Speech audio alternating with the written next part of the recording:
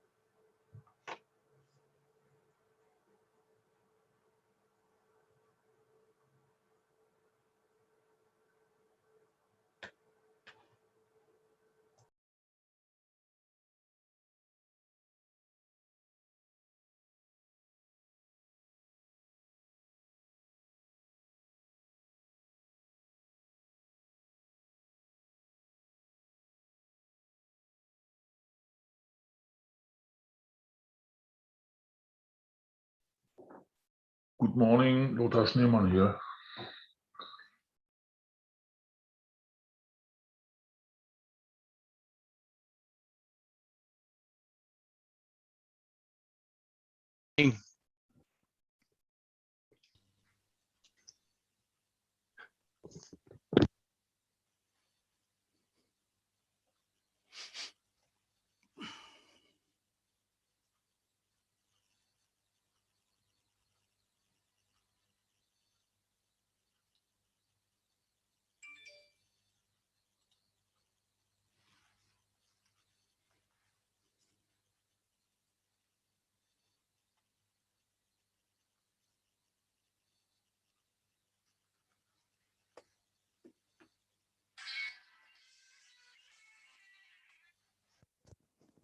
Hello.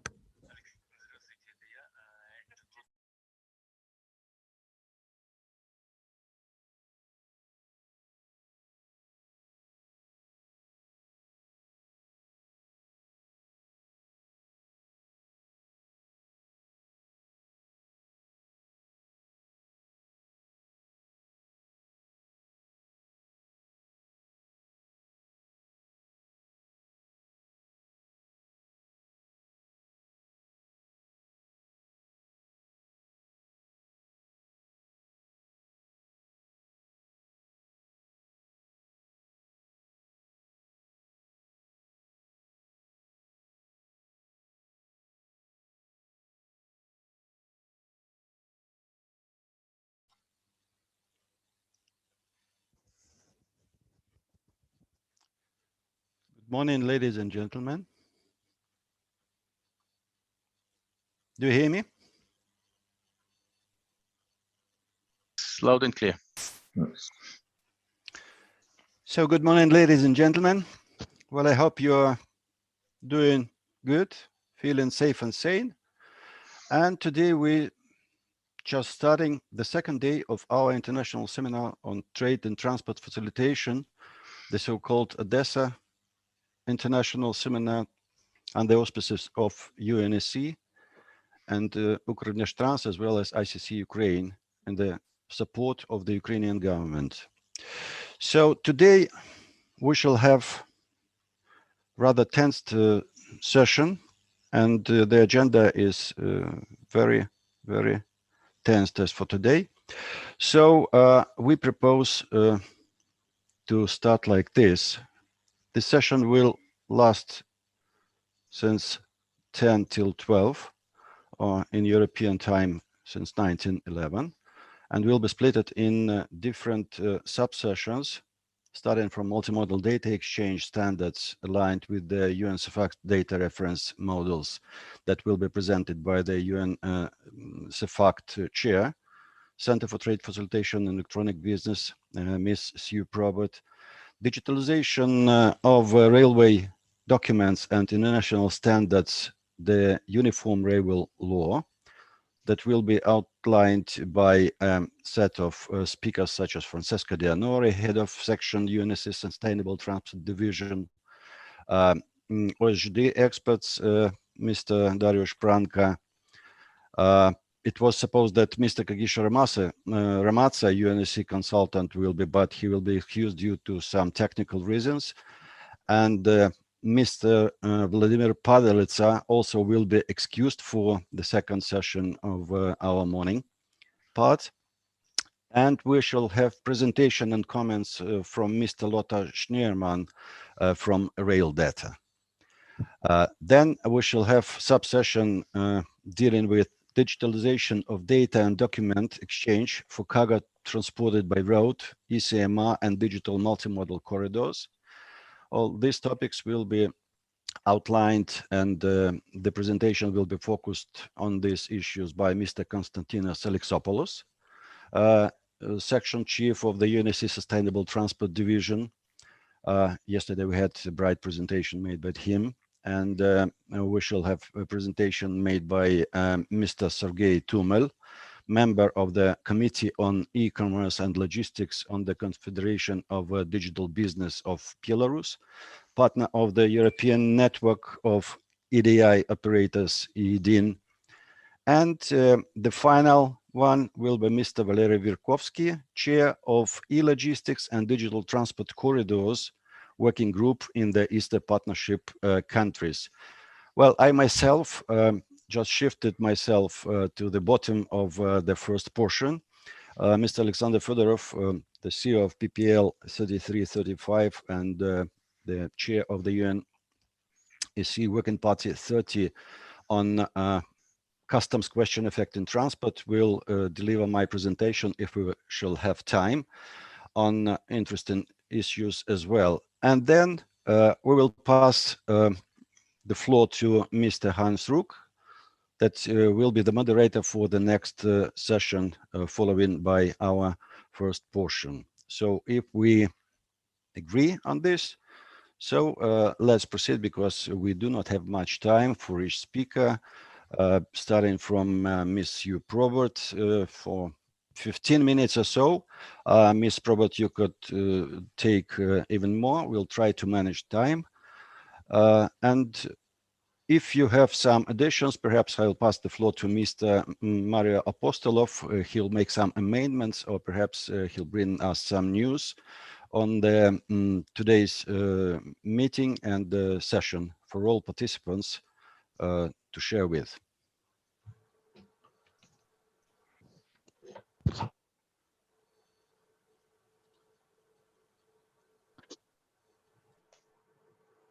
Thank you, Alexander. Probably we can start already with presentations. We have these sessions on panels on the different modes of transport.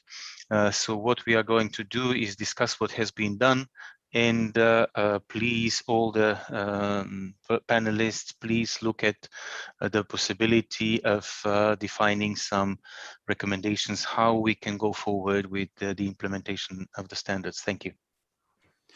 Yes, thank you, Maria. All participants are kindly invited not to be shy and to make some questions, to ask questions and to make some notes and to make some proposals on the recommendations of the second day and recommendations for general recommendations for the seminar in Odessa. And as they say, ladies first. So I take this opportunity to pass the floor to Ms. Hugh Probert, the chair of the UNECE FACT. Sue, the ball is yours. Thank you, Alexander. Are my slides available, please? Or should I share them myself?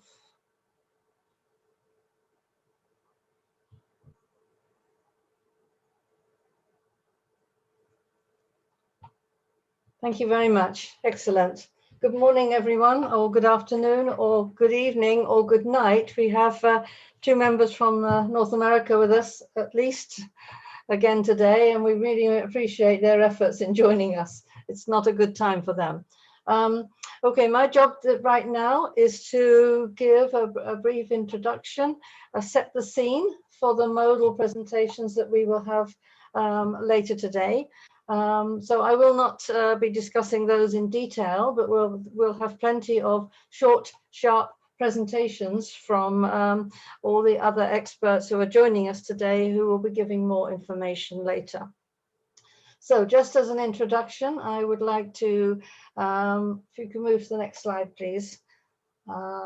This is really a presentation following Lance Thompson's presentation yesterday from the Secretariat, where he introduced a lot of information about UNECE FACT in general.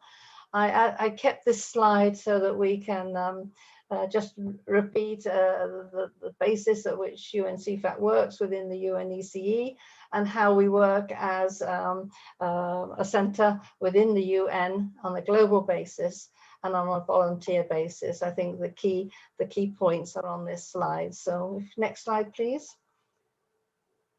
We're concentrating right now on our data standards. As Lance introduced yesterday, there are many other work streams that we do from UNECE FACT, the important recommendations, the trade facilitation recommendations, and many other white papers and other guidance documents. What we want to concentrate on today is the semantic data standards that we have developed over the last 40 years in UNECE FACT. We will not be going into each of the 40 years in detail, but this slide just introduces the fact that we do have the UN EDIFACT directories, which we've had since the late 1980s, early 1990s. They're still the most used electronic documents in the world for international trade and international supply chains. They're very important, but we are also moving on to new technological solutions for data exchange. And as a basis for that, we have raised our work over the last 20 years to the level of semantics independent of exchange technologies. And these are the reference data models, which you'll be hearing a lot more about. They are based on a foundation that we call the UN Core Component Library, which is a set of business information classes, which can be used across all of the domains in which we work, and which can ensure the maximum harmonization of the different business information entities used in our different domains. We will, of course, be concentrating on our transport and logistics domain today, and the view on the by ship pay reference data model, which is the multimodal transport view. More about this in my future slides. We also produce UNXML, UNXML based on the reference data model work and the data exchange structures that are built by the domain teams. We have many very well used code sets which can be used with any of the technologies for data exchange. And we do have a state-of-the-art project which was introduced briefly yesterday, which is looking at how we can export data from our reference data models and to allow more standardized approaches to APIs in our domain areas today, transport and logistics. Thank you. Next slide, please. Okay, so why did we introduce the idea of reference data models when we already had UNEDIFACT, and we knew that we had to move in the early 2000s towards XML. Everyone was telling us it was the technology to end all technologies. Of course, we found out since then that there are many more available and probably many more to come. I've certainly seen a few in my time. So we wanted to move our work to a higher level. We continue to work as we always did with all our standards. We're cross-industry. We do not, we develop our standards to be able to be used in any industry. We also are multimodal. We take an approach, which means that our standards can be applicable in any mode. And what we're talking about today is how there have been some very interesting projects running to see how those multimodal standards under the multimodal reference model fit under the for the different modes. And it's really been very exciting to see how well the original work is fitting. But of course, we can add more things if we need to. More about that later. We have a very key trade and transport entity alignment. We had some questions yesterday. And because we have the common by ship pay business information entities, each of the views on the reference data of the by ship pay use the customized business information entities that are relevant for their particular view.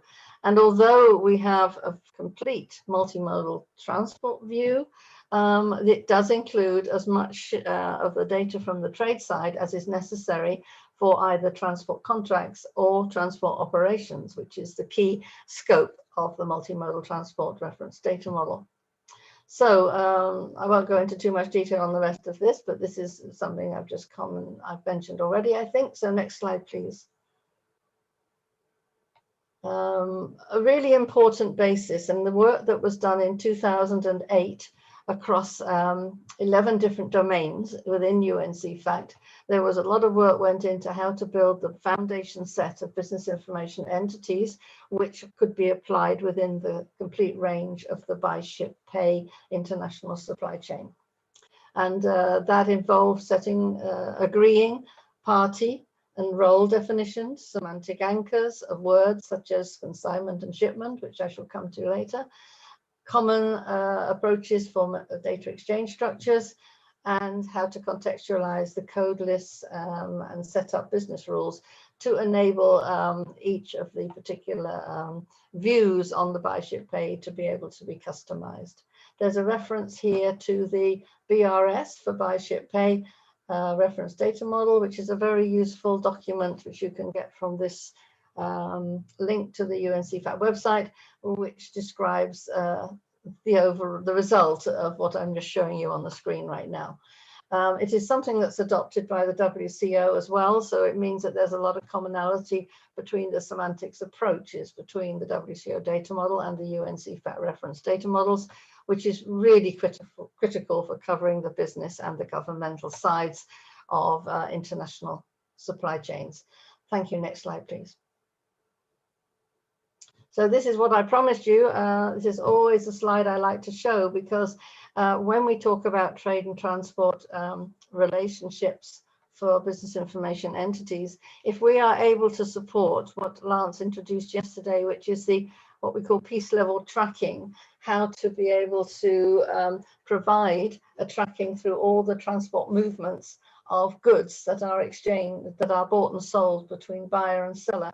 You need to understand how all the relationships work between the identifiers, because many consolidations and deconsolidations and movements from one mode to another can change the amount of data that's actually available at any point in a transport chain. And this is what we're talking about today. It's the main concentration of the work we've been doing under the UNDA sponsored UNTTC project, which we will hear a lot more about today, but which was also introduced yesterday by Mario.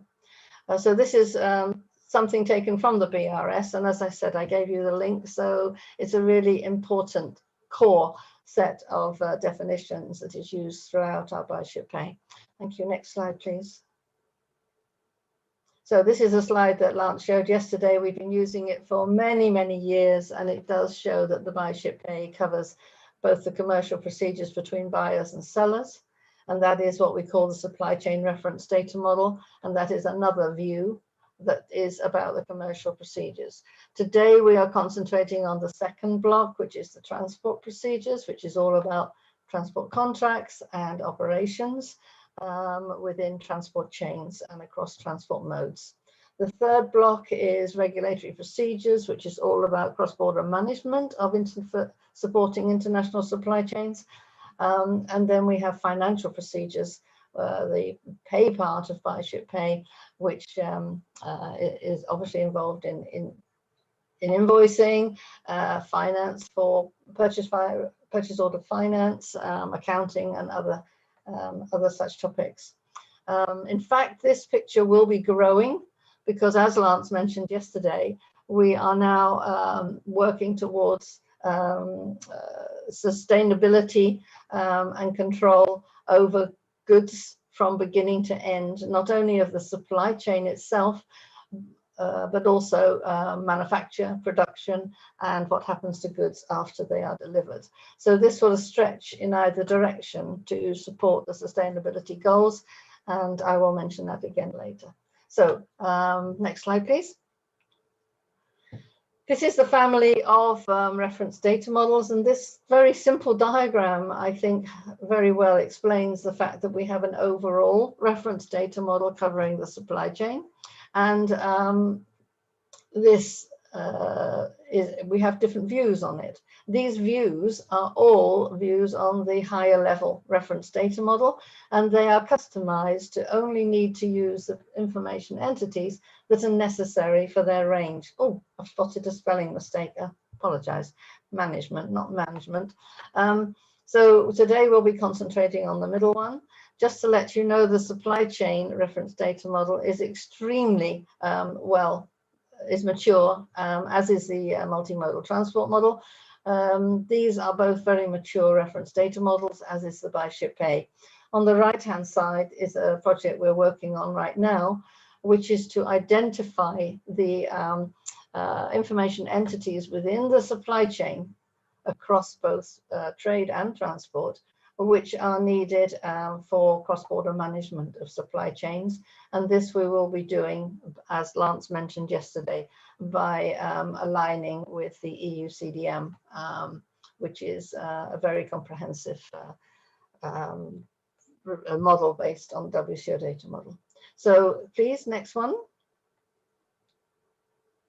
Okay, so this one is a bit more complex. This one is showing that you don't need all the details, but the colors are important.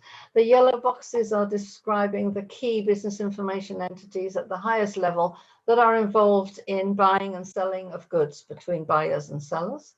And then the blue sections below, the top three are all, well, the top three plus equipment are really all about the transport contracts. In fact, all the five at the top are all to do with transport contracts, but they're also to do with operations. And the lower levels are very important for managing movements and dealing with important aspects of transport, such as the IMO FAL Convention for maritime, and many others in the different modes. On the left-hand side, you'll see that the trade details are the ones that are provided to customs and other trade agencies, certification agencies, for example. And this data is sent from the trade actors, the buyers and the sellers, for import and export declarations and certification declarations. And that is a separate exercise from what you see below the red line, which is transport data provided to cross-border agencies at the border or approaching the border. And this is a very different set of data. These actors have different knowledge about what data there is in the supply chain that they know at their particular moment of time. And often what the cross-border agencies need is to link those red circles by having data that supports them to know a lot more about what is arriving and what is leaving, in linked to the coordinated with the import-export declarations referring to the goods that are arriving or leaving. This is a very important aspect of what we do, because our Buy Ship Pay can cover this data and can help to provide what we call data pipelines of information that the cross-border regulatory agencies can collect data from the person who knows what they know at the time that they know it, and then they can build a picture over time of what they need to know to give them the best risk analysis and the best control over borders, and to maximize AEO status for trusted traders so that their goods are well known, well understood, well tracked, and are able to get through borders with very little restriction. Okay, so let's go to the next slide, please. This slide is echoing the last slide, and what this is showing is that the big stars there are examples of where there are gaps within the linkage between data from the trade actors and the transport actors. And this is being dealt with in a very important project that Lance mentioned yesterday, which is the Trace and Track project, which is led by Hanan Besher, our Vice Chair for Transport and Logistics. And that project is looking at all the IDs that are highlighted in red, and it is linking them together so that wherever goods are in the supply chain, identifiers are able to link all the data together by everybody knowing the important data that they need to know in order to provide end-to-end tracking. Thank you. Next slide, please. So how we work is that we have project teams, and when a project team is developing new data exchange requirements, then if they look at what's already available, and if they need new business information entity objects, then they will be put into the core component library, and then they will be able to be used at the reference data model level, and then they can be used to define data exchange structures in their particular project area. So thank you very much. That's how it works. If anyone's interested in more details, then we have a lot more. This is just an introductory presentation this morning. Thank you. Next slide, please. This is just a list of the key projects which may be of interest. The Buy Ship Pay has been around for some time, but it's very available, and you'll see that I've given a link at the bottom where what we call a streamlined publication page, where you'll be able to find a lot of details about our reference data models and all the project work and business standards that have been developed underneath the reference data models. And then you'll see that we have the ongoing projects. I already mentioned the cross-border management reference data model view, and I also mentioned the supply chain and track and trace, which is very busy at the moment. There is a white paper that Lance mentioned yesterday, and that's available on the website. And then we have the API extracts from reference data models project. At the moment at the guidance level, but we're moving forward to technical specifications, and there'll be more news on that as we move forward. And then we come to the really important UNTTC, which is the UN initiative, which we're working on with Mario and the teams of modal experts, which are working as a project team underneath UNCFACT under a project led by Michael Dill. And together, the UNCFACT is contributing the reference data model subset work and harmonization initiatives to UNECE to contribute to the cross-UN project. More about this later. And Mario gave a great introduction to it yesterday. So here are the, here's the reference for where to find more information. Okay, so the next slide, please. This is showing the extension that we're working on at the moment to include sustainable development and circular economy. And as I said earlier, this will be widening our scope of the high-level buy-ship pay to cover processes before and after buying and selling. Thank you. And then the last slide, I think, is yes. So thank you very much for listening. I've kept my presentation, I hope, fairly short because this is just an introduction to the very important information that will follow from the modal teams and the corridor projects. So thank you very much. And I hand back to you, Alexander.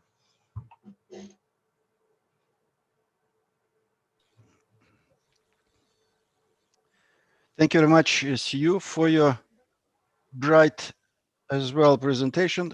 Sorry, I'll change language, English.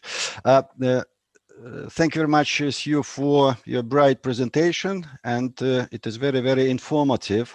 But I would like to ask you questions because sometimes, and even often, I would say, the customs officers and other regulatory agencies officers ask me a question, or sometimes when we deal with some deliveries or some issues related to trade facilitation as well as movement of goods across borders, they sometimes mix the shipment, I mean the trade delivery, and consignment as it is.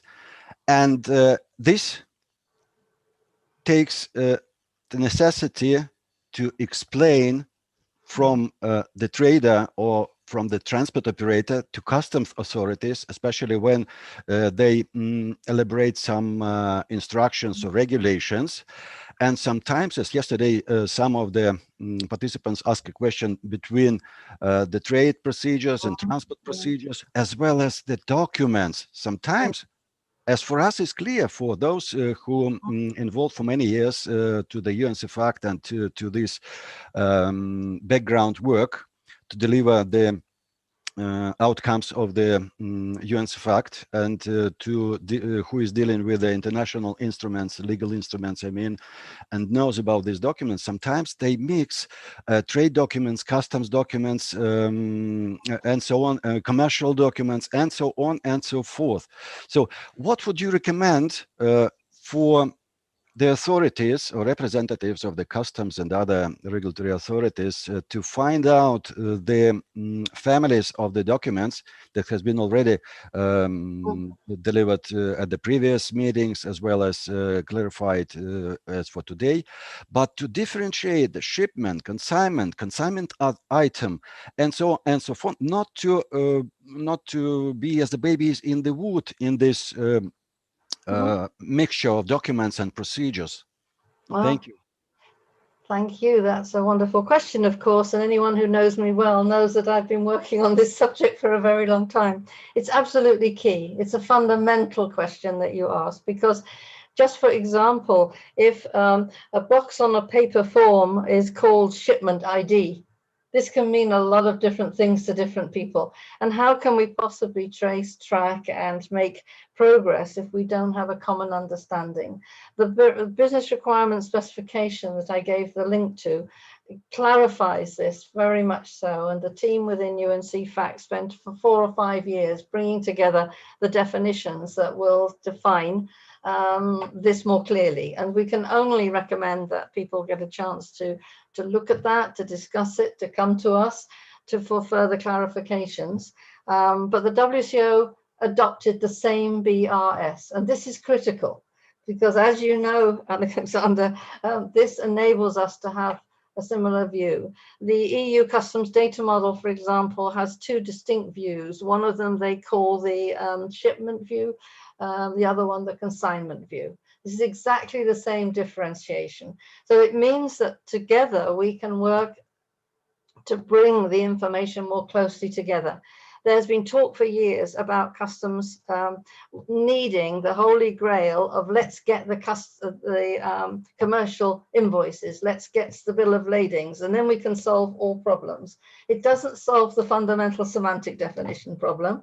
And also commercial invoices are not the same as customs invoices. I would be happy to have a long discussion about that sometime, but not today. We both understand that well. So the better view is the one that's being adopted by some customs already, and I think will grow. And that is the idea of the data pipelines. And this is where different actors can provide to the cross-border cross-border management agencies what data they have.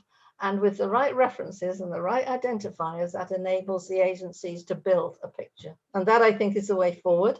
And I look forward to the partnership across the business and government divide to be able to provide solutions that will be fit for the future. So thank you for your question.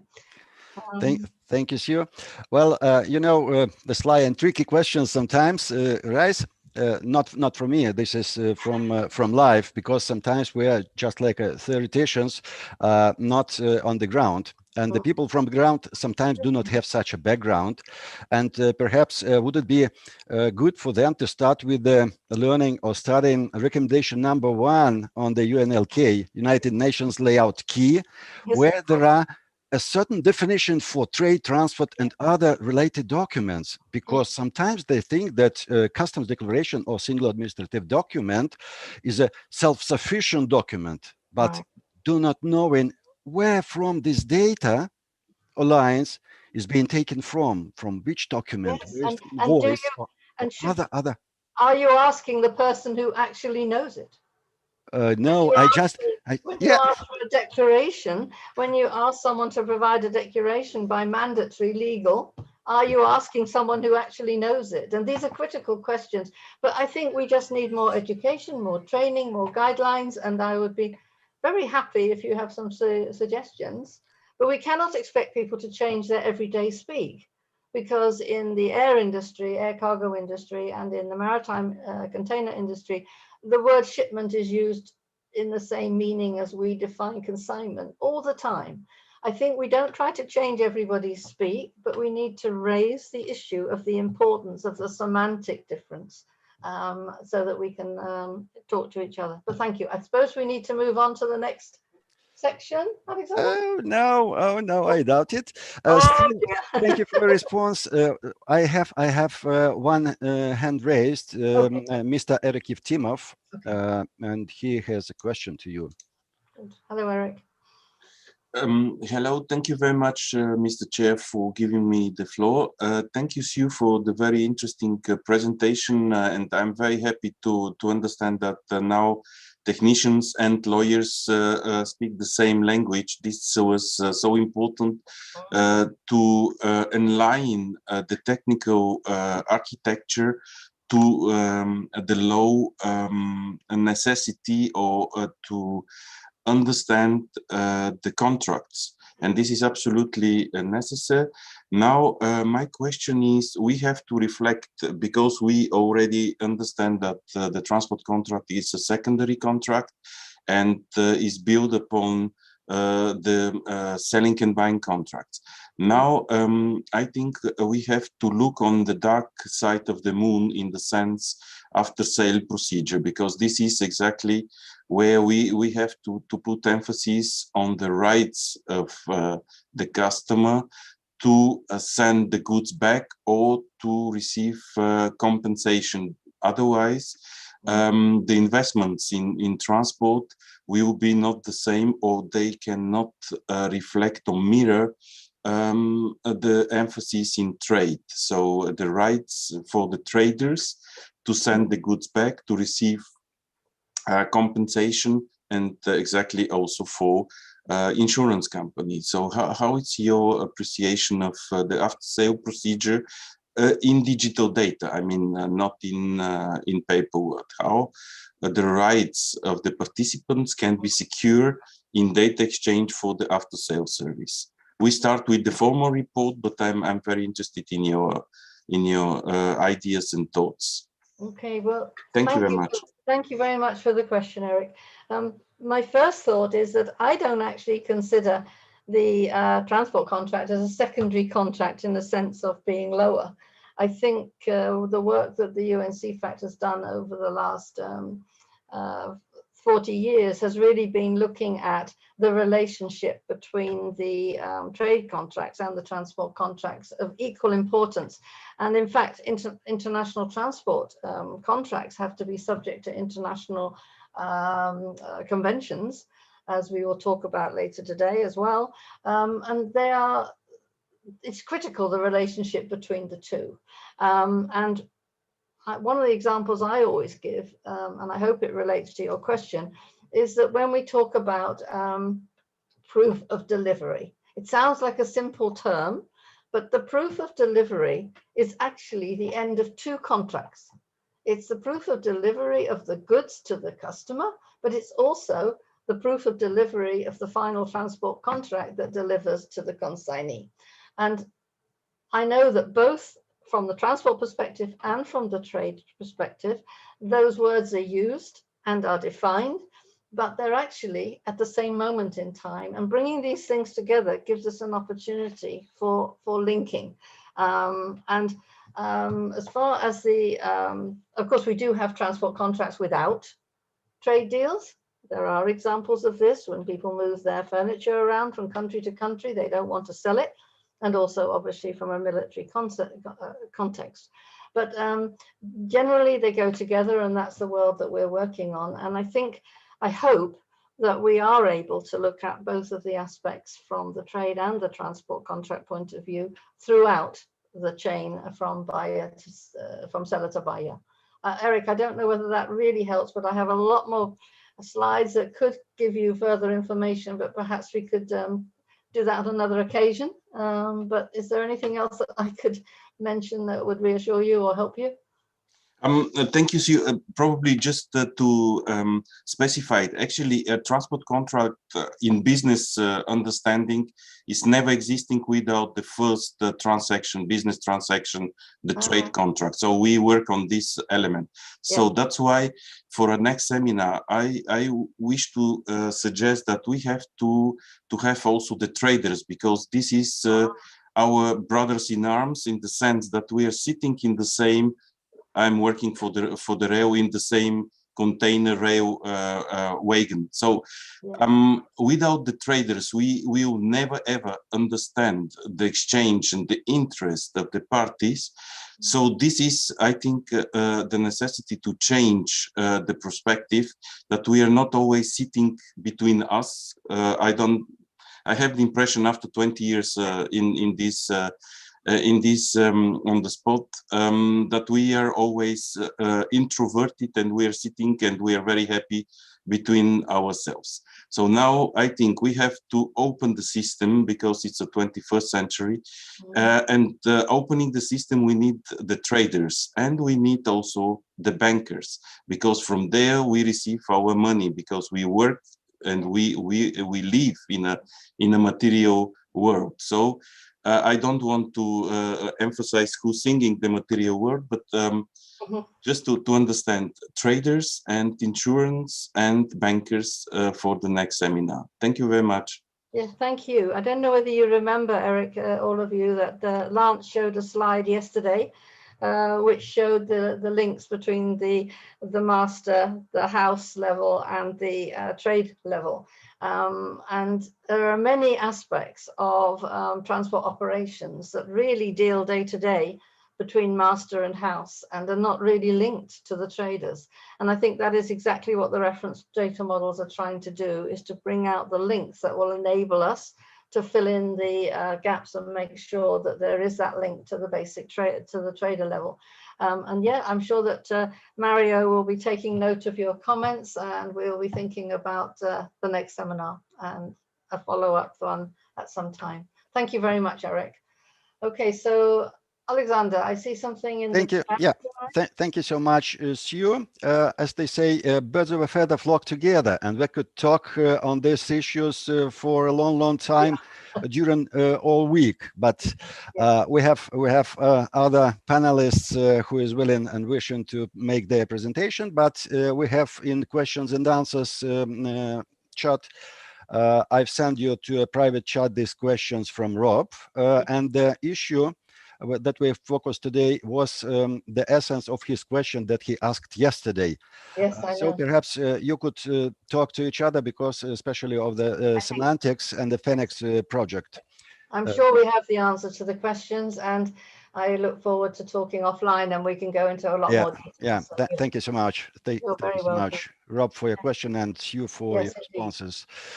So let's move further. So we have the next portion more on the field, so to say, digitalization of railway documents and international standards, the Uniform Railway Law. So as I was already announced, a couple of speakers of this session will be excused due to technical reasons, but we hope that Mr. Francesco De Onori, head of section of UNECE Sustainable Transport Division, will deliver it with smoothly, because at this, especially this time in Geneva, the very traffic jam for communication, I mean, because there are a lot of meetings within the UNECE and other international organizations located in Geneva. So if presentation of Mr. Francesco De Onori is ready, we will ask him if he is ready to start. And I say that the interface for Zoom is the same as it was yesterday. For those who join us today, we can change language. This is right hand lower corner with the globe that we can switch English, Russian languages. If we want to talk, we could raise hands. We see a symbol of a hand.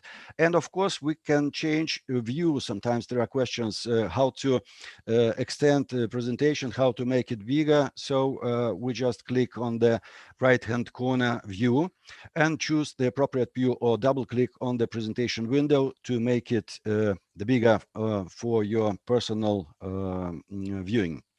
Thank you very much. So Mr. Francesco De Onori. Well, dear Alexander, thank you very much for the very kind introduction. Good morning from Geneva. We have another traffic jam here today as well, and it's construction works here in the Palais. So I apologize if there's some background noise. It really is a massive construction site at the moment. And you may hear people hammering or doing various other things in the background. So I apologize upfront for that. So yes, as you've said, my name is Francesco De Onori, and I am Chief of the Transport Networks and Logistics section at UNECE, and of course in the Sustainable Transport Division. It is of course a great pleasure to participate today and to address you briefly on some of the key areas of importance to UNECE in the current intermodal transport environment, and specifically focused on rail transport as its core. It's good to see a lot of very familiar faces and names for those who have the camera off. And really, I look forward to once again being able to see you all in person in the near future, hopefully in better times. I apologize in advance for not being able to attend the entire session today due to, as Alexandra said, other meetings occurring at the same time in my section. So next slide, please. As you may know, of course, a bit of background, our work on intermodal transport revolves around our regulatory and policy work, starting, of course, primarily with the infrastructure agreements. So you see on screen the European Agreement on Main International Railway Lines with 29 contracting parties, and the European Agreement on International Combined Transport Lines and related installations with 32 contracting parties. These agreements are administered by the Working Party on Rail Transport and the Working Party on Intermodal Transport and Logistics, both of which have had participation from a number of the countries, of course, that are represented here today. These agreements are supplemented by other key conventions and projects, which I'm sure you heard about yesterday and will, of course, hear further about later today. Next slide, please. It is important really to frame discussions today in the current context. while significantly affected, the UNECE region has actually been relatively resilient to the pandemic in terms of intermodal freight, as many of the road, maritime, and sea-based solutions that have suffered significantly have moved to really intermodal solutions with a strong focus on rail. At our working party on rail transport held at November last year, at the end of last year, we saw some examples of how there's actually been quite a bit of growth in intermodal transport using the rail network. The challenge, of course, is to make sure that this switch is made permanent and that the lessons learned from the pandemic can be applied to facilitate a post-pandemic intermodal-based and obviously rail-focused recovery. In other words, we need to try and lock in the benefits and lock out these negative consequences. And of course, in support of all this work, a dedicated publication on intermodal transport and the pandemics has been prepared, seeking to set the foundations of how this work can proceed. And you can see this on the screen.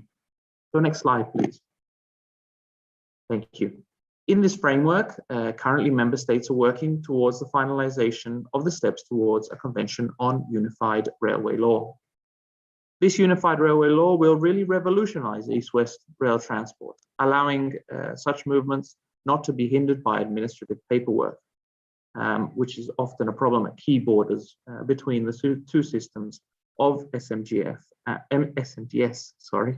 and COTIF SIM, as you can see them on the screen. We see that URL will bring probably double-digit percentage gains to some of these Euro-Asian movements, facilitating further the switch to rail and making the sector more competitive. The lack of a single legal framework puts really rail operators at a considerable competitive disadvantage vis-a-vis the other modes of transport, especially, of course, road and maritime freight, but let's not forget air freight as well. A reconsignment of these goods is necessary at the handover point between SIM and SMGS freight law systems. This also frequently requires consignment notes to be transferred between the two systems, which results, of course, in additional costs and delays in transporting goods. Moreover, the fact that there are two freight law conventions means that customers face serious hurdles identifying and enforcing claims in the event of cargo losses. And I think Eric really was hinting at some of this in his intervention, in his question a while ago.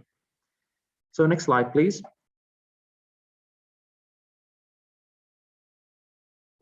Thank you. Unified railway law aims and is capable of resolving these problems. It, of course, offers railway undertakings and their customers the opportunities to conclude a single contract of carriage for specific international transport of goods by rail, with a focus, of course, on movements between Europe and Asia. And to agree this contract to apply a single international legal regime. The contract of carriage then is accompanied by a single URL consignment note that is subject to just one legal regime. Really, URL establishes a uniform international legal framework for rail freight transport between, of course, the participating states, falling otherwise under SIM or SMGS regimes. The URL provisions take priority over their national laws and apply to each single international contract of carriage between those states. And this is important if the parties to the contract of carriage opt to apply URL to their contract. Such a decision, that is the use of the URL consignment note, eliminates this need that I mentioned before to reconsign the goods at the border between the two legal systems. As it currently stands, URL is a voluntary choice for the contracting parties. It will continue to be possible to apply SIM and SMGS systems for carrying goods between Europe and Asia if the parties choose not to apply URL for that specific consignment. In this case, it will once again be necessary to conclude two contracts of carriages, one under SIM and one under SMGS. And the consignment needs either two consignment notes or a single SIM SMGS consignment note. If the contracting parties agree to use URL, then it will apply in full. So by creating one contract of carriage, one liability regime, and one consignment note, the sector will be put on a level playing field with other transport sectors that already benefit from an integrated legal regime. Next slide, please.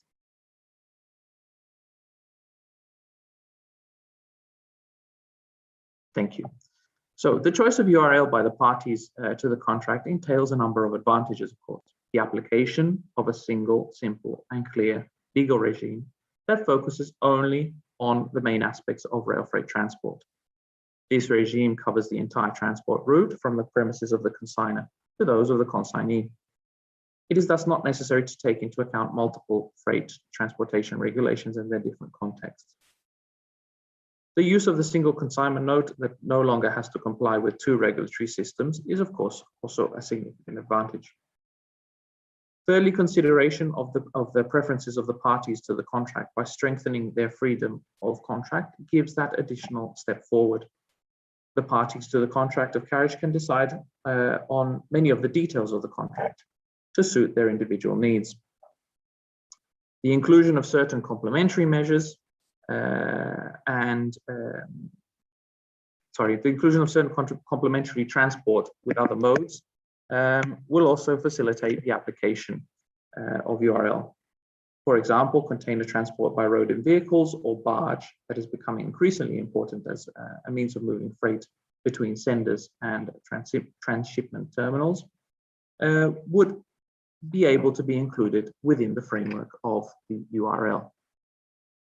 So point number 5, a single system of liability, of course, covering loss, damage, or delay will also be a key benefit, something that is really lacking at the moment with the current legal systems. And of course, tied to this, allowing for a minimum liability level for the carriers will also facilitate the certainty, let's say, in being able to contract the transport of goods and what happens on delivery. So all in all, URL gives rail operators and their customers the ability to move freight in a quick, cost-effective manner on routes between Europe and Asia, based on a uniform legal regime that entails much less administrative work. This is something that the rail sector has been working towards for quite a while, of course, but which, as I mentioned, has a significant impact on facilitating rail growth, and of course, a significant positive impact.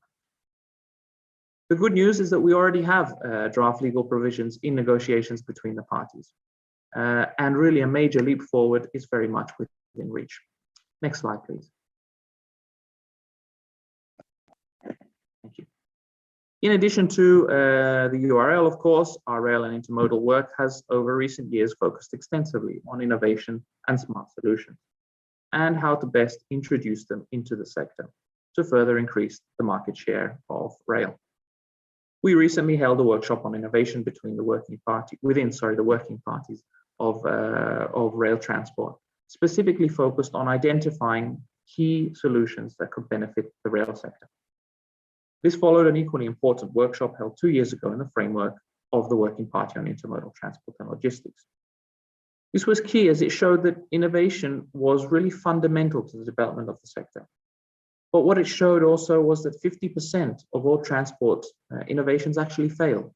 And interestingly enough, this is not because of a lack of funding, but more because of a lack of sufficiently skilled resources to ensure that the project can be developed to its full and continued all the way through implementation.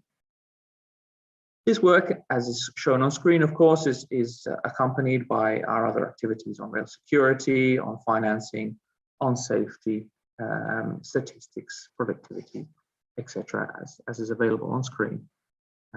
Although I see that a couple of the couple of publications have come out a bit strange on screen, I apologize. One of our key outputs, of course, is the updating of the AGC-AGTC online tool with the support of GIS solutions to assess the route for key rail flows. That's the small window that you see at the bottom of the slide. This will make the identification of optimal freight flows significantly easier, according to certain infrastructure parameters. Another key output from the workshops mentioned above was the request of the Working Party to develop an online innovation repository where good practice innovations for the sector can be brought together to facilitate capacity development and the dissemination of innovative practices. Some of these innovations will, of course, include the main focus, I guess, of the discussion today, the digitalization of transport documents. Next slide, please. Thank you. All these initiatives are aimed really at addressing the key challenges faced by the rail sector, including, as shown on screen, but of course, this is not, these are the main ones, not the full list, and really in no particular order. The lack of a coordinated approach to incentivizing modal shift, also through the focus on key corridors, incident recovery, for example. The administrative barriers at international level, which continue to persist. Infrastructure barriers that, of course, are significant in the rail sector between the various systems. A lack of customer focus, which is often something that we hear from people wanting to move things by rail. A lack of technological adoption to maximize benefits and costs. Really the need to make the railways more competitive and better processes in being able to do that. And facilitating accessibility of the rail mode through multimodal solutions. And that's, of course, accessibility of freight rather than passengers, although, of course, the passenger side is also very important. Next slide, please.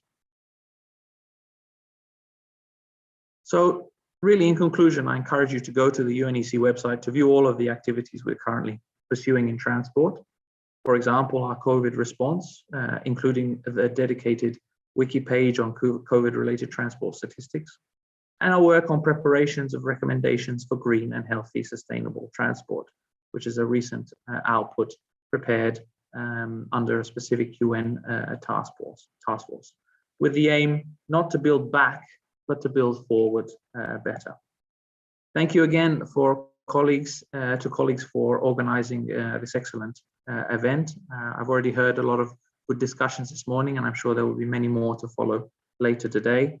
Thank you again for allowing me to speak, and apologies for not being able to remain for the rest of the day. Alexander, back to you. Thank you. Thank you very much, Francesca, for your presentation and for clarification of some essential issues. And by the way, you've mentioned that the use of single consignment note that no longer has to comply with two regulatory systems as the CM-SMGS consignment note in force. And of course, we know that this is also mentioned in the Annex 9 to the Harmonization Convention of 1982 and could be used as the customs transit single document. But do you know the latest movements or latest recent developments within the EU regulations? Because it looks like they use only CIM and not focused on CM SMGS consignment note. I mean the combined consignment note. Could you clarify this question, please? Well, on that point, I think it would be more appropriate for the EU to answer rather than UNECE. I wouldn't want to say anything about EU regulation as it's not within my remit. I know what you mean, though. I understand that there has been much focus on SIM and of course COTIF provisions and convention in the work of the EU. It's also true that DG Move is very actively involved in the work of OSCE. This, I think, really helps in seeking to bring things together. So, you know, I mean, when it comes to unified railway law, really, we are seeking to base as much as possible to start from the work of the SIM SMGS merged consignment note. So really, that is a very important step forward. It has been a very important step forward, and I think it will be a very good basis to continue work on that. Okay, thank you. And we have in questions and answers one question from Rob. To my view, a consignment note is a paper document and used in the process of information added during transportation. What is your vision on how to organize this digitally? Well, I think that's a very good question. I think obviously paper is disappearing. Well, we want it to disappear. Unfortunately, it's not disappearing, but we want it to disappear. And we have to work together at member state level to really find the best way to digitalize these documents. I think this is a very good step to be able to work towards that. It is important, though, also that we make sure we have one system. So we don't necessarily, I mean, it may not necessarily be optimal to digitalize two systems. Then you find out that the two digital systems are actually not compatible and you have to start all over again. So I think the digitalization process is fundamental and it really does need to be carried forward and moved forward. But I also think that it's important to make sure that we get the steps right and that there is an appropriate step-by-step process to get to a solution which doesn't then introduce further barriers rather than make it much simpler for everyone to use. And one more question from Dariusz Pranka. What is the timeline for URL, Unified Railway Law? When will it be in force? The last question. For it to be enforced, first we need to have contracting parties. So the move, as we saw from the ETIR, once we had enough contracting parties, the entry into force was actually very fast. We are at the stage where we have draft legal provisions, and we are hopefully in final negotiations on being able to develop something.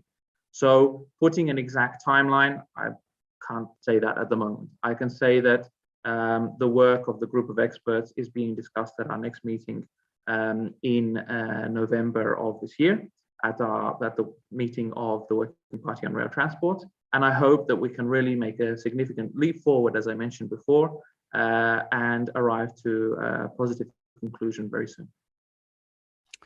Thank you, Francesca, so much once again for joining us and for your clarification. Thank you very much. It was my pleasure.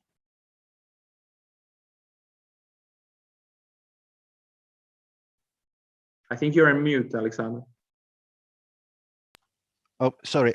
Thank you once again for being with us and for your clarification and staying to the essence of the story and to the essence of the development of unified railway law and consignment notes and all processes that's been done within the road and rail transport. Thank you.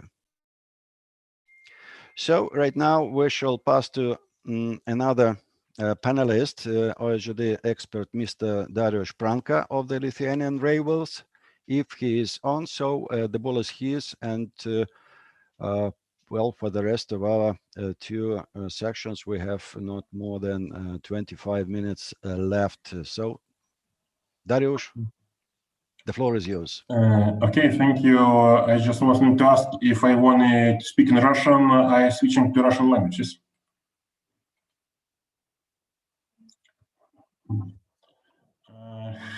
Спасибо, и тогда я постараюсь быстро. И, к сожалению, презентации у меня нету, я просто сделаю несколько ремарк из практической стороны, как мы работаем стандартом. Мое имя Дariusz Pranka, я эксперт по безбумажной технологии с литовских железных дорог LTG Cargo. Хотелось бы сказать большое спасибо господину Апостолову за приглашение на этот семинар. Очень интересный семинар, и все темы, говорящие, очень актуальные и, реально практические, в которых мы подходим.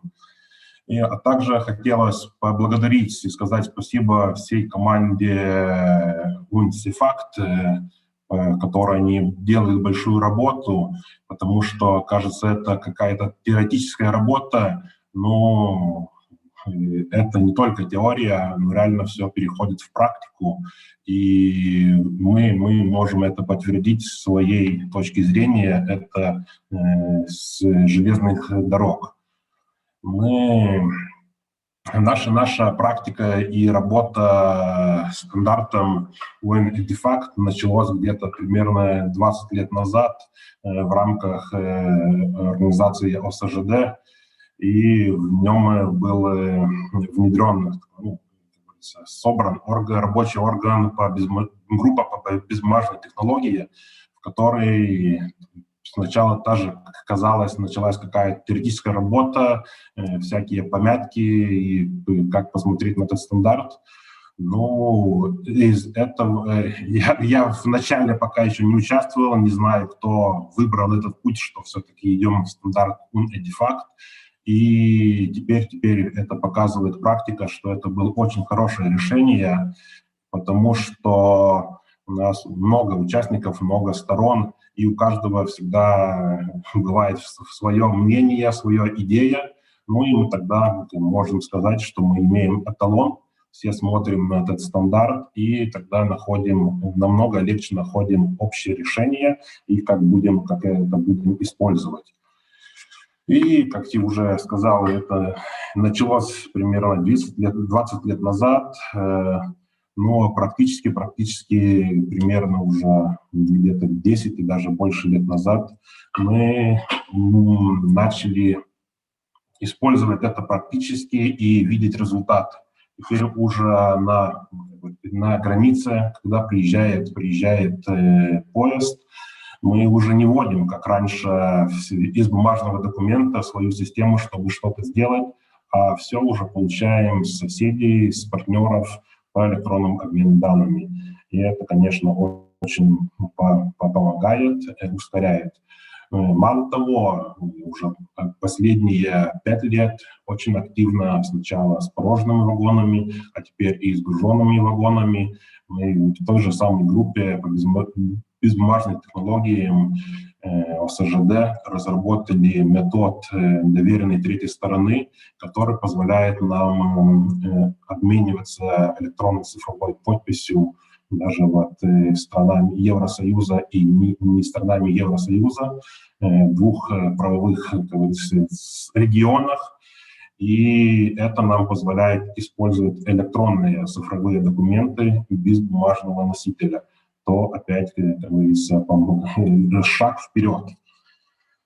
И еще нам, как Литовской железной дороге, первой стране за границей Евросоюза, когда поезда въезжают в Евросоюз, очень важное и критичное это получение данных, обмен информацией, потому что все должно быть передано в таможенные органы. И всю информацию, которую мы получаем по железнодорожным накладным, мы из этого из данных делаем декларацию, и про это в автоматическом режиме, можно сказать, передаем в таможню. Это, конечно, тоже ускоряет процесс и очень-очень сильно помогает. Ну и, конечно, мы очень рады, что такая возможность уже есть и работает. Стандарт UNECE, да, но ему уже, не знаю, к сожалению, ему уже более чем 30 лет, и он технически немного устарел, и из этого иногда выходят всякие нюансы, даже такие, что уже иногда трудно найти специалиста, который смог бы его, IT-специалиста, который понимает и может с ним работать. Мы очень рады, что UNECE продолжает свою работу и идеи, и развивает модель данных в этом случае.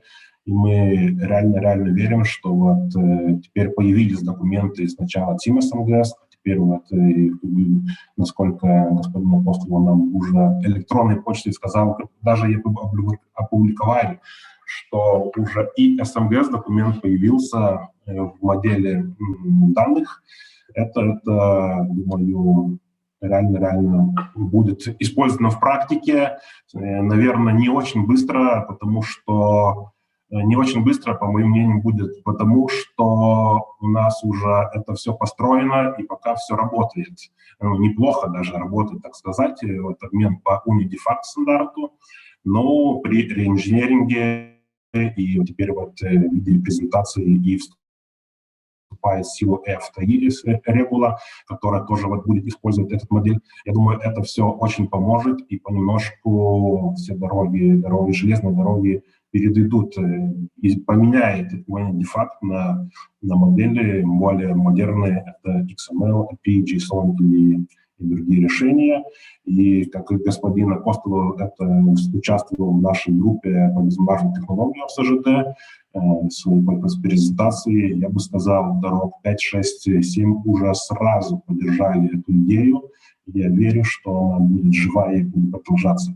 Литовская дорога точно за, и будем при своем режиме серьезно думать про внедрение и пилотные решения. А также немножко хочу еще поделиться еще одной мыслью, идеей.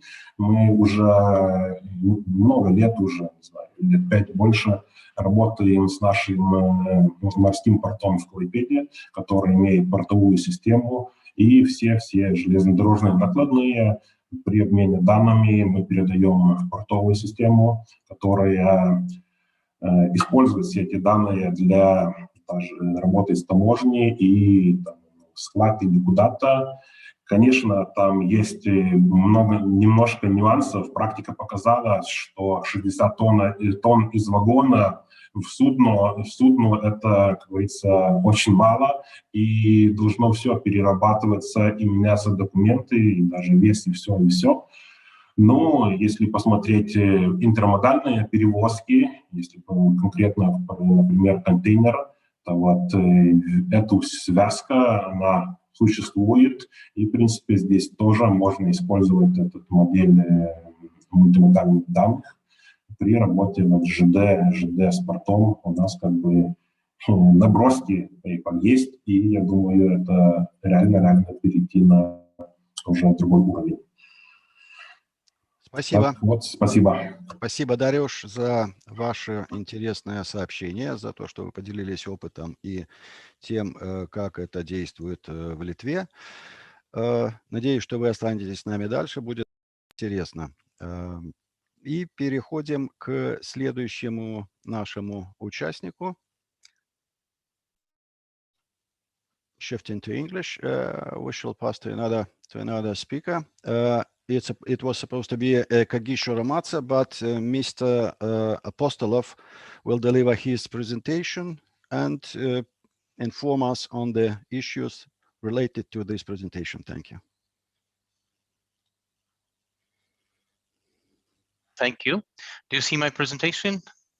Yes. Actually, the two next speakers, Kagisho Ramatsa and Vladimir Padalica, they are our consultants in this project, and they asked me to present. Well, there are only 2 slides which I will present we are short of time, and this will be handy. These slides were prepared by Kagisho Ramatsa, with whom we participated in the Odessa seminar 2 years ago, and he was the technical person supporting the ideas of work on railway consignment nodes along the corridor from the Black Sea to the Baltic Sea. We know that there has been a lot done on the Viking corridor, so we were thinking of supporting that work. So what Kagisho Ramatsa has prepared during the last year, the year of our UN Development Account project, he did mapping of the CIS SMGS electronic consignment node data structure to the they created the multimodal transport reference data model subset, and the mapping was done through the IFTMIN EDIFACT message, something that that Mr. Pranka was talking about. Then also they developed a CIS SMGS electronic assignment node data structure under the Unified Railway Law, on which Francesco Dionori just spoke. I understand the difference is about 5% between the data, and so there were the 2 different electronic consignment nodes data structures which were prepared. Also, in the discussions at the Odessa seminar last year, there were some ideas mentioned again by Mr. Evtimov that some additional documents not only the consignment note can be taken into account. So the consultants, both Mr. Padalica and Mr. Kagisho-Ramadze, worked on a subset for the wagon list. And they mapped the possible data elements from railway documents for the purpose of achieving multimodality. Like there were certain issues that were uncovered in their work. For example, the data structures in railway documents and in other modes of transport were quite different. So some kind of alignment would be needed in order to make the data structures compatible and allow for the seamless multimodal data flows. So all these things are published on the UN Trade and Transport Connectivity website, which is the website of our UN Development Account project, which we are talking about during this seminar. So what was prepared was a component library, core component library structure, data set alignment with other document objects, XSD schema, UML diagrams, and each HTML index. Time permitting, I will show you this on the website. And well, the core mapping that has been done this year was the development of a CIM SMGS multimodal transport reference data model subset, from which one can derive the structures for the CIM SMGS and for the IFTMIN EDIFACT messages. So this idea is something on which some of our partners are willing that we work further. I mentioned yesterday the idea of a possible pilot project of to link the data exchanged electronically in the Eurasian area and in Western Europe, the European Union, which also means kind of on the first stage mapping the data in the existing solutions to the multimodal transport reference data model, finding the corresponding elements, if there would be some issues, and then look for an alignment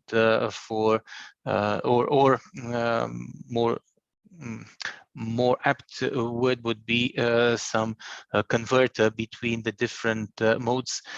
So this is a possible future project on which possibly we can work. And here I mean a pilot implementation project of what has been done. So these were the two slides, the idea of mapping to the multimodal transport reference data model has the idea of finding the common data elements and working with them. One of the things on which we were talking to, especially to Mr. Padalica, was the idea that there are some elements which are covered in the multimodal transport reference data model, others which are in the broader reference data models of CFACT. So in his report, which will be available soon on the website, he has outlined this idea that one probably has to look at the full data sets in the different documents, the consignment notes and the additional documents. So these were the two slides, and let me just show the website and the way it looks, and I will finish, Mr. Fedorov. Well, I think that we can share the website link to all the participants, as yesterday was promised. Yeah, you promised. Do you see it? Just to show it, like this is how the website looks. Here is the segment which we are talking about. Well, there is there are several areas there. If you go to the second area, here you can see the latest deliverables that were prepared by Kagisho Ramata. If you click here, you will see many more documents and reports like this one, which Mr. Yakimenkov and Mrs. Galina Roizina will talk about. And here, if you enter all this, you will see the data structures and which are aligned to the multimodal transport reference data model. Thank you very much, and let us finish. Thank you, Mario. Thank you, Mario. Thank you. We cannot Hugh finish. Probert, We still have Hugh Probert hand raised, and she will ask you a question. It's your turn.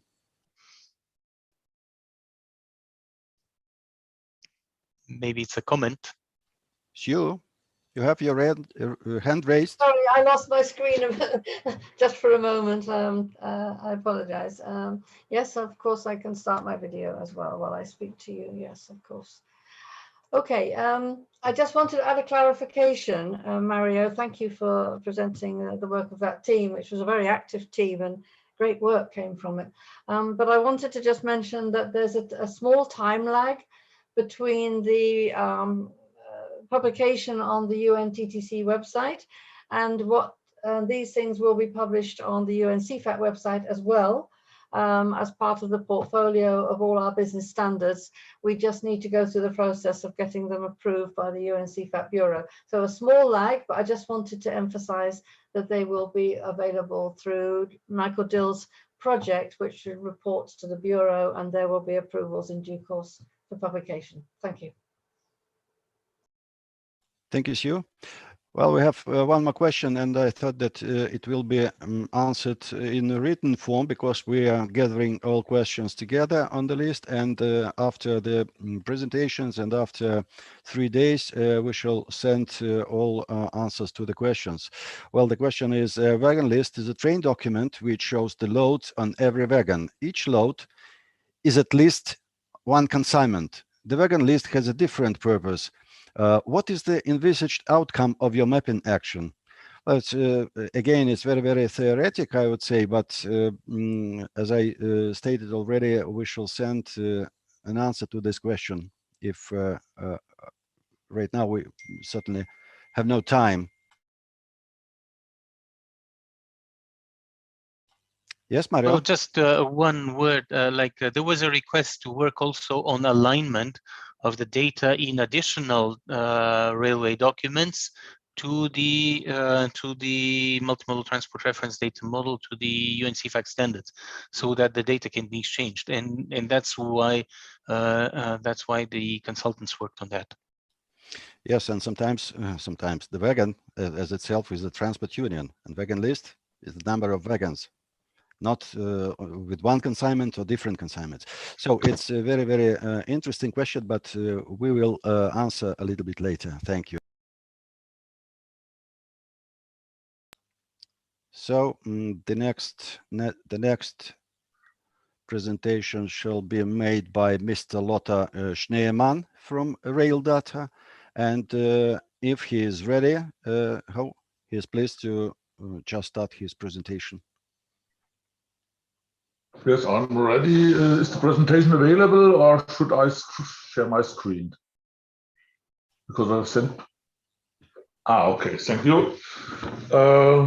Yeah, we have had a very interesting presentation about the Unified Railway Law half an hour ago, roundabout, and about the SIM-SNGS consignment node.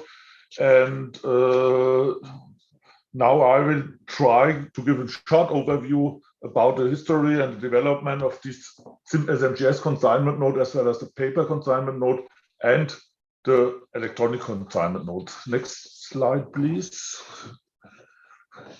The starting point is that we have two different railway transport law in Eastern Europe and Eurasia, and we have the SIM law in Western Europe, and at least the law and the consignment nodes itself are not interoperability and compatible. And therefore, there was set up, it's around about 15 years ago, as I remember, this common project to develop and establish a consignment node SIM SNGS. In the first step in the paper format and in the second step in an electronic format. And therefore there have been experts from the legal side and from technical side in the work. As you can see in the slide, on the left side we have the CIT representing the SIM freight law or the rules for the SIM freight law, and together with OSGD they have, as experts, they have developed the paper consignment node, the SIM SNGS consignment, including the manual. And in the second step, they developed just the functional and legal specifications for an electronic consignment node. And in this next step, then we as RailData was very involved, because we are on SIM side the technical experts for data exchange for electronic consignment node, and therefore we were in the project to establish the technical specifications for this electronic consignment node SIM SNGS. And in the result, in the end of the work, we had the specifications on organizations level for the SIM SNGS electronic consignment node. Next slide, please.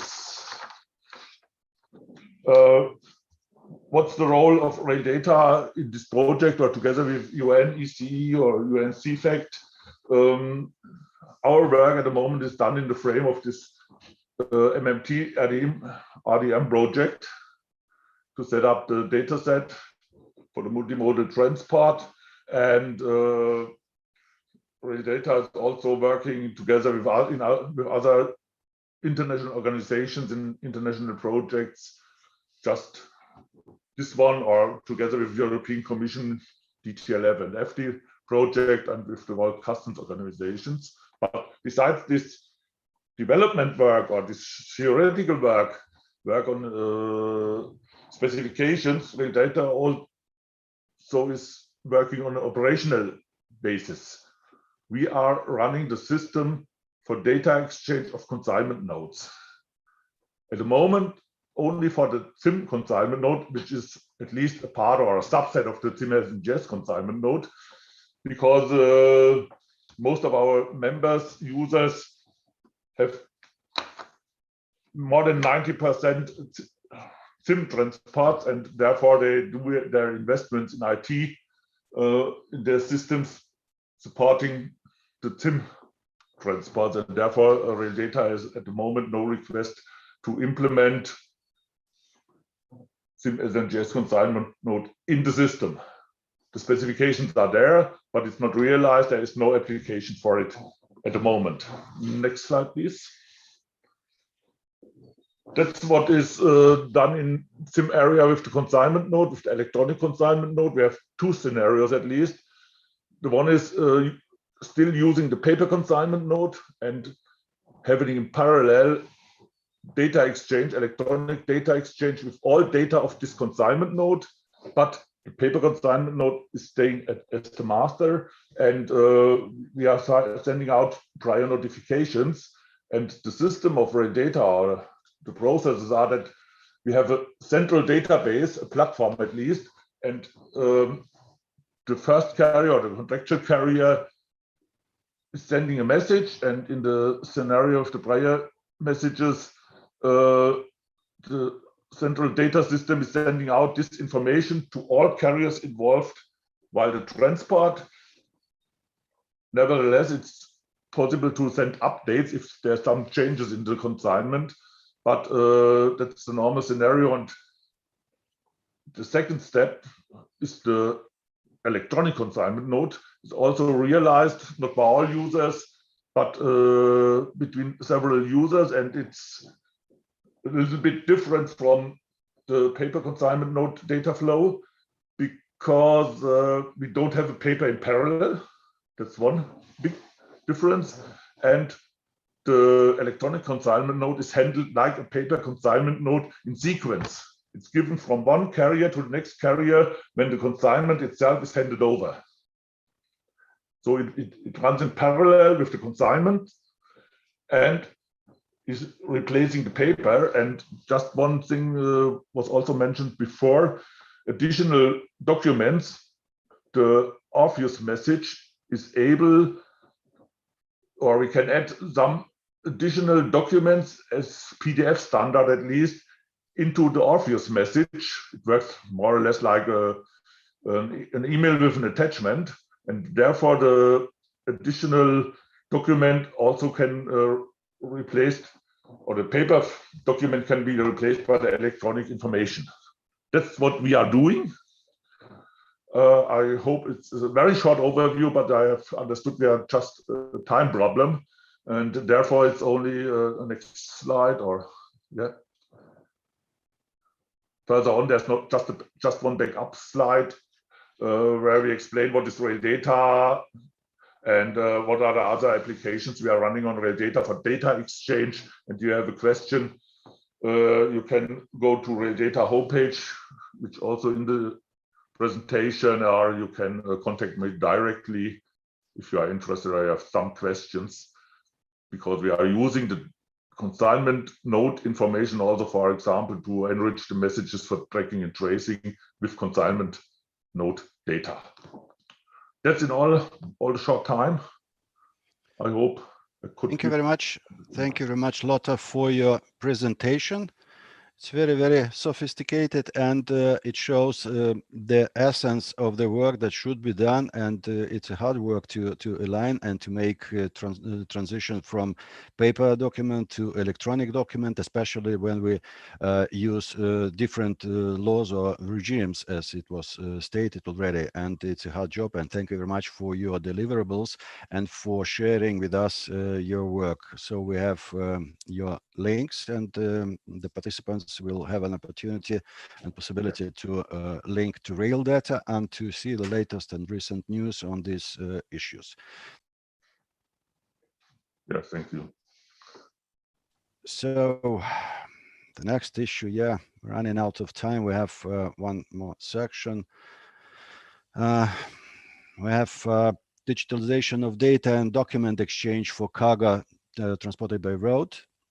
And digital multimodal corridors that could be outlined by Konstantinos Alexopoulos, Sergei Tumal, and Valery Vilkovsky for the start. And we're not quite sure if we have a presentation of Mr. Konstantinos Alexopoulos for today, or it is supposed to be the presentation from the previous day. If Mr. Konstantinos is online, the floor is yours. You can clarify things, please. Thanks very much, Alexander. I hope you can hear me well, and you can see me well. Yes, exactly. Okay, excellent. I'm actually, because I did, I think, a quite big presentation yesterday, and didn't want to spend your time today also with presentations. However, I'm sharing my screen. I hope you can see it here.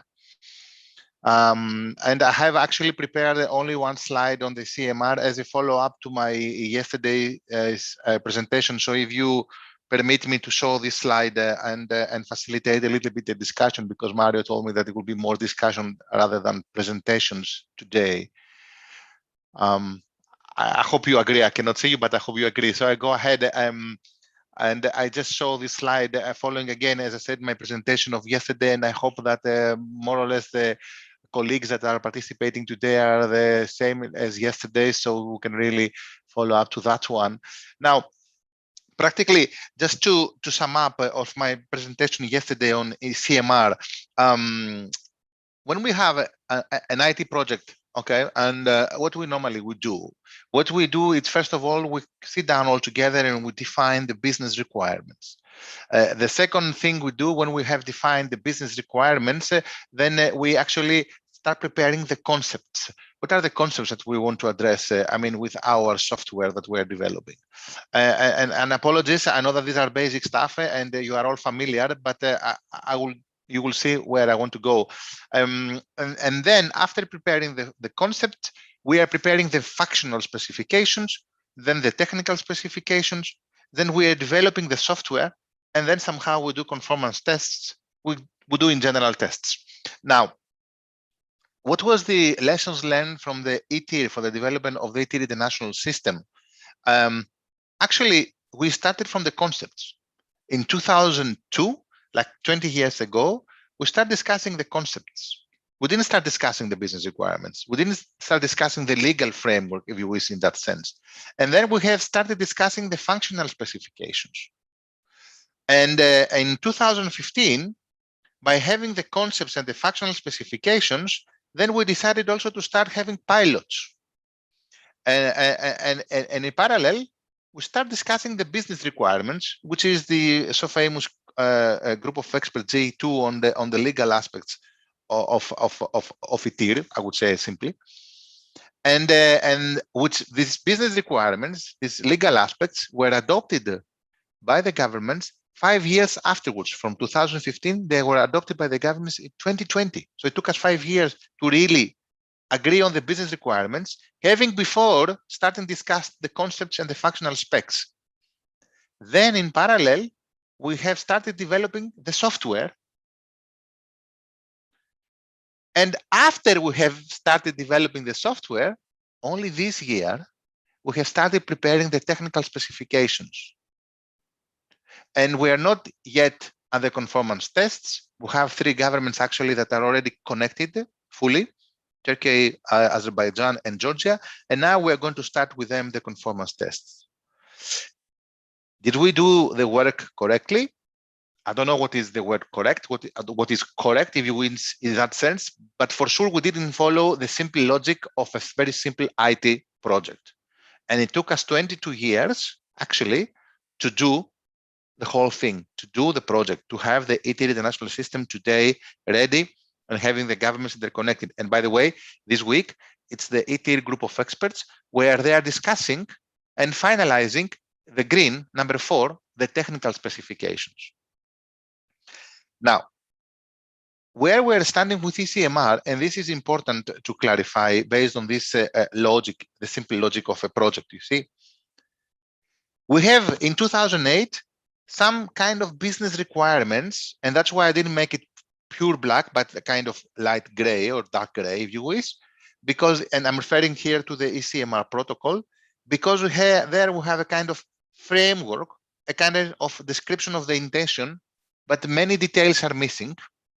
And then we have some parts of the functional specs, and here I'm clearly referring to the ADC to the UNECE data model efforts to prepare the messages and the standards for the CMR. But this is just a part of the functional specs.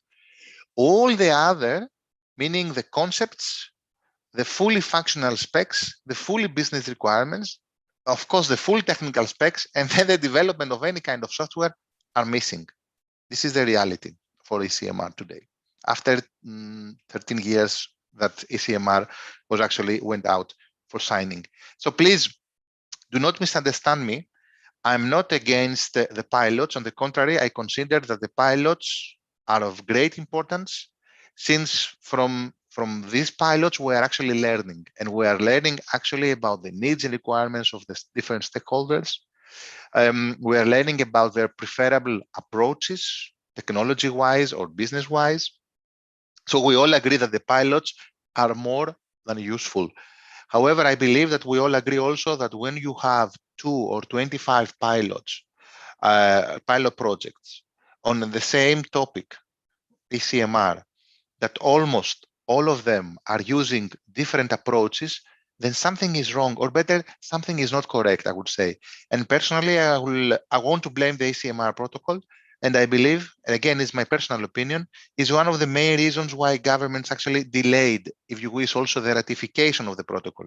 Because they do ask, okay, I will ratify it. And then what?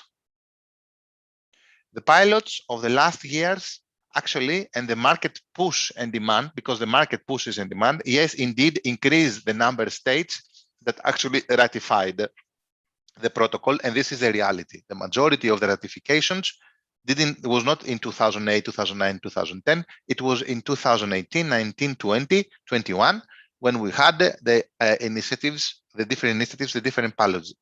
And this is the reality. However, I want to tell you that the main question remains, how we are going to operate the ECMR.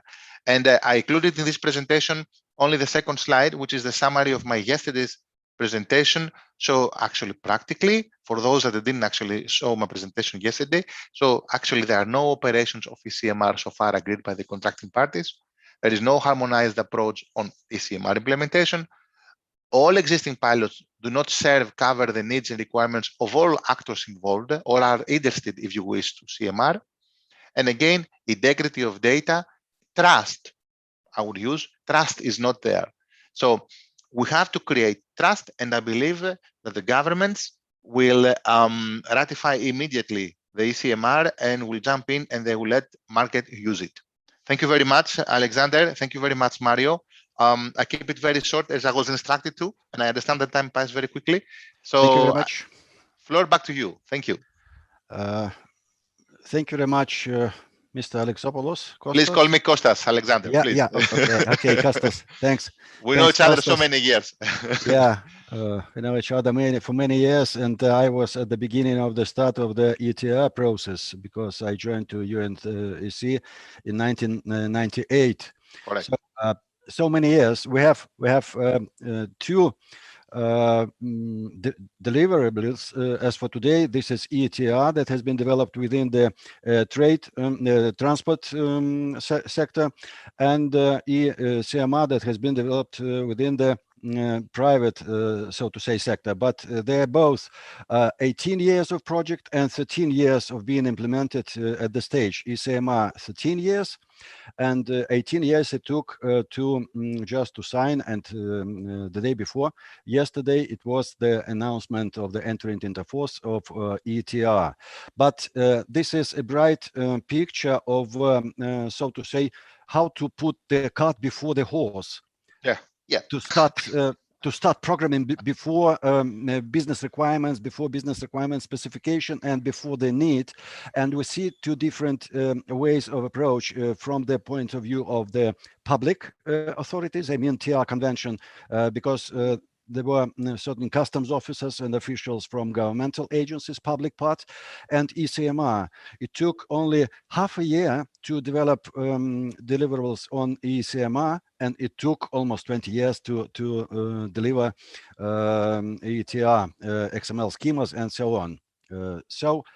Thank you very much. I see the hand raised by Mr. Platonov. Oleg, yes. Спасибо, господин Федоров. Хочу поблагодарить Костаса за прекрасную презентацию. И действительно, проблема сегодня в том, что некоторые страны пытаются изобрести велосипед, который уже создан Организацией Объединенных Наций, и только надо брать им пользоваться. И информацию, которую вы сегодня дали в контексте пилота Турция, Азербайджан, Грузия, я думаю, мы обсудим в рамках ГУАМ. Это страны еще Украина и Молдова, которые могли бы на практике это все применить. И еще раз благодарю вас за прекрасную презентацию и тяжелый труд с правительствами стран, чтобы они правильно осознавали вот те задачи и эффект от внедрения, который даст это нашим государствам. Спасибо.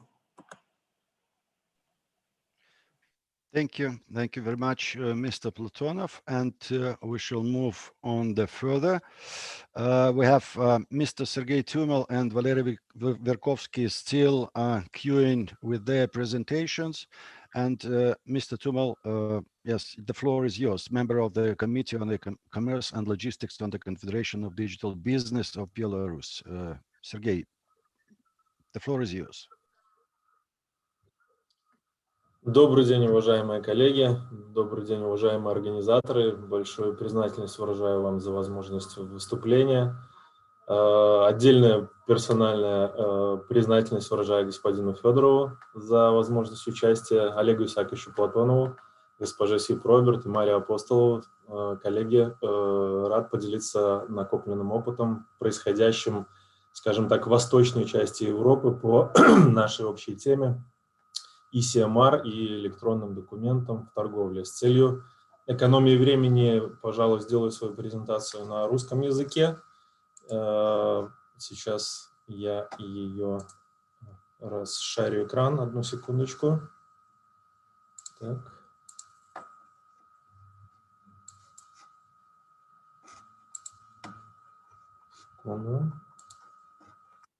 Надеюсь, сейчас вам виден экран? Окей. Непосредственно по теме электронной ЦМР достаточно много уважаемый господин Константинос Алексополос уже сообщил и во вчерашней презентации, и огромное выражаю благодарность ему и за сегодняшнее сообщение, очень емко и по делу сообщил о существующих проблемах, и я с ним полностью согласен в этих проблемах по внедрению ЦМР. Я всего лишь хотел заострить ваше внимание вот еще раз на те 3 принципа, о которых вчера говорил Костас, которые являются такими базовыми для электронной CMR. И CMR – это первое, неизменность сообщения без согласия сторон, и также возможность изменения при наличии согласия. То есть мы должны предусмотреть возможность неизменения данных и в случае необходимости внесения изменений предоставить такую возможность всем сторонам, участникам CMR. Второе – это понимание и принятие сообщения грузополучателем. И здесь я бы сказал всеми сторонами, участвующими в перевозочном процессе. И третий важный момент – это идентификация сторон и обеспечение удостоверения подлинности их подписей. И ту проблему, которую поднимал Костас по обеспечению доверия этих подписей.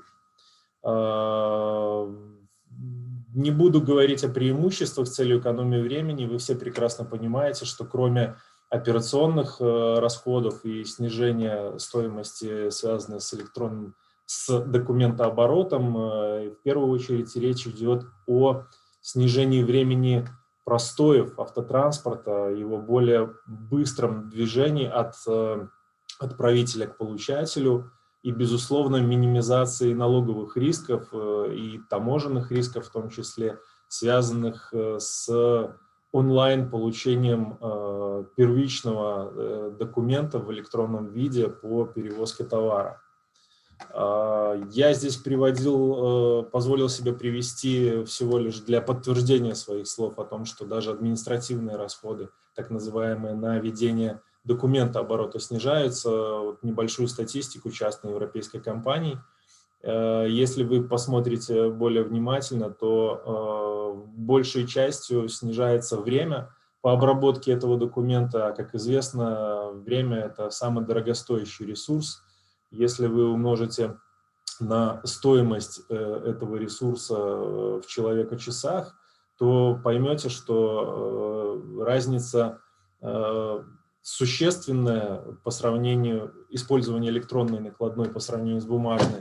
Она может достигать не только вот в разы, как здесь представлено, но и в десятки раз снижения стоимости обработки этого документа.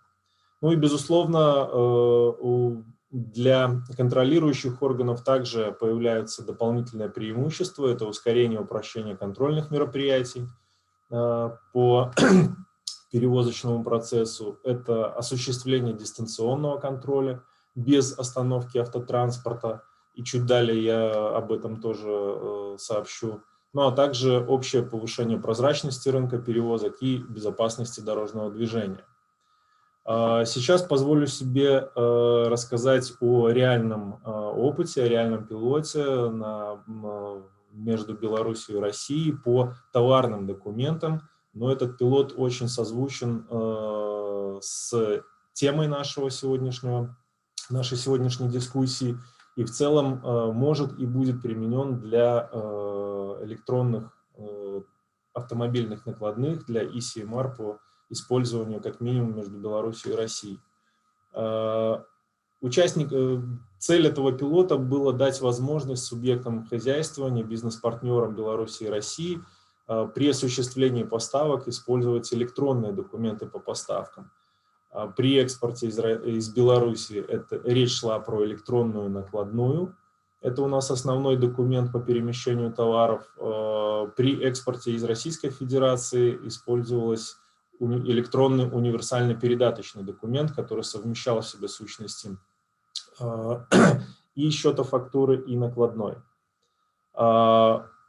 техническими исполнителями, я назову это так, с обеих сторон выступали операторы EDI-операторы, операторы электронного документа оборота, и также операторы доверенной третьей стороны, то есть легализованные, уполномоченные операторы по удостоверению иностранной цифровой подписи.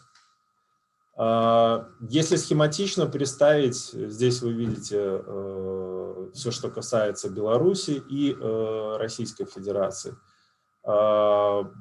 Если схематично представить, то поставщик в Беларуси, используя свою национальную электронную цифровую подпись, подписывал накладную, передавал ее на сторону получателя. Там она распознавалась, используя механизм ДТС, проверялась на целостность и подлинность данных, и уполномоченным оператором ДТС выписывалась электронная квитанция, гарантирующая целостность и подлинность этого документа. И дальше уже поступала получателю. Точно такой же механизм, можно сказать, зеркальный, был произведен в случае экспорта из России.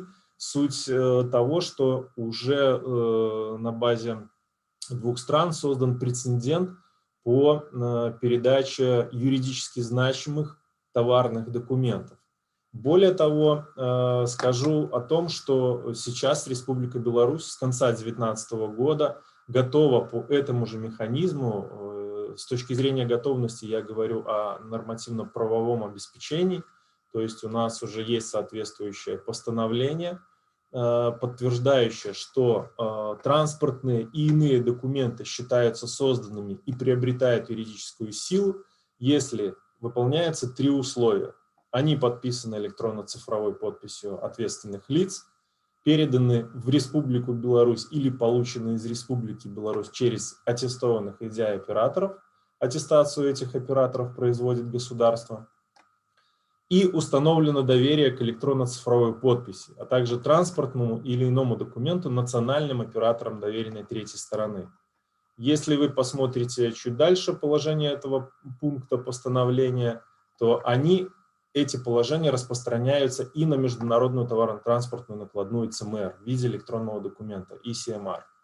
То есть в целом Республика Беларусь уже по этому механизму готова взаимодействовать на абсолютно легальной основе с иными странами по приему и передаче электронной СИМА. И это, в принципе, дает нам толчок для проведения различных пилотных проектов на эту тему. Я чуть позже скажу. Сергей, одну секундочку буквально. Была договоренность до 7 минут, но мы видим, у вас 27 слайдов. Как-то, если можно было бы... Давайте я попробую тогда ускорить, да, максимально. Спасибо, спасибо. Были сделаны предложения, безусловно, эти предложения базировались по пилотированию на базе стандартов ЦИФАКТ, разработанных комиссией УНЦФАКТ. И, в принципе, коротко тогда пробегусь по схеме, потому что считаю это, наверное, самым важным в моей презентации. В целом, вот то, о чем говорил Костас вчера, важным элементом, как при передаче ЦМР будет осуществляться, собственно говоря, проверка. Если передачу еще можно как-то между отправителем и получателем осуществить, то как будет осуществляться проверка?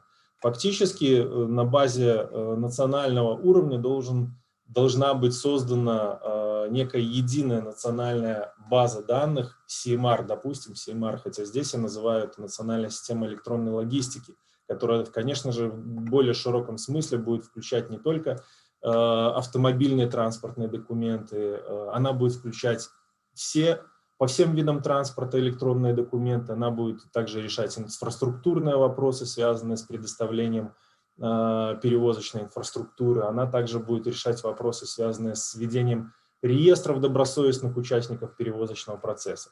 То есть должен быть единая система, и в том числе уполномоченный оператор этой системы для взаимодействия с иными государственными органами.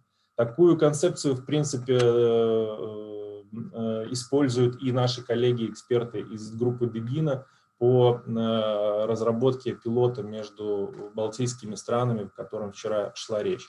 Фактически, если вот вы будете следить за стрелками по передаче данных с использованием механизма ДТС, то ЦМР, либо иные товаросопроводительные документы, как то электронные инвойсы, удостоверения, сертификаты, они будут передаваться на обе стороны, и точно так же у полномочного оператора будут храниться. И в случае проверки на дороге в автоматическом режиме, либо в ручном, будет проверяться именно в конкретном месте уполномоченным представителем контролирующих органов будет сверяться эти данные с национальной системой электронной логистики. Какие данные, по какой ЦМР едет, соответствуют они действительности. В случае, если будут необходимы дополнительные запросы, то национальные операторы между собой будут взаимодействовать по этим дополнительным запросам. И таким образом проверка на дороге может осуществляться либо в автоматическом, либо в ручном режиме и приниматься решение по дальнейшему следованию. Мне кажется, это решение этого вопроса. Я сейчас не буду заострять ваше внимание на том, что фактически эту модель можно применить и в целом для мультимодальности, потому что механизм един, набор документов может быть различный, и вот на примере поставки, например, из Европы в Россию транзитом через Беларусь вы можете увидеть, что различные электронные документы, используя трубопровод данных, вот, используя мощности уполномоченных операторов по передаче этих данных, могут быть переданы во всех точках следования груза, и события по этому грузу могут попадать всем участникам перевозочного процесса. Да, безусловно, это концептуально, требует более четких технических проработок, и я здесь полностью согласен с Костасом о том, что в целом нужно вот идти по процедуре создания нормального IT-проекта.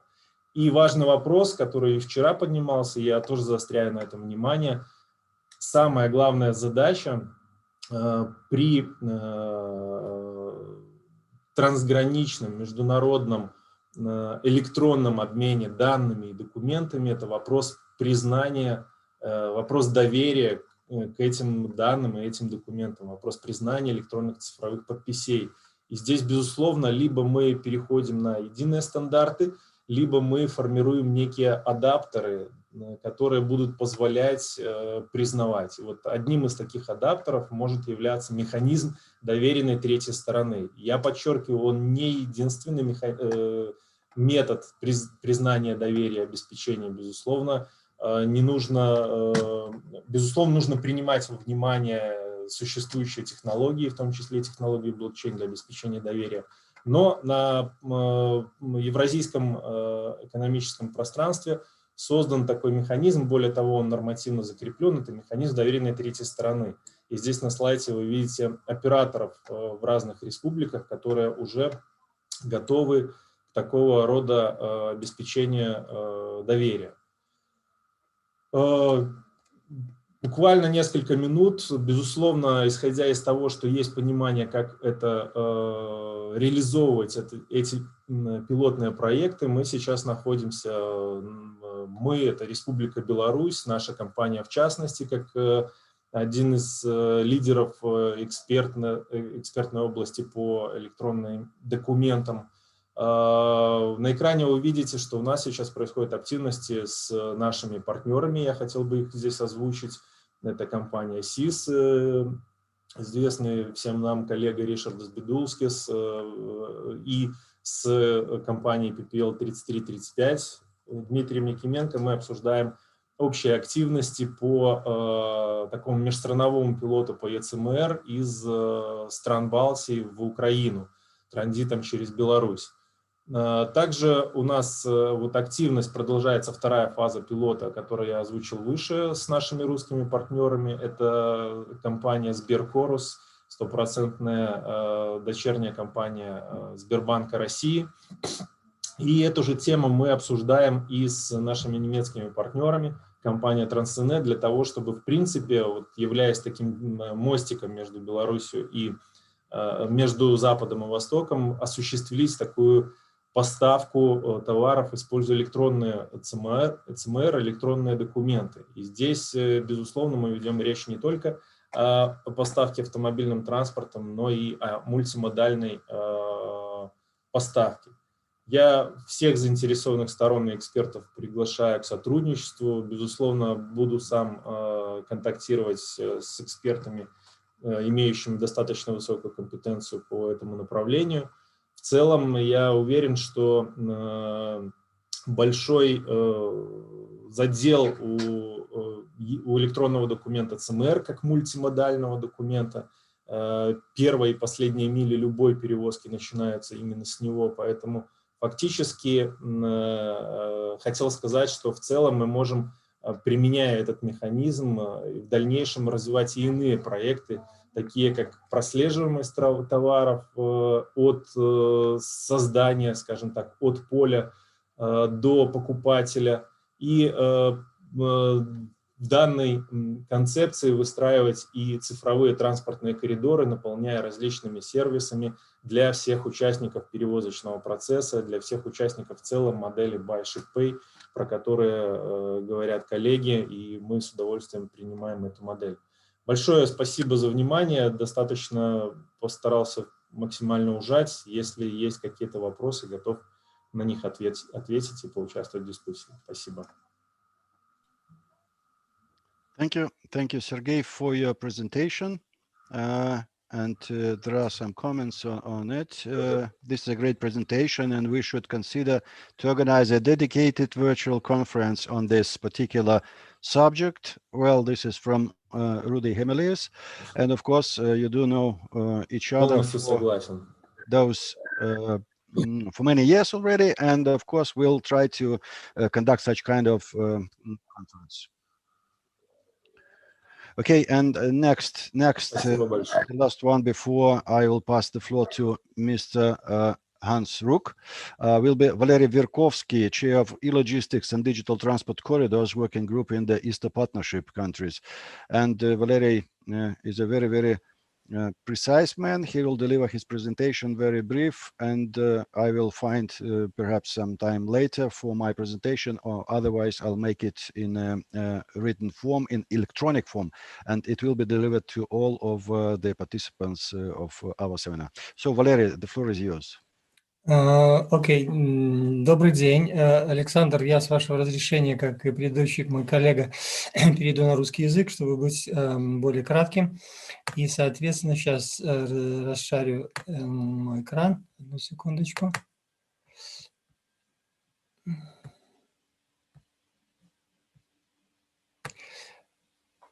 Моя презентация видна? Все в порядке?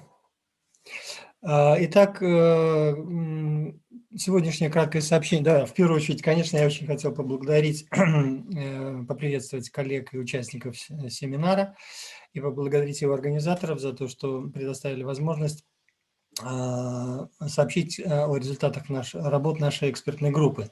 Я просто напомню, что мы представляли в прошлом году на аналогичном семинаре свое решение по блокчейну для конвейера данных в цепях поставок. Я просто хочу кратко напомнить, что как бы в базовой концепции конвейеров данных основная задача заключается в том, чтобы предоставлять, обеспечивать обмен данными высокого качества именно при кроссграничных транзакциях. Аналогичная задача по созданию конвейеров данных стоит и при создании мультимодальных транспортных коридоров. Именно поэтому мы предложили в прошлый раз коллаборативное такое решение на базе блокчейна, которое позволяет при построении цифровых транспортных коридоров решать задачи хранения и передачи валидированных данных, а также фиксации любых модификаций этих данных при этой транзакции и обеспечить именно высокое качество и цифровой суверенитет участников цифровых транспортных коридоров.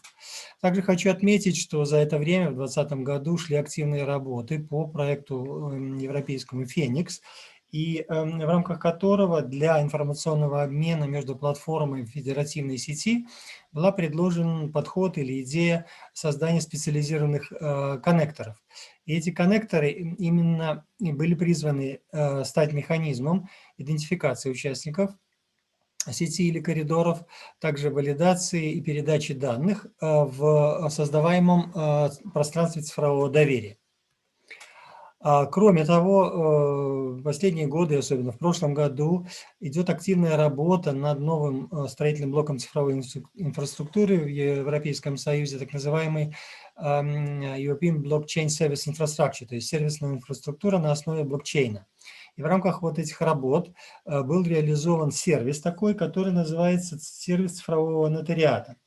Сервис этот обеспечивает оформление и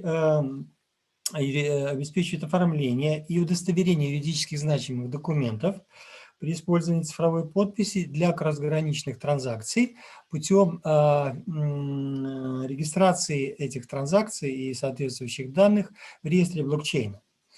Наша группа активно сотрудничает со всеми указанными проектами, в частности с Фениксом. У нас подписано соглашение о долгосрочном сотрудничестве. И в итоге родилась идея того, чтобы синергетически объединить все возможности, которые предоставляет решение по блокчейну, а также идеология коннекторов сети Феникс с возможностями цифрового нотариата. В итоге данное решение синергетическое было реализовано в пилотном варианте, и оно сейчас готово для тестового использования в цифровых мультимодальных коридорах. Мы планируем это решение использовать в виде специализированного модуля конвейеров данных, и пример такого использования показан вот на этом слайде. Этот слайд представляет собой, скажем так, схематичное архитектуру или там последовательность процедур по транспортировке конкретного груза из Евросоюза в страны Юго-Восточной Азии, в частности в Китай. И вот с учетом всех тех последних работ, которые идут в Европейском Союзе по FTI регуляциям и вот высокой степени уже зрелости и готовности пилотных решений по проекту «Феникс», а также активных работ по экосистеме цифровых транспортных коридоров Евразийского экономического союза и наших договоренностей и плана сотрудничества с оператором сети национальной китайской Logink. Данное решение, как я говорил, оно находится сейчас в таком пилотном состоянии, и мы планируем его детально представить на сессии по экосистеме цифровых транспортных коридоров на Евразийском цифровом форуме. Форум этот состоится 1-2 июня. И я приглашаю, как и вот вице-министр наш вчера на первой сессии, всех заинтересованных принять участие в этой сессии, в этом обсуждении. А ссылки и приглашения я, наверное, тогда через организаторов нашего семинара передам сегодня или завтра, в крайнем случае, завтра рабочий день. Вот так вот кратенько я решил заявить о существующем решении. Оно действительно представляет достаточно интересные возможности для эффективного построения конвейеров данных цифровых мультимодальных коридоров. И надеюсь, что я исполнил предсказание Александра Федорова о том, что я могу быть краток. Спасибо.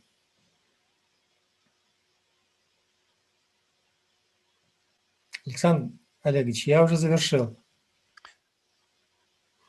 Thank you very much. And again, there was a question, which type of data will go through the pipeline? So this is a sophisticated question. Each pipeline has their own data, and as we already know, still no pipeline in between these countries, but it is only in the project, and it should be a digital.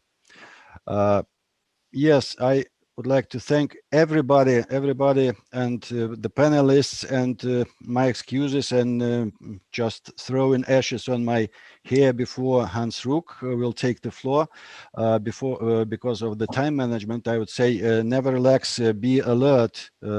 Yes, so Hans, the floor is yours, and I hope that we will have some more time for other presentations and questions and answers during this day. Thank you. Hans. Thank you very much, Alexander. For all the audience, normally the time is now for the coffee break, but because of the extension of the former speakers, we extended now at the first part about the river information systems. So, ladies and gentlemen, good morning, Odessa. I would say it's already good afternoon in the meantime. I'm grateful to be a part of the interesting conference today, the 11th International Seminar UNECE on Trade and Transport. I go back a little bit in time, and that's only last week. Last week, you and I viewed, I'm sure, the European Song Contest in Rotterdam. It was great to see the video and pictures from my hometown, where I grew up and worked my whole life in this never sleeping port. Apart from that, and I'm sure that a lot of you have viewed the European Song Contest, during the first semi-final, between the songs and voting, we listened to a very impressive song about the power of water. The power of water, subject of today in this session. Water, our basic lifeline for fauna and flora. And not to forget, the power of water to make ships float on it, enabling us to use ships for sea and inland transport of cargo, being a supplier for about 80% of our daily products in use. This brings me to our subjects of today, inland transport using the waterways and sea transport seen from maritime perspective. A battle between fresh water and seawater, battle or synergy? Well, I will choose for synergy. Two subjects with a different view from the point of IT standardization or harmonization, they focus on the multimodal transport reference data model. Actually, I do not know why, but of course, open for discussions afterwards. Why are there different setups in inland waterway and in maritime industry? Ladies and gentlemen, it's a real honor and great pleasure to introduce you to our speakers of today. And I will do it just before the presentation will come up. In the first session, we will kick off with one of our UN experts on UNCFAC, looking from the business point of view, Mr. David Ruff. When I say his name, my thoughts focus immediately on Liverpool, consequently leading to the Beatles with their well-known album Help. The lead song of this sentence helped me get my feet back on the ground. Won't you please help me? So, David, up to you to help me and to inform us. Thank you. Thank you for the introduction, Hans. And obviously, thank you for the opportunity to speak about the work that we've undertaken on this project and this seminar. I'll just share my screen and we'll start the presentation. Okay. Can you see the screen, Hans? Yes. Excellent, yes, thank you. Okay, so we're going to talk about digitization of information sharing in inland water transport. So I'll give a brief information around this project. It was under the COVID-19 initiative, and for that we went through many modes of transport and really aligned the data, which we're going to see a bit more about the work we did in inland waterway here. This work was very well supported. There were 7 heads of delegation supporting, or 10 supporting this project. There's another project working within UNCFAC to bring these standards to fruition as well, under the leadership of Michael Dill. And we updated all the business requirements, specifications generally, and also for each mode. So if we move through the slides, phase 2 of this project really highlighted what modal specific customizations needed to take place to use the MMT, the multimodal transport reference data model, which is obviously multimodal by nature, but obviously within each mode there's specific language or customizations of that model, a subset essentially. So we went through these modes of transport. We're going to hear shortly around sea freight, so I'll cover that in that session. We've heard some work around road freight, and obviously we had the ECMR data model, which was published some time back now as a very strong base for that. I'm going to cover inland waterway and Kadisho, and we heard from the rail community a little bit earlier, have been working on that, and later this afternoon we'll hear about work and collaboration within the air freight industry for the same. So how did we start the project? My inbox was spammed with lots of emails of samples of river bill of lading, CMNI documents in various languages and formats. So thanks to everybody who helped me translate and align those documents. And then we went through those documents as a collective group of experts on a series of calls to really boil down what is the data that's actually transacted and needed within all of those contracts. So we had a modal specific subset for inland waterway. So when we went through this process, the focus was really around the transport contract, the river bill of lading, and also the CMNI. So what was really good news, and we heard Sue talk about this in the opening keynote, really was the MMT reference data model already contained pretty much all of these fields. So we weren't really adding many new fields to the data model, which shows its maturity. If we look at the matrix below, which is one of the outputs of the UNTTC project, which we'll cover shortly, this really shows heavy alignment between inland waterway and the data elements used on those documents across other modes of transport. And as Hans mentioned, this is really important because quite typically these goods are moving by 2 or more modes of transport. So it will come from a large ocean carrier onto an inland barge, for example, or onto a road vessel. So we can see heavy alignment there across the data models. This matrix is available as an output on the website that Mario showed as well. Okay, so in reference to MMT RDM, the reference data model, it shows that the UNCFAT reference data model would provide a very strong basis for an underlying data model for inland navigation. It provides also that semantic interoperability. UNCFAT is a semantic hub. So as Sue mentioned earlier today, shipments, consignments, all of these words have a meaning that's documented and well known in the community and used throughout these messages. But probably most importantly, it allows the transfer of that information from one mode to another. So we've got key grounding words that mean something. And when we translate into another format or structure, those underlying semantics help us understand where that data should be.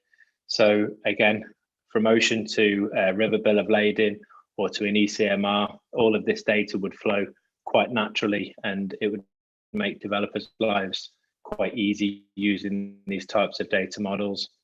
It's semantically interoperable with customs, kind of important if you're moving across a border.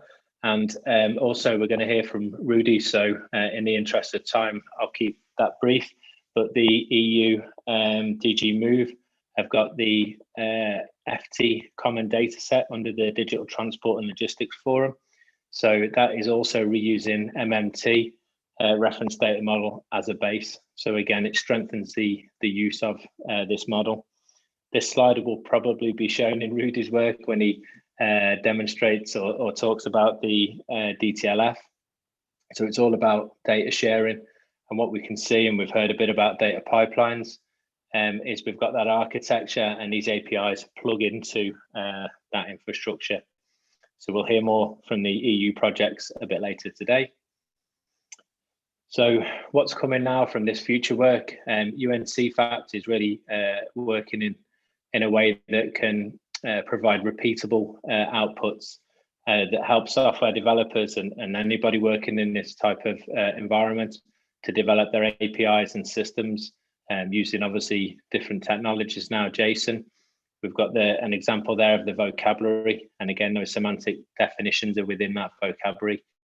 You can import that into data modeling tools, API modeling tools, and end up with an open API specification as an example below. So that's work that's ongoing within UNCFAT and obviously within the project work.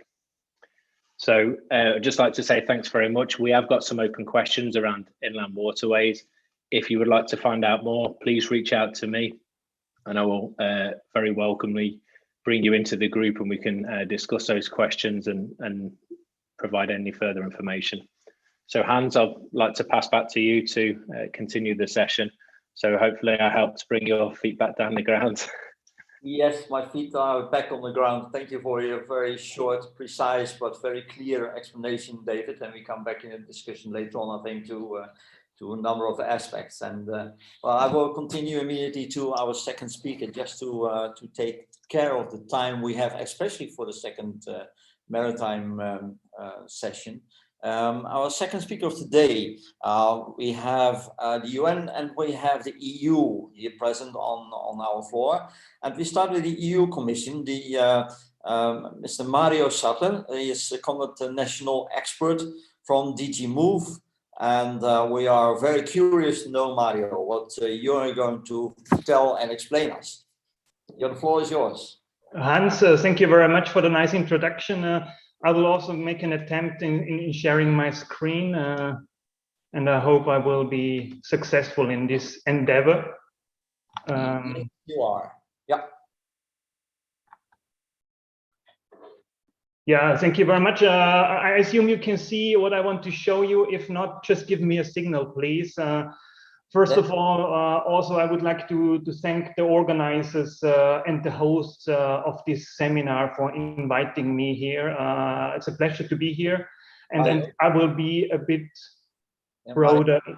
On the right side of your presentation, there's a black bar, a vertical black bar. Black bar, where it is? It's over the word transport. So from top, yeah, there, yeah. Now it is gone from the. That's better. Yes. Yeah. Okay. I have similar troubles in WebEx, so apologies for this. I hope it's better now. Yes, it is completely clear now. Hopefully, next slide as well. Hans, thank you very much for interrupting me because I'm not able to see this. So I will go ahead. I will tell a little bit today about the digitalization in inland waterway transport, and I would specifically like to focus on my field of expertise here and what I'm responsible for, primarily river information services and what the European Commission has in mind regarding the revision of the policy framework. And I will also dive a little bit into electronic reporting that establishes the link to the multimodal transport reference data model. Hans mentioned it very nicely, the power of water. The power of water is very important, especially also for inland navigation, because it forms one of the transport networks and transport, let's say, power lines through Europe. And also the European Commission has, let's say, established the high importance of water, the power of water in the sustainable and smart mobility strategy.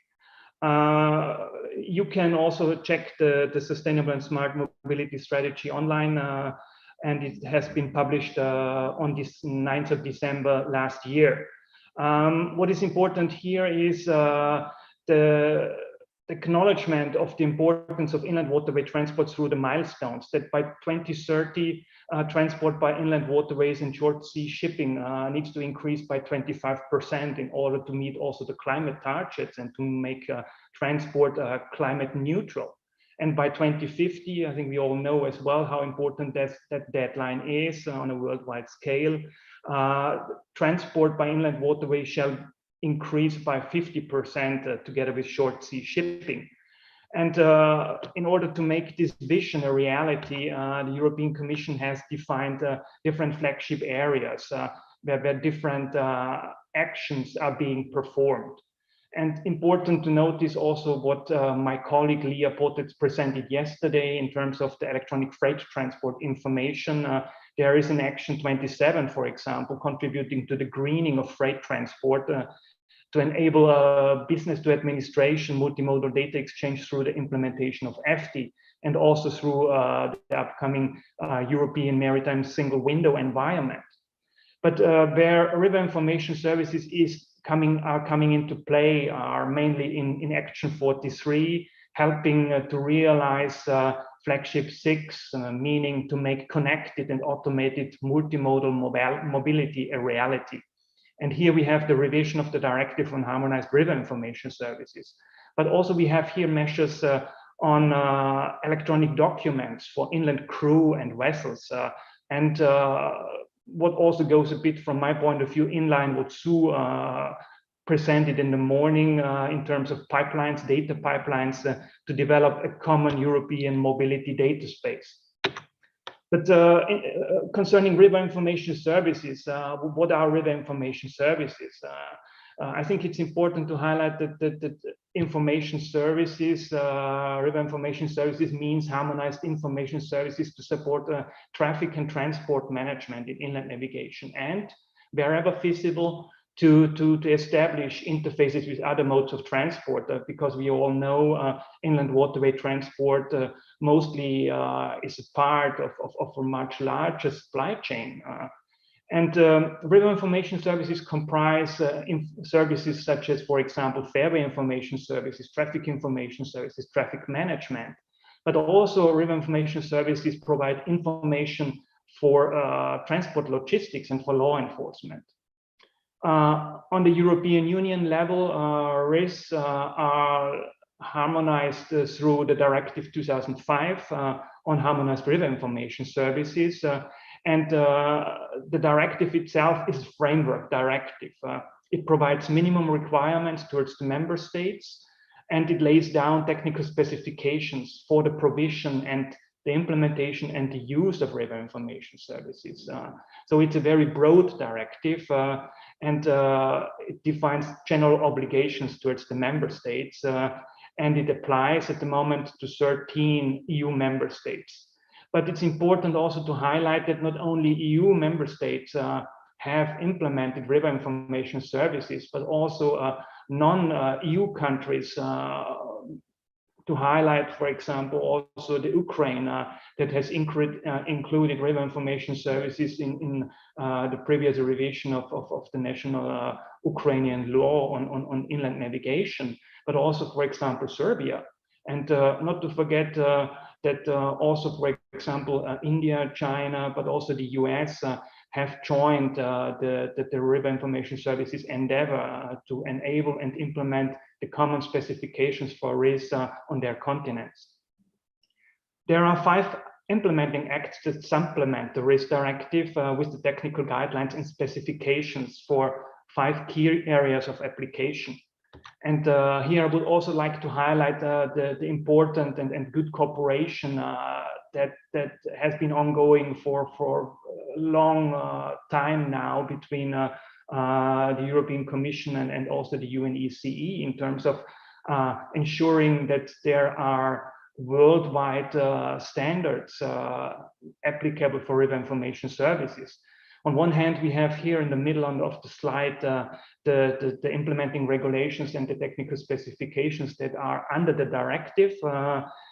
For example, in terms of electronic chart display and information services, notices to skippers, vessel tracking and tracing systems, and important also, or most important, technical specifications for electronic ship reporting. And all these specifications have an equivalent and in UNECE resolutions on risk standards, for example, of relevance here for this session, the electronic ship reporting standard, which is enshrined in the resolution number 79. There has been a very important development in the last years in terms of speeding up standardization processes and enabling a better governance structure for the risk-related standards. And that was the establishment of the CESNI. CESNI being the European Committee for drawing up standards in the field of inland navigation.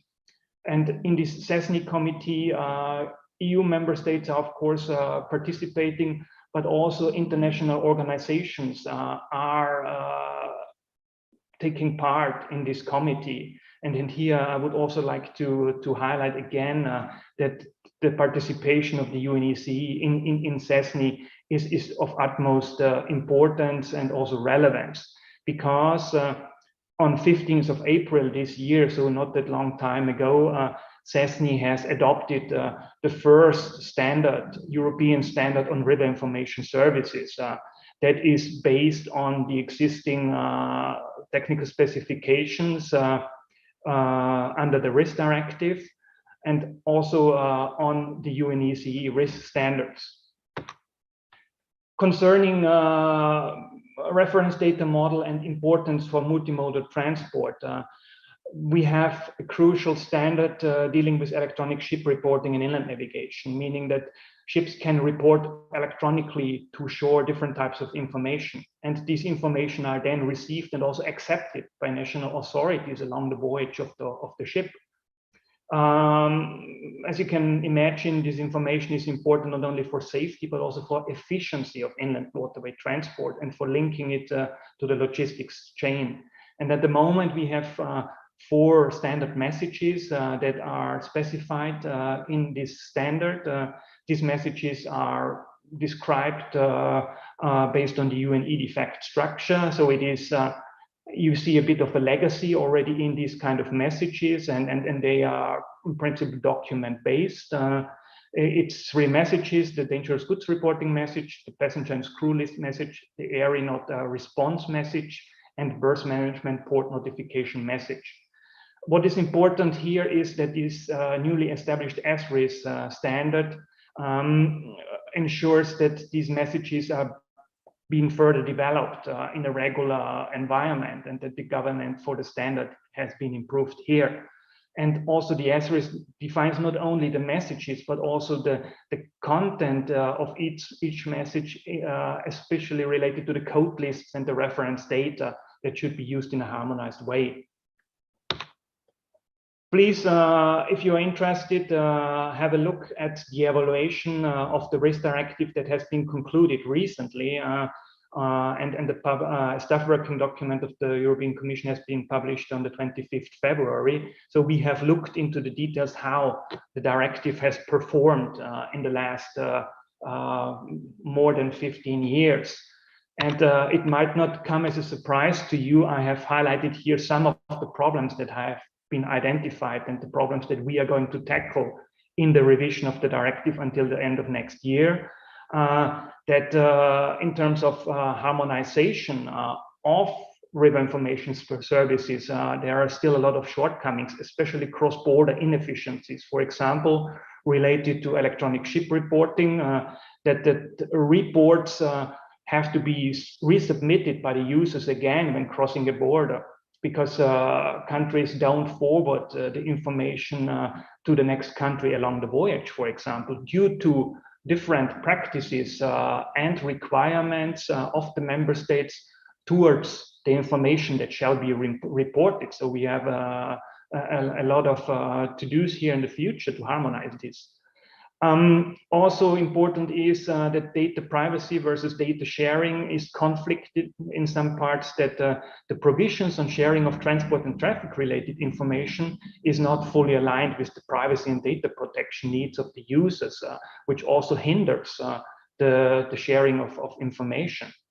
And also in the last 2 decades, I might say, new policy needs have arisen, that the inland navigation has a need for better integration into the multimodal logistics chain to increase also its competitiveness. And here, digitalization and information exchange is becoming very important. There are lots of other problems that have been identified, but it would go too far in this presentation.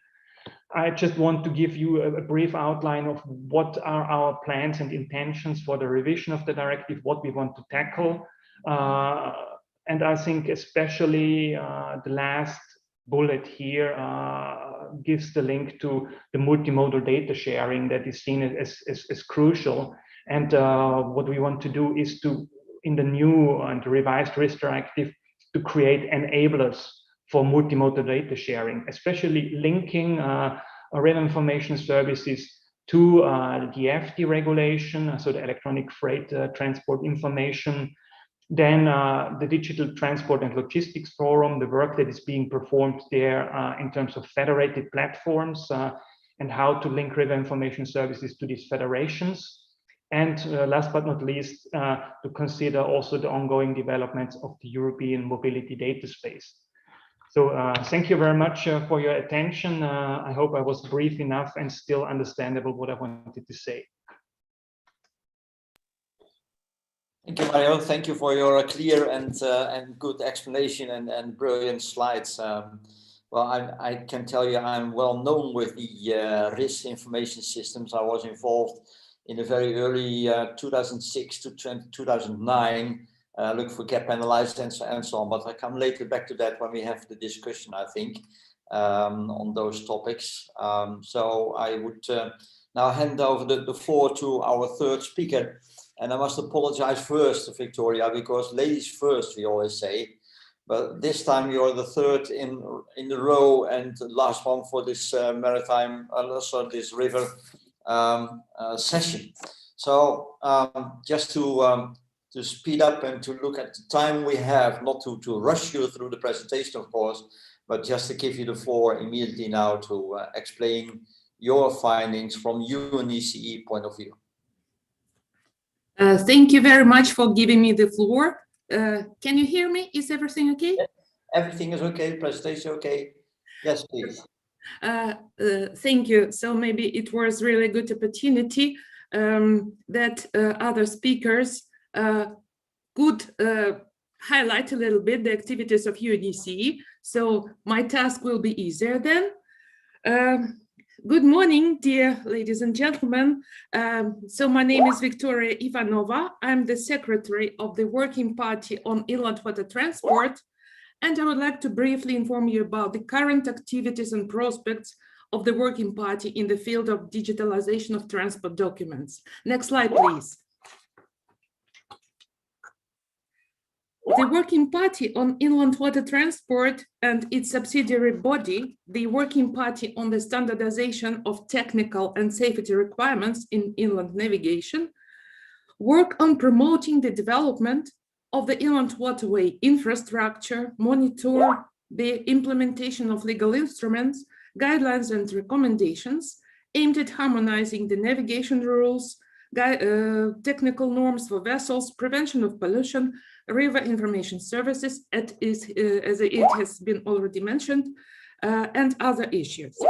So digitalization and related issues have been included in the agenda of SC3 since 2018. Next slide, please. A few words about the background for this work. First of all, this is the Ministerial Declaration, Inland Navigation in a Global Setting, adopted at the International Conference in April 2018 in Wrocław. In the declaration, ministers acknowledged the role of modern technologies and digitalization and invited countries and international organizations to promote the cross-border harmonized development of inland water transport.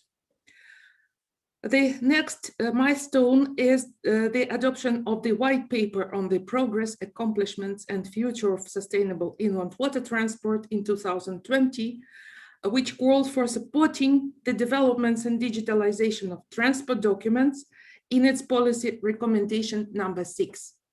Next slide, please. As one of the main tasks of SC3 is maintaining international conventions and agreements relevant to inland water transport under the purview of the Inland Transport Committee. You can see on this slide there are currently 10 conventions and 6 out of them are in force, including the ADN agreement and the protocol to AGTC. Some of them establish mandatory documents, such as the certificate of registration, the measurement certificate, and transport documents for the carriage of dangerous goods. However, these documents are required to be kept on board the vessel. Next slide, please. The mandatory instruments which can serve as the background for introducing a uniform digital transport documents are the Budapest Convention on the Contract for the Carriage of Goods by Inland Waterway, CMNI of 2000, developed jointly by the Rhine Commission, the Danube Commission, and UNECE. It establishes uniform rules concerning contracts for the carriage of goods by inland waterways. CMNI applies a general term transport document for the carriage of goods in accordance with Article 11. The agreement on general terms and conditions for international carriage of goods on the river Danube, this is one of 6 Bratislava agreements, provides for the bill of lading. I would like also to mention the ADN agreements, which is used by contracting parties, which now counts for 18. Next slide, please. On the 4th of October 2018, SS3 held a workshop on digitalization in inland water transport. SS3 noted the advantages for the sector, including streamlining of document procedures, facilitation of the movement of goods, integration with other transport modes. Among the challenges and next steps, they were mentioned the need for a common information and exchange system, electronic transport documents, the need for eliminating administrative and legislative bottlenecks. As you can see, the conclusions of SS3 are in line with the ongoing work on developing a model of the electronic bill of lading using the UNECE reference data models and semantically interoperable with connected modes of transport. Next slide, please. At the 64th session in November 2020, SS3 was informed about the ongoing COVID-19 response project, Transport and Trade Connectivity in the Age of Pandemics. To assist this, SS3 has collected information from member states on transport documents applied for inland water transport. These are the bill of lading, the river bill of lading, the consignment note, and other documents according to the aforementioned instruments, as well as the national legislation and maritime provisions for countries having an access to coastal routes. These samples have been used in developing the model referred to earlier by Mr. Roth. The progress reached and the practical application of electronic documents were highlighted at the 58th session of SS3WP3 in February 2021. I would like to emphasize that introducing electronic transport documents will be a significant step towards integrating inland water transport with other transport modes and promoting multimodality, which is a priority for the sector. Which is important is to ensure their applicability at the pan-European level and an equal level playing field for all ECE member states. This work may, however, entail the updating of the existing international instruments or creating new ones. The Working Party is open for a dialogue on these issues, and countries are most welcome to inform the Working Party on the progress reached and challenges revealed in order to seek for harmonized solutions and take into account the experience of other modes of transport. Next slide, please. Thank you very much. In case you have any questions, I will be happy to provide more details during the discussion or afterwards. Please contact me by email. Thank you very much.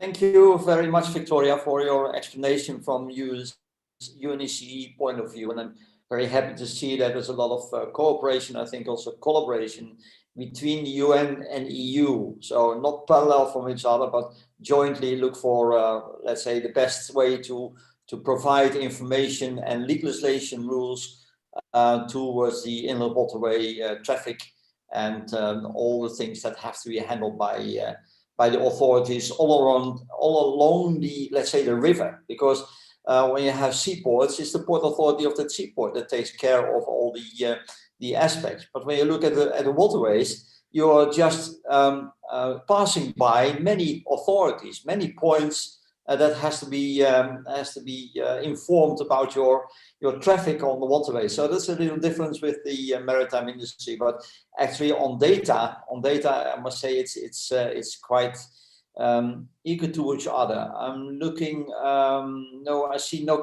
questions yet. So I want to ask Mario. Mario, you said in your presentation about sustainability to increase by 25%. But when you put it on a scale from 0 to 100 in 2030, the balance is now, I think, about 60% is road traffic, 40% is rail and waterway. Will it then be 70% rail and waterway and 30% road? Is that the aim? No, the baseline is the current transport volume. So that is being shipped over inland waterways and short sea shipping. So from today's baseline, we want to increase it by 25%. So. Yes. I hope you can. Well, we can all achieve that. That I know there's a lot of commitments from ports about their way to go now for the future, just to use more, let's say, multimodal, not only the multimodal model reference model, but also physical multimodal transport to relieve, let's say, the ports from trucks especially, and to have inland points for the last mile towards the retail and back from the retail to use as much as possible rail and waterways to be used. Another thing, and then I refer to you, David, about your presentation. You had your inland waterways analysis, and when I look at the analysis, and you already referred to IFT, I know IFT. Well, I was one of the the gurus of EDIFACT, so I know those messages and all those aspects. I remember that metrics as well. I made such a kind of metrics in the end of the 2010. And what you see is that when you look at the gap analysis between the bill of lading information, especially on waterway, bill of lading on the seaside, and bill of lading on FIATA, which is coming in your next presentation, I already say that to the audience now, you will see that it's all the same. So why it's good to have the multimodal reference data model, of course, where you have everything established. But why should we look for different set of messages? We have the ERI messages, well, that also Mario touched upon, and he also refers in the ERI messages to IFT. For instance, when you see, Mario, your slide about IFT-DN and the ERI not message, and also, let's say, the confirmation, the APRAC is now the ERI response. Is it puzzling the market to say, why are you deviating in name while the content is the same? Can we focus on one message for, let's say, consignments, and one message for dangerous cargo, one message for response, instead of having different sets? What do you think about that? Yeah, when we did some work around the data pipelines in particular, it all comes down to who should know what and who can provide what information. So obviously, the easiest thing to do is have essentially the full data set, right? And it just passes through and you take what you need. But obviously there can be some commercially sensitive information, and certain parties can't know that information. And if they do, for example, if an ocean carrier knows the value of goods within a container, they have a calculation they have to apply for insurance. So the freight rates would be much higher than they are now, and they're very high now because of what's going on globally. So I think the subsets are still really important, but I understand the point that you're making. When you're implementing some of these things, there's several messages that you need to implement for various different tasks, but they have got a specific purpose, and it's probably more of that explicit instruction. I can see Sue's got her hand up, so I think she's maybe got something to add to this particular point, I would imagine. Sue. Hello, my dear friend. Thank you, Mr. Chair. Yeah, I would like to just mention that David has just talked about commercial issues, and they're certainly involved in this. The charging for the contracts, the way that charges are done in all different modes, and the different it varies, and this is all all part of the consignment information that is the basis of contracts, as we know well. I'd just like to highlight the wonderful presentation from that we've just had, yes, from Victoria and from the EU, from yeah, Mario, exactly, because this is the other dimension. We have regulations, and as long as I've been involved in this game since 1994, regulations is what keeps transport modes apart, yes, because they're mandatory and because they apply, you know, the international conventions are the boss. And I think it's very encouraging to have presentations at this session or on during this seminar from the UNECE Transport Division, because this is really helping to make sure that we're all working together.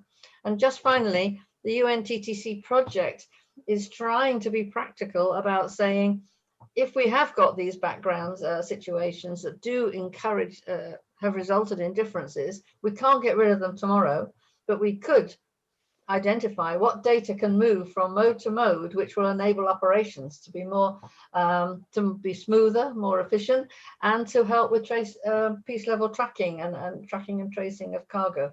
So our project is looking at all those modes, finding the commonality and saying, this is what we can use from mode to mode. And it's independent of commercial or regulatory conventions. So that's what I wanted to say. Thank you, Hans. Thank you, Dave. Yes, you're completely right. And I refer to Victoria's presentation where she had the slide with the 4 boxes, or let's say 2 boxes, saying one, synergy with other sectors and next steps, to bear that in mind as much as possible. What I will do now, I will close this session. Maybe when the questions come around, you can put them forward after the next one, because I'm looking at the wall, the clock, well, nearby already 3/4 of an hour later. I would say let's have a cup of coffee now for 15 minutes, which means it will be 12:05, 12:06 to be back again for the next session on maritime. And then I will start with Nico de Cauwer, because Nico is quite time pressed and had time for his presentation as last speaker, but it might not be the case because he has a next presentation, a next meeting somewhere else. So I give the floor to Nico immediately after the coffee break. Thank you so much, and see you back again. Thank you. Thank you.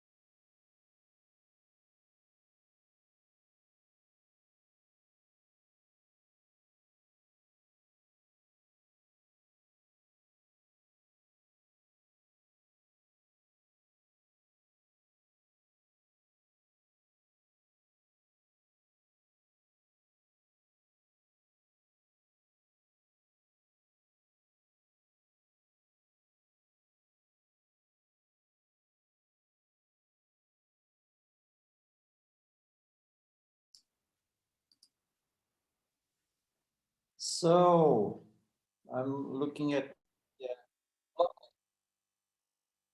it's 1 o'clock at yours in the meantime, a little bit later, 12 at mine. So midday, I hope you had a good cup of coffee, are fully awake. And I see, and well, it's a pity, it's a picture only, Nico, at the background of you.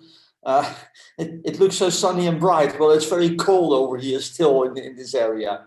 So, ladies and gentlemen, thank you for attending, of course, the first section about the inland waterways, the power of water, and we will continue with the power of water, and now seen from the maritime perspective. A maritime perspective where we look for, of course, how to handle data using the multi-model, transport reference data model. I'm always get sticked in that word, but that doesn't matter.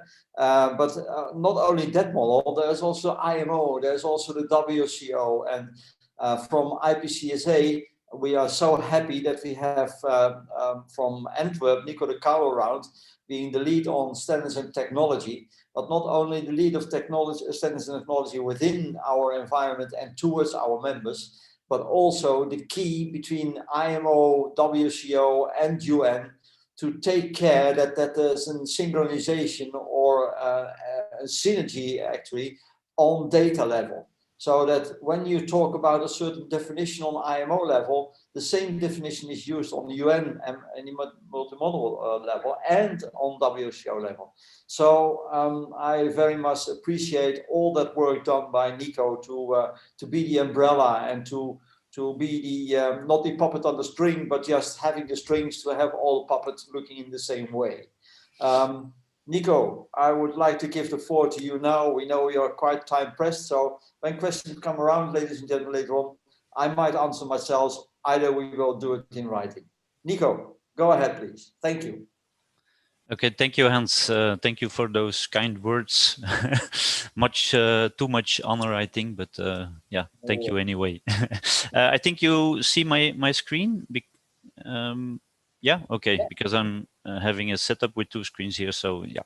So welcome to all. Thank you for inviting IPCSA to this UNECE International Seminar.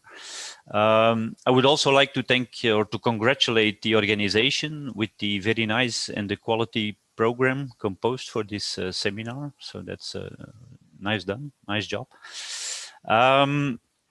Well, IPCSA, as you might know, is the International Association for Port Community System Operators, single window operators, national trade platforms as well, and also important, the port authorities. So founded in 2011, from the start, IPCSA is promoting the use of international standards. Of course, because we believe that the use of international standards in a port context are the key factor in efficient and effective digital support for business operations for every port stakeholder, not only for the port authority, but for every port stakeholder involved. IPCSA members have a broad experience and expertise in those matters. Whoops, I think, yeah. Yeah, so a broad experience, broad expertise, not only in maritime operations, but also in the complete chain of logistic supply chain processes. And in this context of multimodal transport, also the hinterland is a strategic asset for a port ecosystem. And so multimodal transport is a part of this port ecosystem as well. So it's very important to us as port authorities and port community systems. When it comes to digitalization, of course, we don't only look to the technology side of things, but we also emphasize clear understanding of business processes used in a port or a hinterland context. And it's necessary to fully, we believe it's necessary to fully understand the functional requirements for every problem or optimization that we want to implement in order to have a clear view on what are the precise data requirements. And the technology, of course, is important. Technology is rapidly evolving, but in the end, the technology is a means to the end, and the end is implementing a business process. So the technology is subordinate of these business-driven questions. It's of course an important part of the overall solution to reach that end goal of digitalization and digital transformation in that port context. PCSs, of course, are not new. The first PCSs emerged in the 1970s, where we saw a growth of PCS usages in PCS implementations in Europe towards the year 2000, where then a strong evolution and a development outside Europe also came into force, thanks to organizations like, for instance, the IMO with their maritime regulations, and also the trade facility agreement of the WTO. Of course, then there was 2020, the COVID pandemic, which of course helped, if I might use that word, create global acceptance and a speed and extra acceleration in digitalization and information exchange. So slowly we are growing. We have a growing awareness to evolve towards what we call a platform economy, connecting platforms. And we will not use only one platform, but I think, and it will come in some of the next slides, we believe in connecting platforms across the globe, so worldwide connectivity, by reusing and making use of the existing platforms.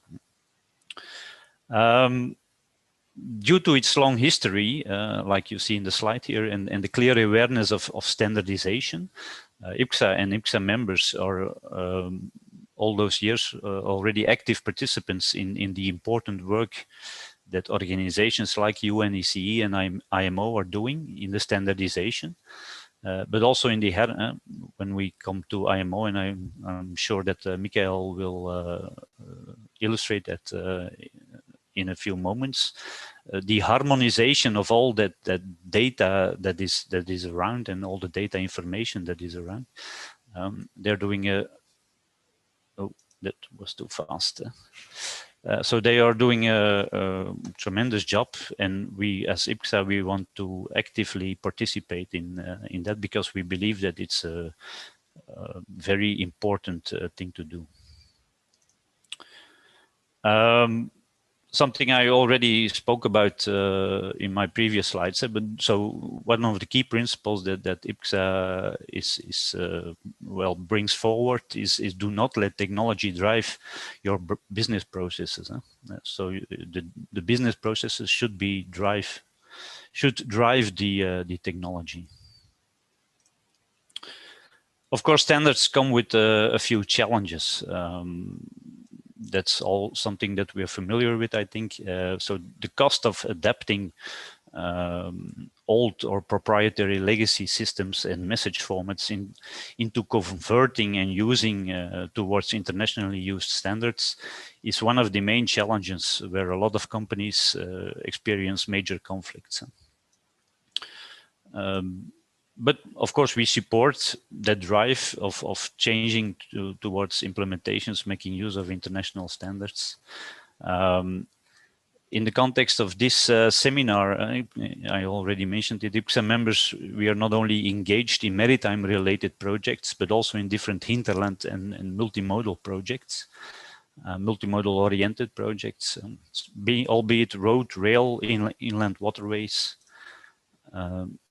Don't know what's happening with these slides. It's still are swapping. Sorry for that. So all these projects need to be supported because they contribute to more efficiency in cargo handlings throughout the whole supply chain, where a port, as being one of the shackles of the entire supply chain, is a part of. So from a port's perspective, we also see many projects, many requests in more extensive, more complex multimodal concepts. For instance, synchro modality, combining the different modes. That's something we see a small start of it, but until today, it's all the pilot projects are kept in their own, mostly kept in their own domain. So we are trying to stimulate what we call cross-modal pilot projects, where data is exchanged between different modes, between road, rail, and inland waterways. So we still have to go towards a full system thinking approach instead of a more limited concept thinking for one mode. So that's a message that we want to bring here, that we have to have more interacting interoperability between the different modes and exchanging data in that domain. Therefore, also, of course, the work of organizations like UNECE with their UN-CFACT MMT model and the IMO are very important, and they need all of the support they can get, of course. So in that context, IPXA considered what we know and what we use every day. So we made a catalog of APIs, or we're in the process of making that catalog. And then we try to connect the different port community systems or port authority systems or different platforms in a secure way, of course. And it's a bit in the second icon, you see that it's a bit like using your smartphone. You install apps. In this case, it are APIs. But in fact, you install an app. The app is not the app of the smartphone supplier. So the app can be anything, and actually you commit to the terms and conditions of the app that you want to use. It's a bit of the same concept when you try to connect the different platforms. You choose your API and you agree with the terms and conditions, and you see with who of the other ports or port ecosystems that you can connect with.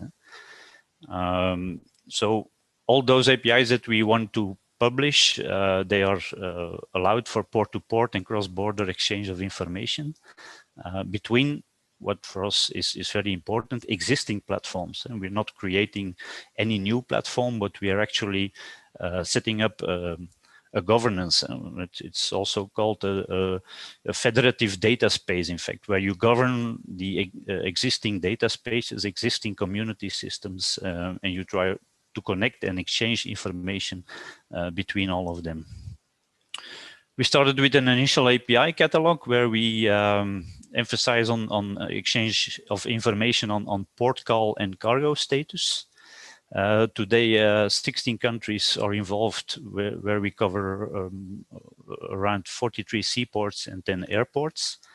And of course, that catalog will be extended with more APIs, with more participants. And not, well, very important to mention, we are already extending our catalog with UN Low Code API, the Big Facility Code API, and also APIs in the process of being constructed for air and rail domain.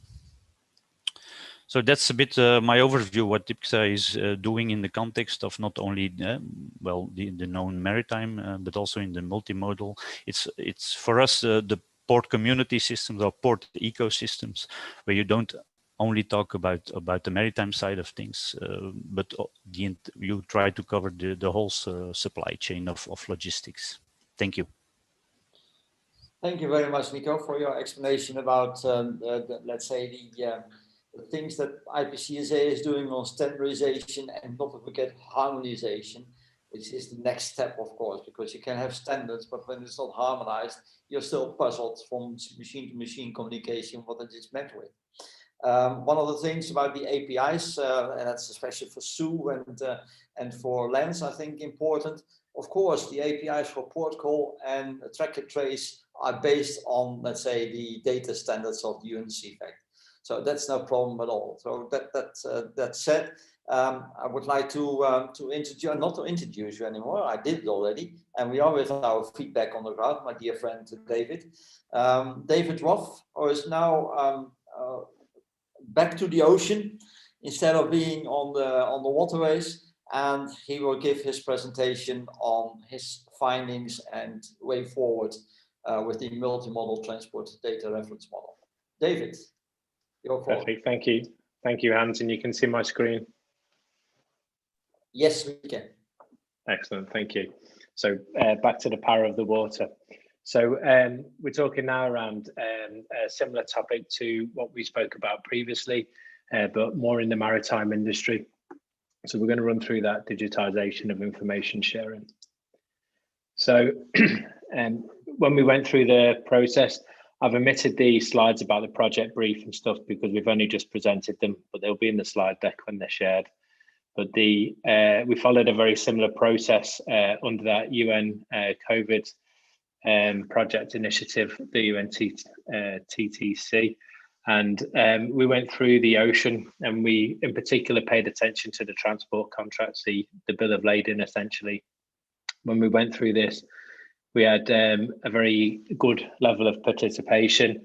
There were experts from IPSCA, DCSA, who represent the carriers, TradeLens, Bolero, and many others involved within this this process. It was very, very represented. And we were presented again with a lot of document examples. And also we had the UN EDIFACT messages to lean back on, and also some conceptual models that had been done within other groups that were brought to the table as well. And we went through all of that data set throughout the calls and provided the subset modeling for the modal view of the multimodal transport reference data model, MMT. So when we went through this process, the Ocean Bill was the key focus, and it was probably no surprise to me, but all data elements were already contained within the reference data model, because it's a very well used model throughout the sea freight industry. And even with the new ideas and new thoughts around what information needed to be shared in a different way in future, we had placeholders in place for all of these. So the work that Hans mentioned earlier on IFT messages and many others, we were really sitting on the shoulders of giants. It made my life very, very easy when we went through this modeling process. So as we did this analysis, we obviously then recompared this in the matrix, which will be provided. We'll give a website at the end where you can download this for other modes of transport. And as we discussed in the last session, a lot of the data was the same. So it was very easy for me to find this information and know where it was, because we'd been through this process and we were going through this process for each mode. And it was good because where other people were maybe looking for the areas, we could bring everybody together and go through this. As we did this initial process on the Ocean Bill, and we followed a very similar process. And then slightly after this work was done with FIATA, who represent the forwarders, and we're going to hear from Lucilia, I think it's tomorrow, about the FIATA multimodal bill of lading. And when we went through that process, again, that's aligned to this, and you can see it in the matrix. It's the last column before the RDM path. But again, it's all the same fields. The FIATA model had obviously different fields that they needed, and they're introducing the digital identifier. So there was a couple of changes we made for them, customizations, but probably 95% of that bill and others are all aligned. So we've got, if we think about it now, if we look at this morning's session, we've got the inland waterway river bill, the ocean maritime bill, and the FIATA multimodal bill, all aligned pretty much with, you know, a huge percentage of that data, so that it's easy to go between those modes. So really kind of highlighting that, because it's super important, especially for the freight forwarding community or shippers where they're using multi-modes. So really, it's just to highlight that the UNECE MMT already provided a very strong underlying data model, which is very much in use within the maritime community. So everybody who was involved within that project have now taken these outputs forward into their ongoing processes for e-documentation, electronic multimodal bills of lading, the blockchain project for the bills, and to progress that work. So that's very good from my perspective, because it means that we're all pushing in the right way. If we've got the ports, the ocean carriers, and the forwarders all working towards the same end goal. I think we may actually eventually see the end of a paper bill of lading within my lifetime, which will be great. It was the first question I asked when I started in this industry. So just to recover then, we've got the semantic interoperability between existing standards and the multi-modes. The same again with the customs piece. And as I mentioned earlier, we'll hear from Rudy in the next session around FT and the work that's undergoing in DTLF. So again, the future work, just to highlight that we have got a draft JSON-LD vocabulary, which is published on the UN CFAT website. There's still work undergoing on that work to finalize. And you can see an example there of shipping instructions, API endpoints, which is an example taken from some of the outputs from this work. All of our work that was done under the project is published on the unttc.org website. Mario showed this before, but it's just to really highlight the URL. That matrix is available in there, as well as of all the modal specific work that's taken place in this, and in particular the maritime information as well. So Hans, once again, I'd like to thank you for hosting me in the panel. And obviously, if anybody would like to reach out, I'm available online and in the questions for any chat. Thank you, Hans. Thank you, David, for your clear explanation about the maritime part, and especially focus on the bill of lading. We know it's still a long way to go on the bill of lading, especially when you go for the legal aspects with the letter of credits and the bankers and so on, because it's easy to transfer one bill of lading to another place, but then still, is it the original? Is it really presenting the value of the goods? And that's still a tricky point, and we are working on it as IPCSA with also lawyers to look at how can we find ways to make that that part of the whole traffic, let's say, possible as well. Thank you so much. And the next speaker is, well, this is really friends together in this session. Nico, David and Michael in this case. I remember many times that we met in Geneva or wherever on the world, sit together, had a beer, not one beer, but even more, and still focusing on really on reference data and the focus on the future, especially on let's say standardization and harmonization. So, Michael, I know you are online. I was looking for you somewhere in the audience, but you must be there. Yeah, there he is. Good afternoon, Michael. The floor is all yours. Thank you, Hans. Thank you. Do you hear me? Yes, please. Good. Probably you also can see me, but that's not always the best view. I know.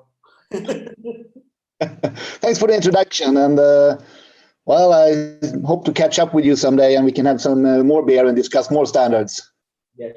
Will you present yourself, or will the presentation be done by the organizer? I'll share my screen here. Hopefully it will work. Me and this tool is not always the best friends, but let's see if it works.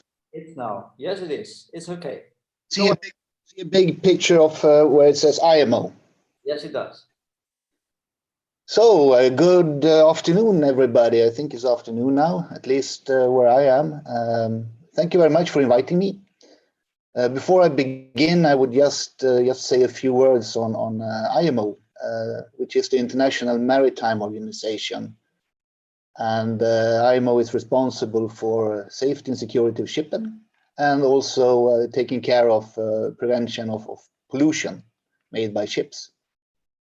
It has a main role is to create a regulatory framework for the shipping industry that is fair and effective. And this is probably the key, also universally adopted and universally implemented. So that was just a few words on IMO for those people that hasn't heard of it before, because this is very specific to the maritime industry. Let me see if I can get the next picture. No. Did I manage? Yeah, I think I managed to switch pictures now, right? So today I'm here to talk a bit about the IMO compendium on facilitation and electronic business. This compendium is aimed at helping business analysts and system developers to understand and use the requirements stemming from the FAL convention or other IMO conventions and instruments which they are publishing. Currently, the IMO compendium is run under the FAL committee, which is also known as the Facilitation Committee. And if you feel a strong urge to start to implement a maritime single window, this is one of the key places you have to look to find information regarding which data to include and what standards you can use to implement your maritime single window. I will come back a bit more to show you a bit what the compendium actually is. But that is, I mean, the main goal for the compendium itself. So I've been talking a bit, and Hans was nice to present me. But anyway, I'm Michael Rens. I work for the Swedish Maritime Administration. So I'm a governmental guy, works for the Swedish government. And currently I am the chair of the expert group of data harmonization, which takes care of the maintenance of the IMO compendium. And I also share the electronic business working group, which is directly under the FAL committee and is actually handling single window issues. So that's me. Not so fun. This is more fun. So let me go back and try to see and try to explain what we are actually trying to achieve here. If you look traditionally, there have been two major information packages or clusters dealt with by IMO, and that is navigational issues and reporting formalities. Before, these two domains did not have anything to do with each other. So when the ship were at shore, it leaved paper to the authorities, and when it was out at sea, it did the navigational stuff with a sextant or whatever they used before. And then the computers came along. And suddenly, these two worlds started to collide. And everything was going to be digital. But if you look at the data in these two worlds, they are very much overlapping, but they are used for very different purposes. And you might see there are, you hear me talk about two domains, and that is because traditionally IMO has been about navigation and reporting formalities, but in the later years, also port operations. I mean, normally when a ship comes to shore, it comes to shore at the port. And the port has a lot of stuff they do within the port itself, which might have to do with reporting formalities, but it also might have to do with business purposes. And that data is also overlapping with the other two.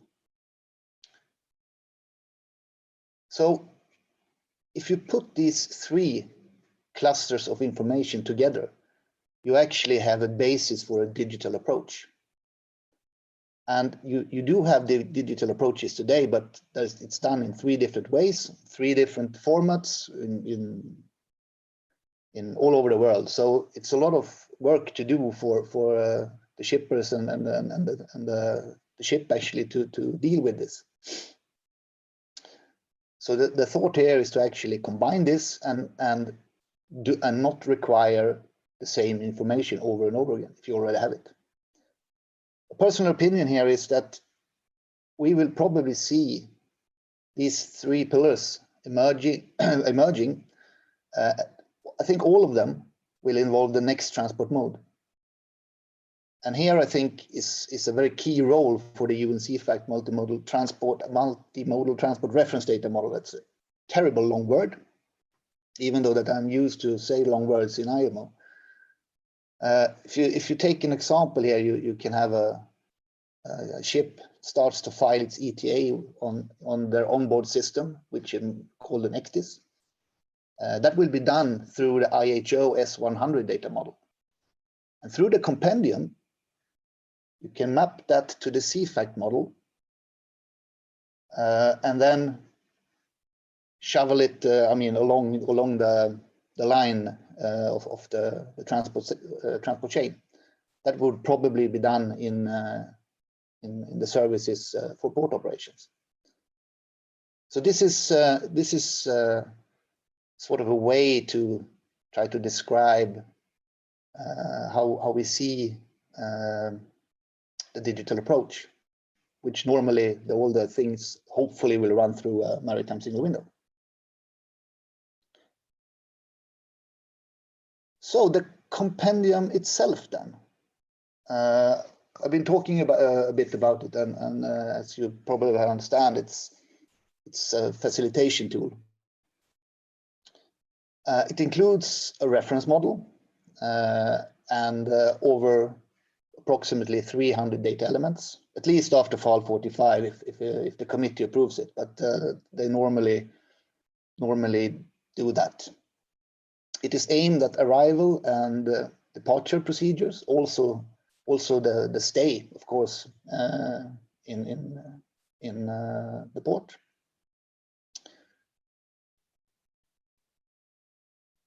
So these 300 data elements that is in the reference model within the IMO compendium has been mapped to 3 standard organizations. And we look to them for the technical implementation. Most of it is already there, so it's more of a mapping to do. And you can look at the compendium as a sort of a semantic model or the language that IMO is using or the shipping industry is using. And then we translate it. I can show you that in the next picture. So here you see how the idea behind the compendium. I actually see a mistake here that we should correct at the next expert group meeting. Well, anyway, that is, I think I can leave it for the audience to figure out what the mistake is, but I will not say it. So here's the general intention of the compendium. Of course, the compendium is in the middle, which is natural, at least for the purpose of it. So on the right side, you can see the conventions or the legal requirements, where it comes from. In the middle, you have the compendium, and on the right side, you can see different standards, where you have the UNECE in the green box. So if you take, for example, name of ship, which is very often mentioned in the conventions for FAL or another, we have chosen to call that ship name within the reference model. But if you then would like to implement this in an IT, then it's called transport means name.text. And for a system developer, that is not crystal clear. So by using the compendium as a translation tool, system developers can, not easily, but more easy than before at least, translate between various standards and also from conventions. And last, I will just mention a bit about the very close cooperation we have had with UNECE over the years here. UNECE was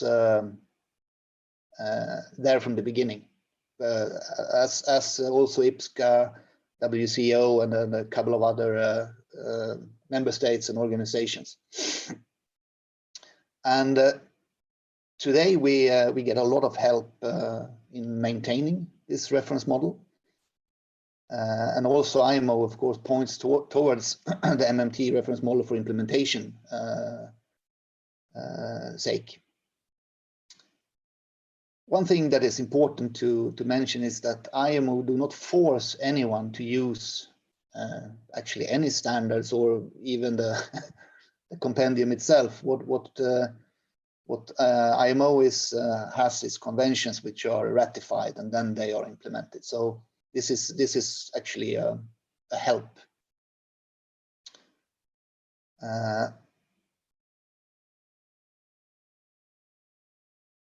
If I may speculate a little bit here, which since I have the floor, I can do that as much as I want. You can, yeah. Go ahead. That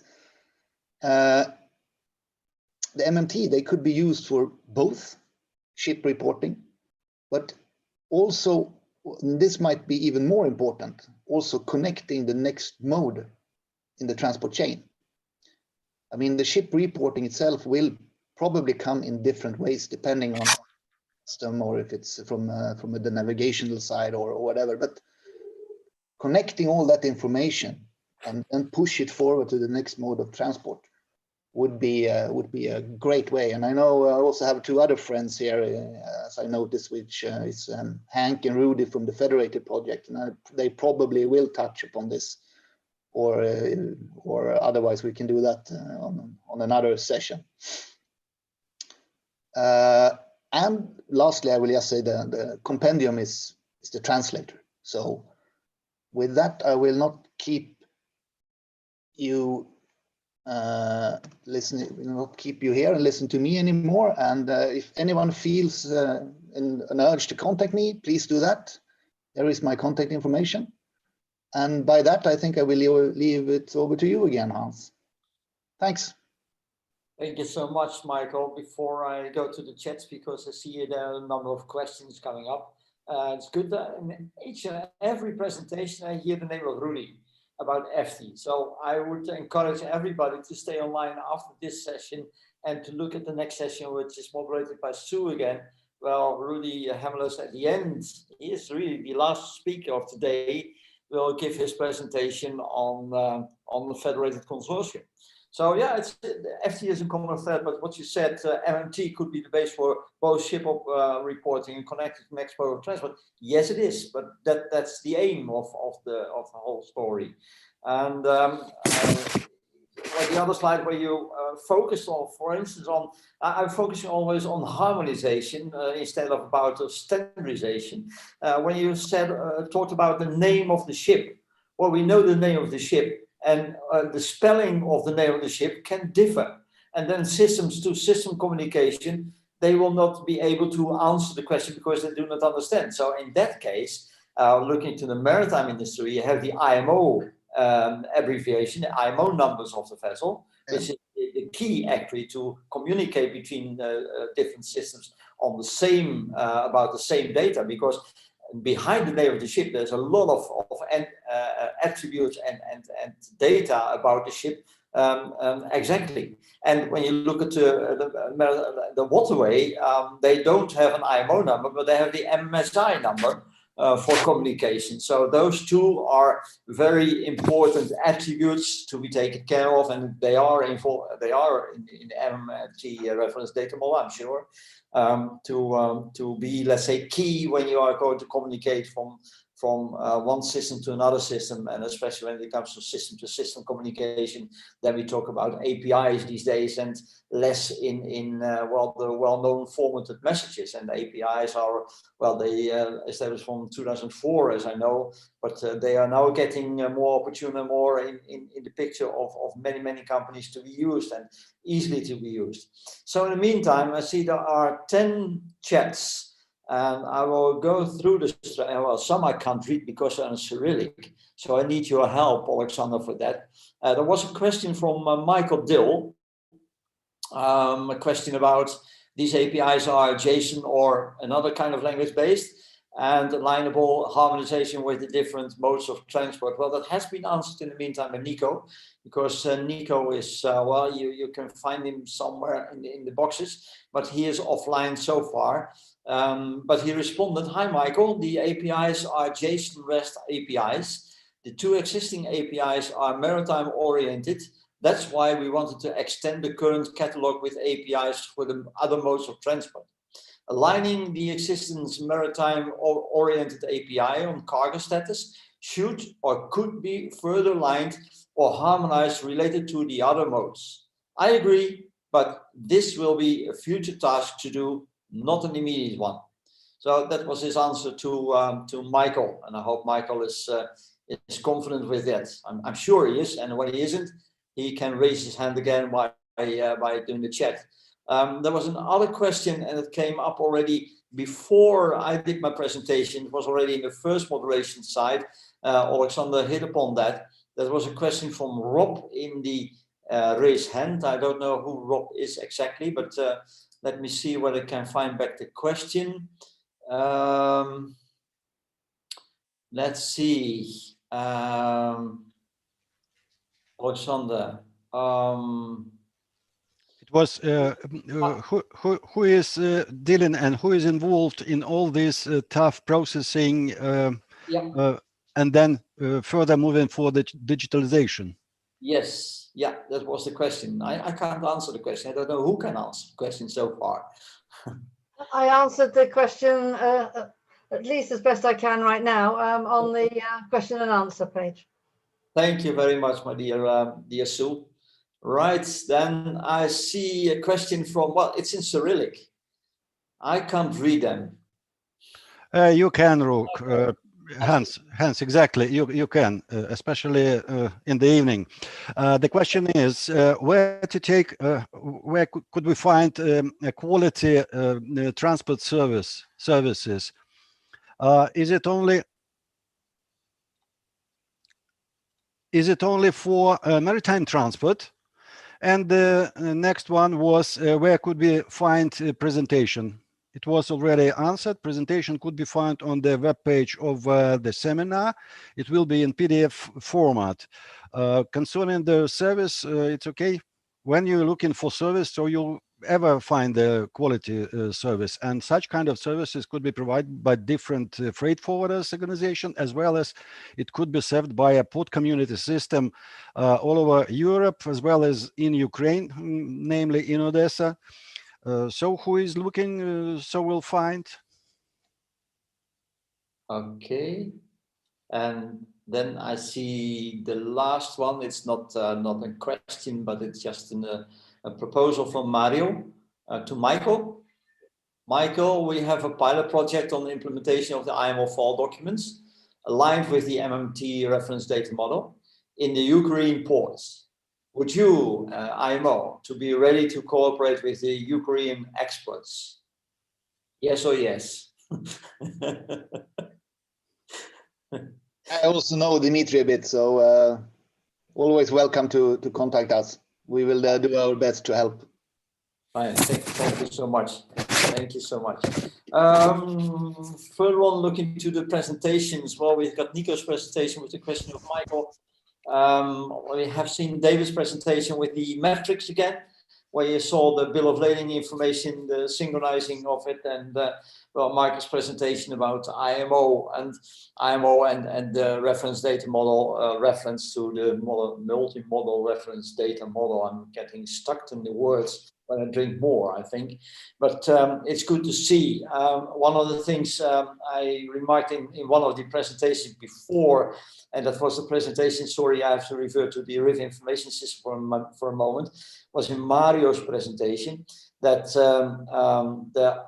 let's say the interoperability way and river information systems, it will be applied to 13 member states. And when I see 13 member states out of the 27, I only wonder whether all 30 member states will implement the same framework, the same message, or make their own deviations, because that's one of the things I remarked when we talking with the WCO, with DG Tuxet, where ICS, the first instance of ICS, they made the reference data model and they say to the countries, make it work. And each and every country make their own setup, their own message, their own structure, which is horrible for the business, I can tell you. So hopefully that will be aligned as well. So yeah, let's keep that in mind, that we are very looking to what is happening in the member states on that level. And when you discover that there are differences between the member states, please raise, and we can bring it forward to UN and to the DG Tuxet and DG Move. Right. Are there more questions so far? No. And I will keep my big mouth shut then as well. Thank you so much. Thank you, David. Thank you, Michael. Thank you, Nico. He is somewhere, but he doesn't hear me. But I will send him a message separately. Thank you for your expertise brought into this meeting, and everything that you told about your findings and the way forward and the future, where we're looking for to use as much as possible the MMT reference data model. I will make a shortcut now instead of setting the whole name, and use it as much as we can for the future of, let's say, the transport and logistics industry. And well, to say with Len's words, always about buy, ship, pay. And sometimes I just mutilate it in buy, pay, ship when you look to e-commerce, for instance. But that's another topic. Maybe we can discuss it later on, Lance, when we are somewhere in the world and see each other. Thank you so much. Thank you also to UN to give me the possibility to moderate this session. And I would like to hand over now to my colleague chair, but the chair of the UNECE is Sue. The floor is all yours now. Thank you. Thank you, Hans, for moderating and for your help. And just one short point before Sue takes over. We have 1 hour, 5 minutes until 2 o'clock. Until we have booked the interpreters. So we have 5 or 6 more speakers. So please, I had been inviting these panels for the speakers to have 7 minutes. I was taught many years ago by somebody who established the World Economic Forum that 7 minutes is exactly the time for business people to make their points. So that's why I put it 7. It was not invented from somewhere. So I'm really sorry. These important sessions, 2 sessions that are remaining, if we can do them really business-like. Thanks. Thank you, Sue.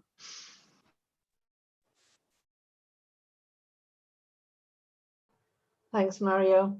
Yes, I'm going to echo the message to my panelists, please, that if we can keep to the timing as much as possible, we can maximize the opportunity for discussions, which are obviously very valuable as well. But I know it's difficult. You quote 7 minutes, but we have a very varied audience, and it's always difficult to get the right 7 minutes that's right for everybody. So we recognize it's difficult. And I would like now to introduce my panel. And we're going to move, first of all, to the air mode, because this completes our set of modal presentations. And I have 3 speakers. There's Hank. Good to see you, Hank. I was wondering. Okay, so we have, first of all, Mr. Courtney Robinson, who is the Air Transportation Officer at ICAO. And I know it's not a good time of day, this seminar for you, Courtney, but we value your participation. Courtney will be followed by Mr. Steve Hill, who is a UNCFAC expert working on the UNTTC project and the UNCFAC deliverables for the air industry. And then we will be followed by Mr. Hank Mulder, Head of Digital Cargo at the International Air Transport Association, IATA. So may we move without delay to Courtney, please? Are you ready to give your presentation? There's Courtney. Hi.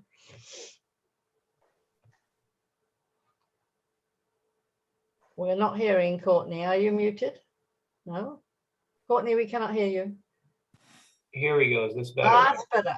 Great. Okay. I have too many input devices on my computer. So will UNECE be controlling the slides, or shall I bring them up? I did send them in, but whichever is easier. As you wish. Okay, I'll let you control them. And I'll say, as you value our participation, we value the invitation to join you for this very good seminar, which I believe is the first time for ICAO. And I will echo what my colleague Elhan said yesterday. We very much appreciate the collaboration. So I am Courtney Robinson, Air Transport Officer for Air Cargo at the International Civil Aviation Organization. And just a 20-second introduction, we are the UN Specialized Agency for Civil Air Transport based in Montreal. That is where I am coming from you today. Our founding document is the Chicago Convention on International Civil Aviation, which is from 1944 and predates the United Nations just by a few months, actually.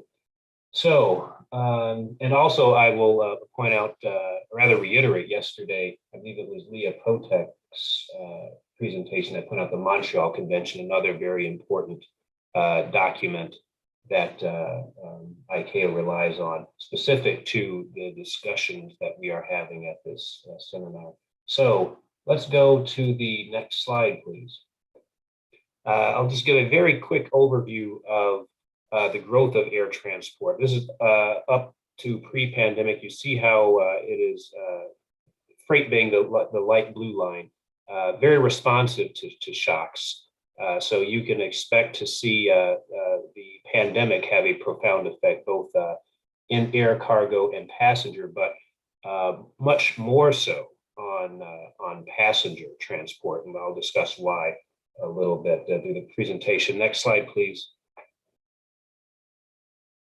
So we're going to do just a quick contrast in the number of flights versus the year-over-year growth. As you can see, air cargo has rebounded quite strongly thus far. Passenger traffic, as I mentioned, fell quite sharply. What that did was allow passenger aircraft to be reconfigured for cargo-only operations, and that's important because there are stringent safety measures for aircraft that have passengers on board versus those that have cargo only. Not that we don't value the safety of cargo, it's just that they are different when you are carrying passengers. So anyway, the drop in passenger demand enabled many aircraft to be refitted. Also, those aircraft that were less efficient, that had been parked in the desert, were brought back into service. So at the end of 2020, air cargo actually saw a small growth of 2.74%, according to our numbers, due to those trends, and also due to the collaboration and regulatory actions by ICAO, its member states, working with industry to manage the situations. And I will say one of the collaborations that came out of all that work with cargo is our closer relationship with UNECE and other UN agencies and stakeholders that have been responding to the pandemic. Next slide, please.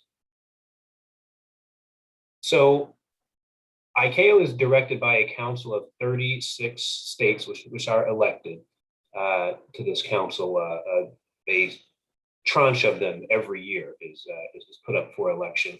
And a subset was developed in response to the pandemic, the Council Aviation Recovery Task Force, known as the CART.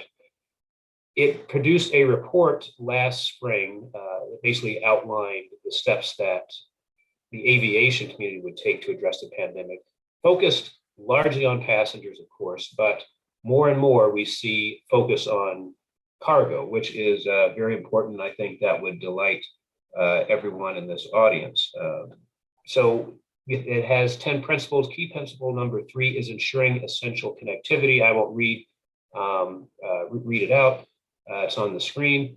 And also we had an implementation document, the Global Implementation Roadmap, which also highlighted the importance of broader digitalization for both passengers. You're familiar with your e-tickets and such things, and airports are becoming more contactless, and certainly will be in the near future due to the pandemic, and also to cargo. And that is where the work with UNECE and other agencies and this broader community comes into play, because air cargo services are a key component of global supply chain. What is valued particularly is the fast and reliable transport, especially as we look at a world where PPE, even now that vaccines are in circulation, we not only have to transport vaccines, the medical equipment, we also have to continue to ship PPE as we look at certain hotspots around the world. It continues to be in high demand. So next slide, please. So this leads to the ICAO Public Health Corridor concept, which includes air cargo operations. I will see if I can get a link for the chat to the electronic bulletin. That's what EB is. But you can read this guidance material via our website. But I will tell you that for cargo, the public health corridor concept highlights the considerations on contact with surfaces in the immediate environment or things that have been touched by an infected person. That in the sense of cargo, that could be the large volume of paperwork that accompanies a consignment, starting at a customer service counter where it's received, it goes to a different country, more hands touch it, and in many of these cargo facilities, it is not easy to socially distance or to wash hands. So it is a concern, and also the physical distancing aspect. So what the CART recognized was that COVID-19 introduces the need to minimize the physical contact among supply chain actors and added urgency for us to address the need for digital and contactless processes and technologies. Next slide, please. So as I think everyone is aware that this is digitalization is an enabler for air cargo and the broader supply chain. But let me just give you a few bullets on elements of why. So we have our public health corridor concept. It's responding to public health measures. Also, increased safety. We know about the dangerous goods declaration. I think everyone here has been referenced before.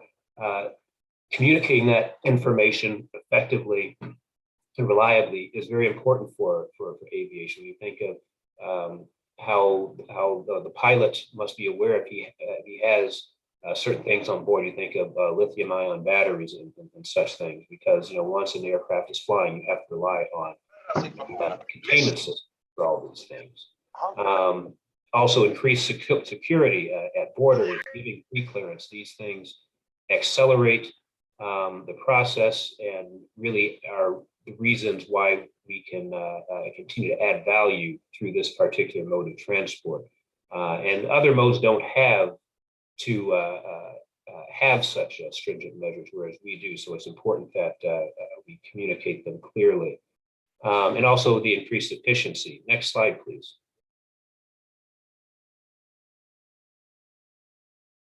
So digitalization is key to trade facilitation. I'll just highlight the first bullet in the interest of time. 35% of trade value is transported by air. Obviously, vaccines these days are very high value, but in normal times, you have high value goods, electronics, you have increasing e-commerce, some of which has to get to market very quickly, yet it spends 90% of the time waiting on the ground due to various processes, which you're all very familiar. So this work is another reason why this work is particularly welcome by the air community as well as shippers, and also some information there on the TFA, its role in this discussion. And also, I'll go on to that last bullet, the need for data for better trade decisions, better trade policies, I should say, as the world looks at the supply chain, how it's going to evolve. Digitalization and its ability to capture data for analysis and study, and to actually contribute to better policies is key. Next slide, please. So all this leads us to a new collaboration, and I'll just put in the chat for your reading pleasure. I'll use the Russian version. We have a joint statement that was signed just last year among UN agencies. Excuse me just a moment. Here we go. Putting it in the chat for everyone. And ICAO, this began with the discussion with UNECE last spring, and by the summertime, late summer, we had a number of agencies that signed it. And this collaboration includes digitalization as one of its goals. Next slide, please. So the objective of the ICAO-UNECE collaboration is to support the UNDA project, and for us it represents an integrated approach to transport policy accompanying air cargo and mail supply chains. Next slide, please. And really the statement of work, I think everyone is quite familiar with this. We've been discussing it for a day and a half so far, so we'll just move on to the next slide. The important message is that it is the inclusion of air cargo alongside the other modes in developing the multimodal transport reference data model. Next slide, please.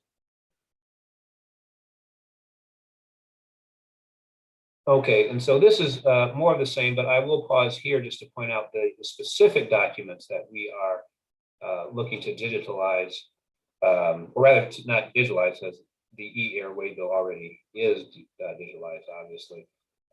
We are looking to integrate them into the reference data model, the e-air waybill, the consignment security declaration, which really details how a consignment was screened before going onto an airplane, because ICAO is moving to a 100% screening environment starting the 30th of June, whichever the last day of June is, 30th or 31st, I believe it's the 30th. After that point, everything will need to have been screened, whether it is coming from a known consignor or regulated agent. The account consignor regime will be phased out at that time. And also we have the dangerous goods declaration, which there is the one that we use now, the IATA shippers declaration is most widely used. There also is a UN multimodal dangerous goods declaration, and there is much interest in the community in making better use of that one, because obviously multimodal can be used by the various other modes that are represented here in the seminar. Next slide, please. So we are enjoying a broad stakeholder support from within the UN system. It is UNECE and ICAO in this collaboration as the leads between the two, but we have also been working with a number of other agencies. Most recently, I was at a meeting of the ICAO UPU, Universal Postal Union Contact Committee, which meets yearly. And one of the things that came up was the potential for postal forms to be integrated into the work, into the development of the reference data model, the multimodal transport reference data model. And that is a discussion that we hope to have soon, a detailed discussion to look at the merits of doing just that. The challenge being that mail falls under UPU rules, and there are some differences there that we have to take a close look when you look at mail versus regular commercial transport. But from industry, we're happy to be working with IATA. We have Hank coming up just next. I see Glenn Hughes has just joined, and IPSCA and FIATA, all partners that we're very happy to be working with. And also, I think I'll just emphasize this, when we are looking at stakeholders, we have to look at who are going to use, who are going to implement. And so what I'd like to highlight here is, we'll go on to pilot implementation on the next slide, please.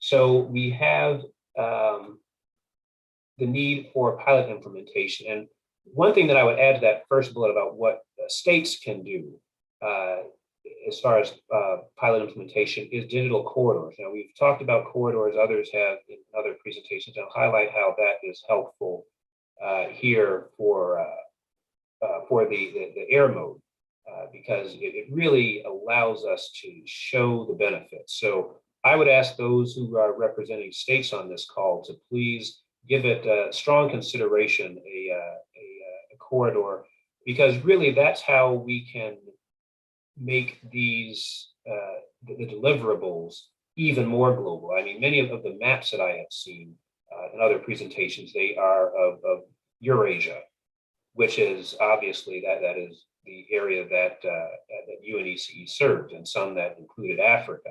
But I'm over in the Western Hemisphere, and when I look at the countries here, the U.S., South American states, they do not have the they have not adopted a number of the terrestrial focused conventions. So I think it would be good that they give those strong consideration. But air, crosses oceans. As I mentioned with the Chicago Convention, the Montreal Convention, we have a global framework set up. I am very interested in progress on other aspects of the legal framework, especially for electronic signatures. I believe it was Ivan Petrov who mentioned that in our very first presentation. But we have much of it set up. We even have a couple of countries here in the Americas who are interested. My colleague, who I believe is online, Leonardo, and the ICAO South America office has engaged Uruguay, for example. There is interest there in adopting the reference data model for air. And I should think for other modes, the Montevideo has a significant maritime operation in the port. So there are opportunities that exist over in the Western Hemisphere also, and as well as in the East. There are some others here from Asia. I see those from Hong Kong in the audience. So I hope with aviation we can contribute to expanding use of these standards of the transport of the reference data model. And I would encourage everyone to please actively engage us at ICAO. We are working closely, as I point out, with UNECE. In fact, they've been partners in a couple of webinars. Another's coming up August 25th. And I will work with Mario to make sure that everyone is aware. It will focus on air cargo digitalization with particular emphasis on the security aspects, that's cyber and physical. Next slide, please. And then I will be wrapping up. I would invite everyone to please have a look. I'm placing in the chat right now a link to this brief so you can download it immediately. It is our new priority brief for air cargo. It is the first in a series. Our SecGen, Dr. Fang Liu, asked that we develop it with a focus on air cargo. So I took the lead on that. It provides considerations and recommendations to primarily states, but all stakeholders, so industry too. It highlights what we at ICAO have done with other UN agencies, with states, with industry, with the stakeholder community for the whole supply chain, really to address COVID-19 through vaccine transport, economic regulatory measures, and also digitalization. We, in fact, highlight the work we're doing with UNECE to support UNDA, and I would welcome your feedback on it. It also has can serve as a companion for the cargo and supply chain related guidance, which spans safety, cargo security, and connectivity. Again, I welcome your feedback on that. Next slide, please, which should take us, well, I've already provided that link. There is a link to the English joint statement with the UN agencies. I'll just put it in the chat. And then with that, I believe I am at an end. Let's just check the next slide though to make sure. We haven't. Okay. Slides. It looks as though we're there, Courtney. Okay, great. Thank Over you. to you, Sue. Thank you very much indeed. A very insightful presentation and a good stepping off point for the other presenters in this section here. I would like to I would like to collect the questions and discussion until the end and see if we can find some time for that. So I think we'd like to proceed with the next presentations, and then we'll come to the discussions and any questions that have arisen. So I'd like to hand over to Steve Steve Hill, who is a technical expert who is helping with the UNDA UNECE project. Over to you, Steve. Hi, good afternoon, good morning, good evening. We've heard a lot about the power of the water. Hopefully we're going to look at the lightness of the air. I will try and share my, actually I can't share my desktop for some reason. Could the organizers please put my slides up, please? For some reason my share's not working. Okay, that's great, thanks very much. My name is Steve Hill. I'm going to discuss the latest exciting initiative within the COVID-19 project. And I'm UNCFACT domain expert looking after air transport. Could you move forward, please? I won't dwell on this too much because you know, we've talked about this already, but just a little bit on the background. When we're faced with the critical situation of the pandemic, the response is not only to encourage digitization, but to, as Courtney was saying, eliminate paper from the supply chain as a potential vector for coronavirus. So it's a kind of double-edged sword, if you like, this particular initiative. And what we're going to discuss in the next few minutes, hopefully, is how the air domain is going to be supported. Can you move forward, please? There is a little bit of, just for the organizers, there's a little bit of animation on the slides, but no, that's fine. If you just, no, go back, please. That's it. Okay, just to put it into context, as we've already heard, there have already been several of the other modes have already been part of this project in maritime, road, inland waterway and rail.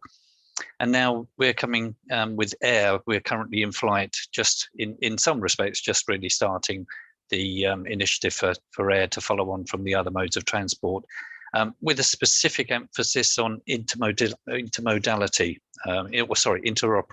between the modes. If you can move forward once, please. Okay, getting as you saw from Courtney, the three documents or data sets that we're looking at in principle is the Airway Bill, the Consignment Security Declaration, and the Dangerous Goods Declaration. The project's been split into two parts. One is looking at developing the standards and the artifacts in and around the standard models that the UN uses. I won't go through all of them there, but the other modes of transport have already implemented some of those artifacts, such as XSD schema, XLS guideline structure, UML diagrams, etc. And where necessary, we'll be developing business requirement specifications, or indeed enhancing some of those that are there now. The second part of the approach is to pilot find pilot implementations where we apply the standards that we've developed in the preparation for proving the concept, as it were, with the pilot implementations. We're working, as you saw previously, with ICAO, with Courtney, very closely to look at potential use cases where we can apply the standard. The plan that we have for the two phases, we're developing the standards currently up until the middle of July, and we're looking at pilot implementations around September time. What we're doing right now is we're assembling the project team with some experts, and any other experts are quite welcome to join us. We've identified many of the data sources that we require for the data mapping and modeling, which is the process that we're going through right now. If you could move forward, please. So the core mappings we have at the heart of it, we have the Airway Bill, and even though we're working on a digitalization process, I'm putting the visual metaphor of the documents there because sometimes it's a bit easier to kind of visualize a document than maybe a message. So at the heart of it is the Airway Bill, which in comparison to other bills of lading, we've already seen that there are some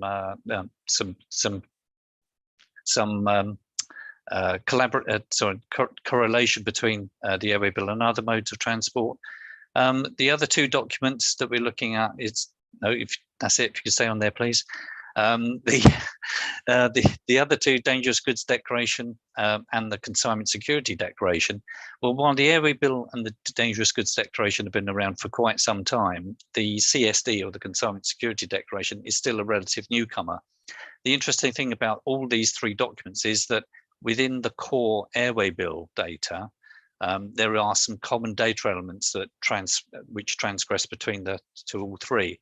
Most specifically, the CSD is that the data elements within the airway bill data set are encapsulated within from the CSD into the airway bill data. Okay, if you move forward, please. So on the approach that we're taking, there's already lots of electronic and digital standards out there already. What we're looking at is interoperability. So we're not replacing any of the standards. And there you can see the core IATA standards of cargo IMP, which is bespoke EDI, but is the kind of legacy standard, which is still used by a lot of stakeholders within the air transport industry. We've got Cargo XML, which is the current standard, if you like, which is very much UNECE aligned.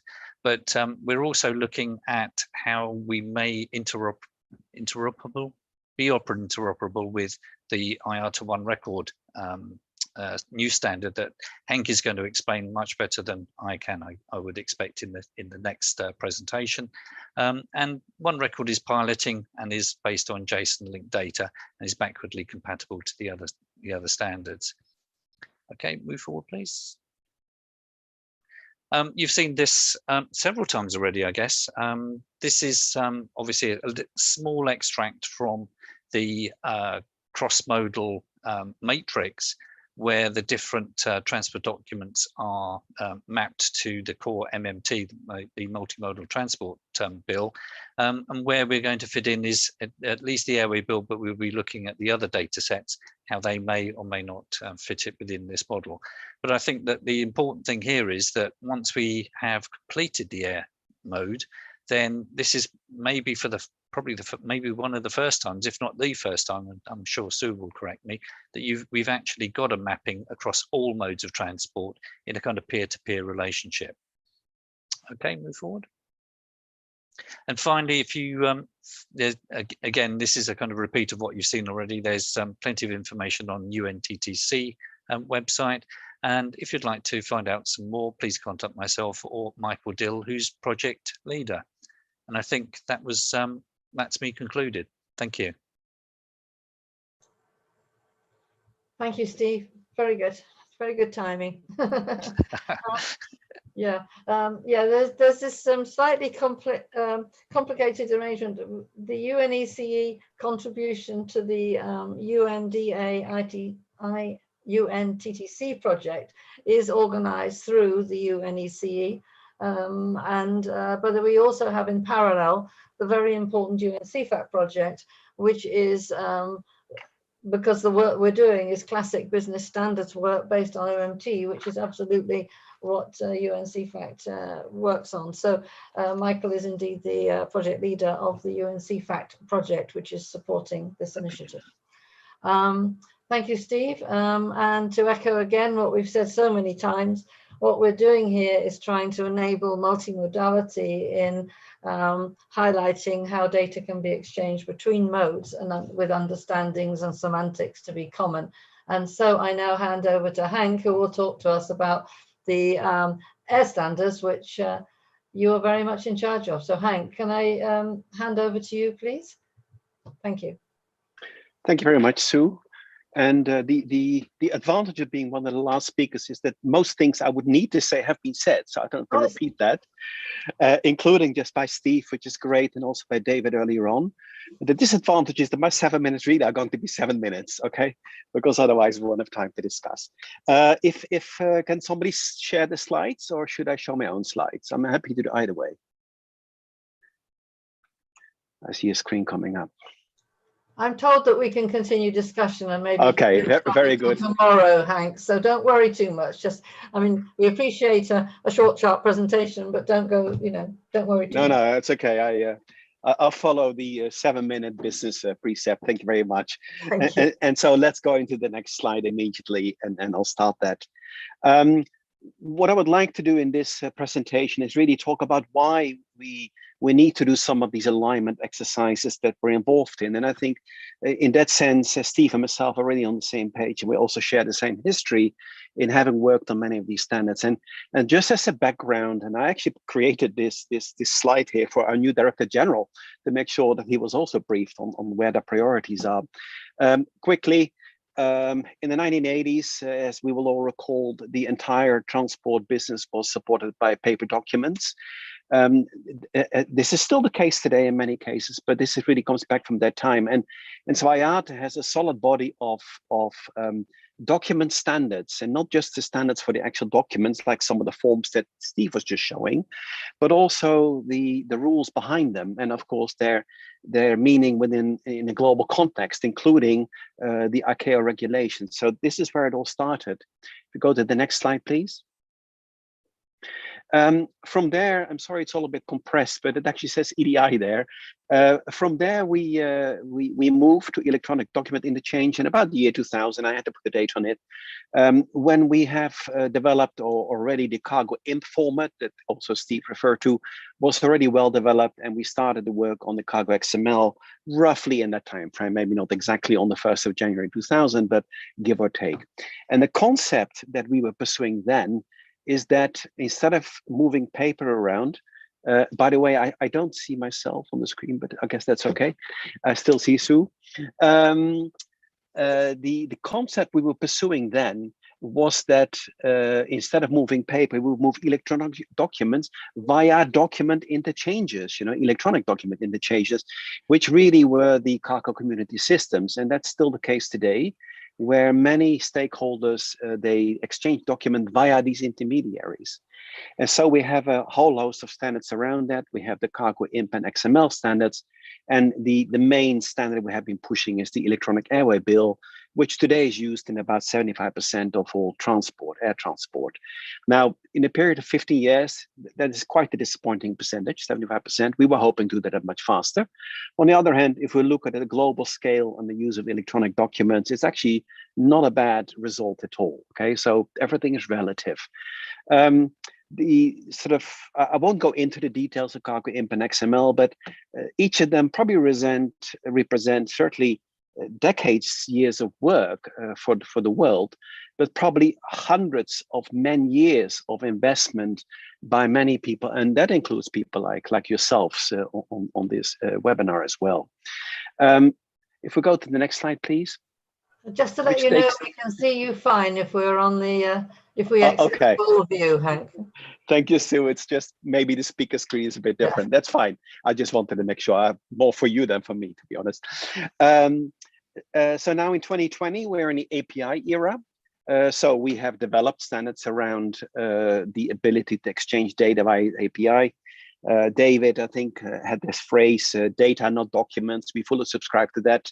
The problem with documents is that, and Steve showed it, there's a lot of replication of data on documents, and sadly they're not always the same data, even though they should be, which leads to data quality problems. The other problem is, of course, how do you get data out of documents? So we're in a much more data-centric world now. We're using APIs for exchanging information, and we have a full set of standards. I won't go, unfortunately, Steve, I won't go deep into one record, but suffice to say that it really is almost a carbon copy of the work that UNECE has been doing. Organizations like EDI3.org is having an ontology, having an API specification, using JSON LD as well, and having a data security standard. So you put all of that together, and we're all really following exactly the same trends or best practices that are there today. What you can't see because the screen is a bit funny with the things is that there's a term Internet of Logistics. The word logistics is missing, I think, at least on my screen.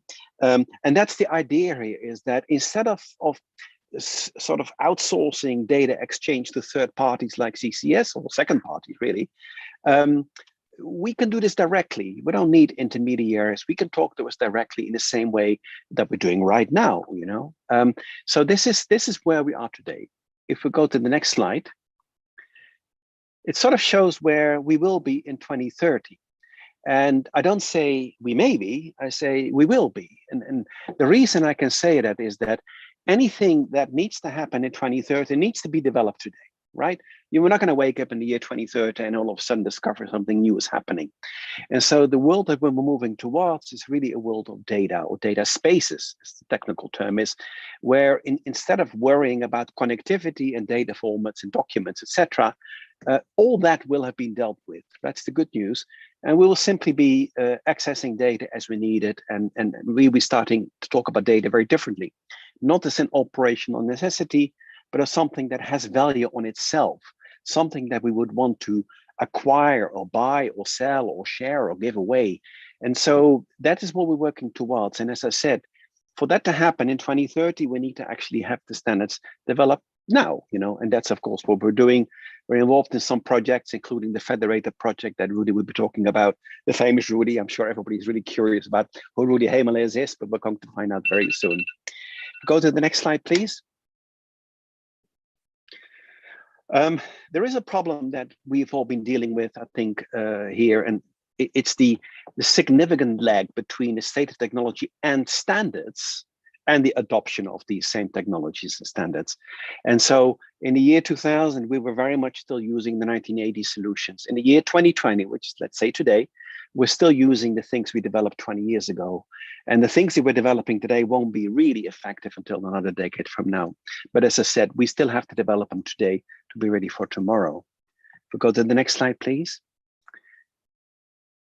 What I'd like to focus on is how do we marry up that problem, right? How do we deal with the fact that we're still using the year 2000 solutions of XML and cargo imp, using CCSs, and at the same time, we have standards for an Internet of Logistics. If we go to the next slide, please.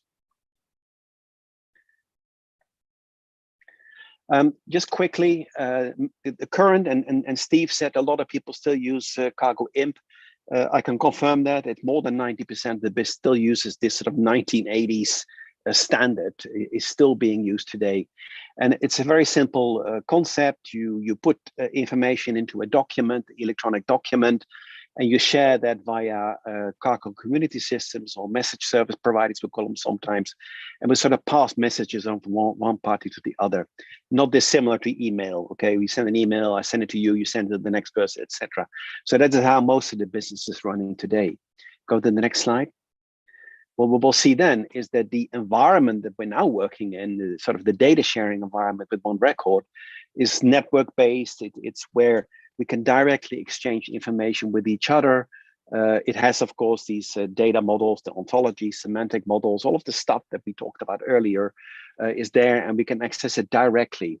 The question is, how do you marry these two worlds? If you go to the next slide, what we will see is that the best practice or the recommended practice that we are developing, which is essentially IATA standard, is that you take an existing environment like a messaging environment, you equip that environment with a one record server, which is a data sharing server. We call that a proxy, in fact, and that does a direct translation between messages and vice versa between the one record sort of data sharing environment with messaging. And that essentially creates a bridge. That could be a common bridge for everybody, or you could have multiple bridges. But essentially, we need to start mixing up these two worlds, because if we don't, the chances are the transition to data sharing is going to be extremely hard. So this is a very important development that's going on, and it will probably be, my guess is going to be that breakthrough thing. You know, until we have that bridge, we can talk about it, we can do all these things that we want to do, but until we create that bridge, not much will happen in terms of practical implementation. So that's an important development taking place right now. Go to the next slide, please. I'd like to make a few comments on interoperability. the title here, data model interoperability, is hard. The reason is that if you take, and on the left is a whole list of organizations, including, I'm sorry, UNCFAC, my screen is all funny, UNCFAC, WCO, IATA, there's lots of other organizations that have syntactic data models that are extremely well known and well used. The problem is that when you try and interface these models, you really have to do that one-on-one, okay? You go from one to the other. It requires a tremendous amount of work that you know better than anyone else how hard that is. And the more models you have, the harder it becomes. And on the right, for the mathematicians among us, put a little list of numbers there. In fact, there's an error there. If you have 2 models you want to interact, you have to come up with an interaction once. If you have 2, if you have 3, then you need to set up 3 interactions, 4, 6, and if you have 6 different models, you have to do 15 interfaces for that to actually work. And this is extremely hard. And that is probably the main reason why we don't have full interoperability today, because it is so hard. If we go to the next slide, I think we have a better solution. And that is to start putting semantic models at the heart of it all. And this is really where the UNECE work, the relational data model and the MMT are extremely important. Because when we look at these maps that we have seen today, that Steve was also showing, is really, it's about understanding how these different models map to a common ontology and a common semantic model. If you do that, you only have to ever interface syntactic data model one time. Now, there is a little nice sort of benefit from working with this type of technologies. And on the left, you see some companies that do that, including, you know, companies like Google, Yahoo, and Microsoft, who are pretty big in this as well, even though I may not be aware of it. They have done a lot of work on that. What's really nice about these semantic models is that they link directly to knowledge graphs. And that really allows us to get a much better understanding of the data that we're dealing with, which then links directly to artificial intelligence. So as much as we are trying to do the semantic modeling as a core for integrating our various languages that we speak in this industry, at the same time, we're getting ready for a very different era, the era of AI. Next slide, please. And I believe that is my last slide, yes. So ultimately, it's all about interoperability. We've heard the word a few times today. If I start at the bottom, I mentioned technical interoperability. That's okay, we can do that. We can figure out how to connect APIs. Semantic interoperability, I discussed that. We've heard it many times today. Then we have legal interoperability as well. And there we still have some work to do. Most of the transport conventions are unimodal. They're not multimodal. And this is something that will need to be addressed in the years to come. And I know that people are looking at it. I know that, including in this particular group, but that's very important. If we can't agree on things like multimodal liability, then we keep creating barriers for ourselves. So that is probably one of the big topics that needs to be addressed in the next decade. And then lastly, organizational interoperability. And this is, for me, the big squid, you know, the giant squid. That's the one that's going to make it all work.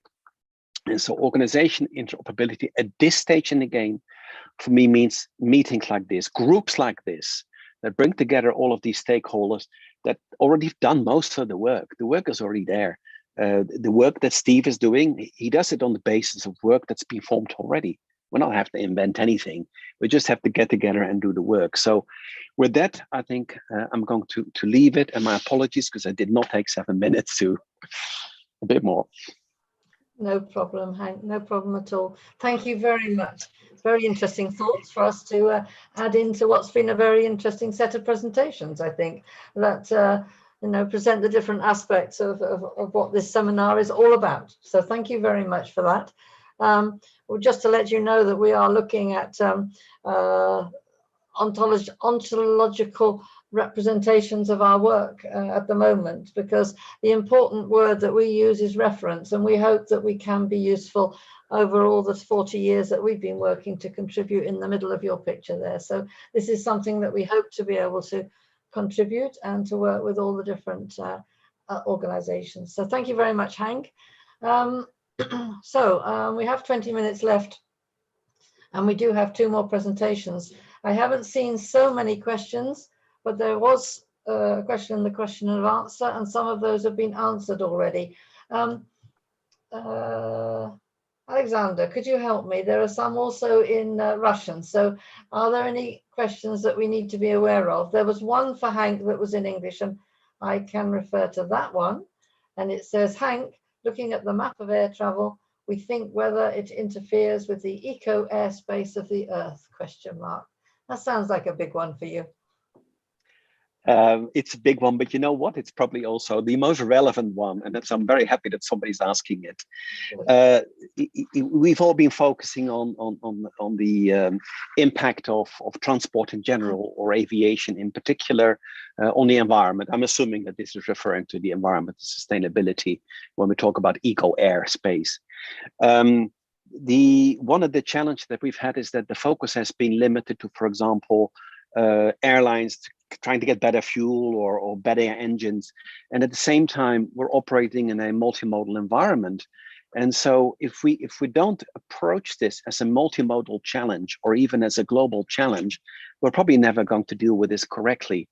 And just to link this to data sharing, which is very much the topic here, one of the things that we have found is that if you really want to have a positive impact on the environment, you need to have the data. You need to have the data that you understand how each party in the supply chain is contributing, how much that is, so that the consumer, or the shippers for that matter, can make better choices and better planning. So a lot of this actually comes back to data. I think once we have the data, once we get direct access to the performance of operators, of individuals and parts of the industry, only then will we be able to have a positive impact. But in such time, I think the digitalization and the ability to share data is going to be one of the most fundamental aspects to actually address this question. Thank you. That sounds like a great answer. So, okay, I don't see any other questions, but Alexander, I do need you to help me, please. Is there anything that I'm missing through the Russian comments, please? Yes, but it was just a peculiar question on where to find such services, which company can provide such services as electronic services. I've already just responded. It's quite private, not for the... Okay. We cannot, yeah. Fine. So in that case, thank you all very much. I think I would like to now... Sorry? Just a quick one, just on to add to Hank's response. I don't know if I had lost you or what, but I went ahead and put in the chat a link to ICAO's environment website where it details what we are doing. I won't take up too much time. I would also, I see Glenn Hughes here, and I know TIACA has one of its top priorities, and I'm not just saying that, it literally is sustainability from a particularly cargo point of view. So maybe Glenn has a link that he could quickly share also, just so that everyone is very well aware of what we are doing for air cargo and aviation more broadly for environment, in addition to what Hank pointed out, and I think Hank did it quite poignantly with respect to how digitalization is going to benefit. So thanks for that. Thank you very much, Courtney. Okay, so I think I would like to, we have a short time today, and I think it's been suggested by the organizers that we move one presentation to tomorrow morning. And Dimitri and Galina from PPL 3335 LLC, and also as UNECE consultants, would it be possible for you to do your presentation first thing for the third day, please? And if that is okay, then I would like to introduce Rudy Hemmelers, who is a partner in the Federated Consortium and the Digital Transport and Logistics Forum, but also a great UNC fact expert and a generally good egg, as we would say in the UK. So can I hand over to you, Rudy? Are you ready? Yes, good afternoon. No, it's time to really get nervous here, but let's put the screen on. And you see, I prepared a couple of slides of which I'm going to select a couple of the ones with the stickers, yeah. And the most important to start is to ask you if you see my screen. We do. Okay, so I'm working in this environment, and it's always challenging to follow up on the very interesting presenters this afternoon. But I have to say that I'm approaching a particular subject and what we are doing in many contexts together with the UNECE fact, together with Federated, together with the DTLF. I'm working in a context whereby 50% of my time for many years, I'm working in the air cargo world. Initially 10, 11, 12 years for Cargolux, but now already since some time for the Luxembourg government and also for a couple of forwarders and relocations companies, which are small companies, which are operating from the area of Luxembourg and who leverage the position of Luxembourg to be in the heart of a global air cargo world network, and on the other hand, to be in the middle of Western Europe and with with road connectivity all over Europe. So typically we are, I say we, because this is really what I do, minimum 51%. We are moving households, we are moving art objects, we are moving expensive valuables between Europe and the rest of the world. Yeah, and the real challenge of these small companies, these smaller companies, is to deal with many players, to deal with very marginal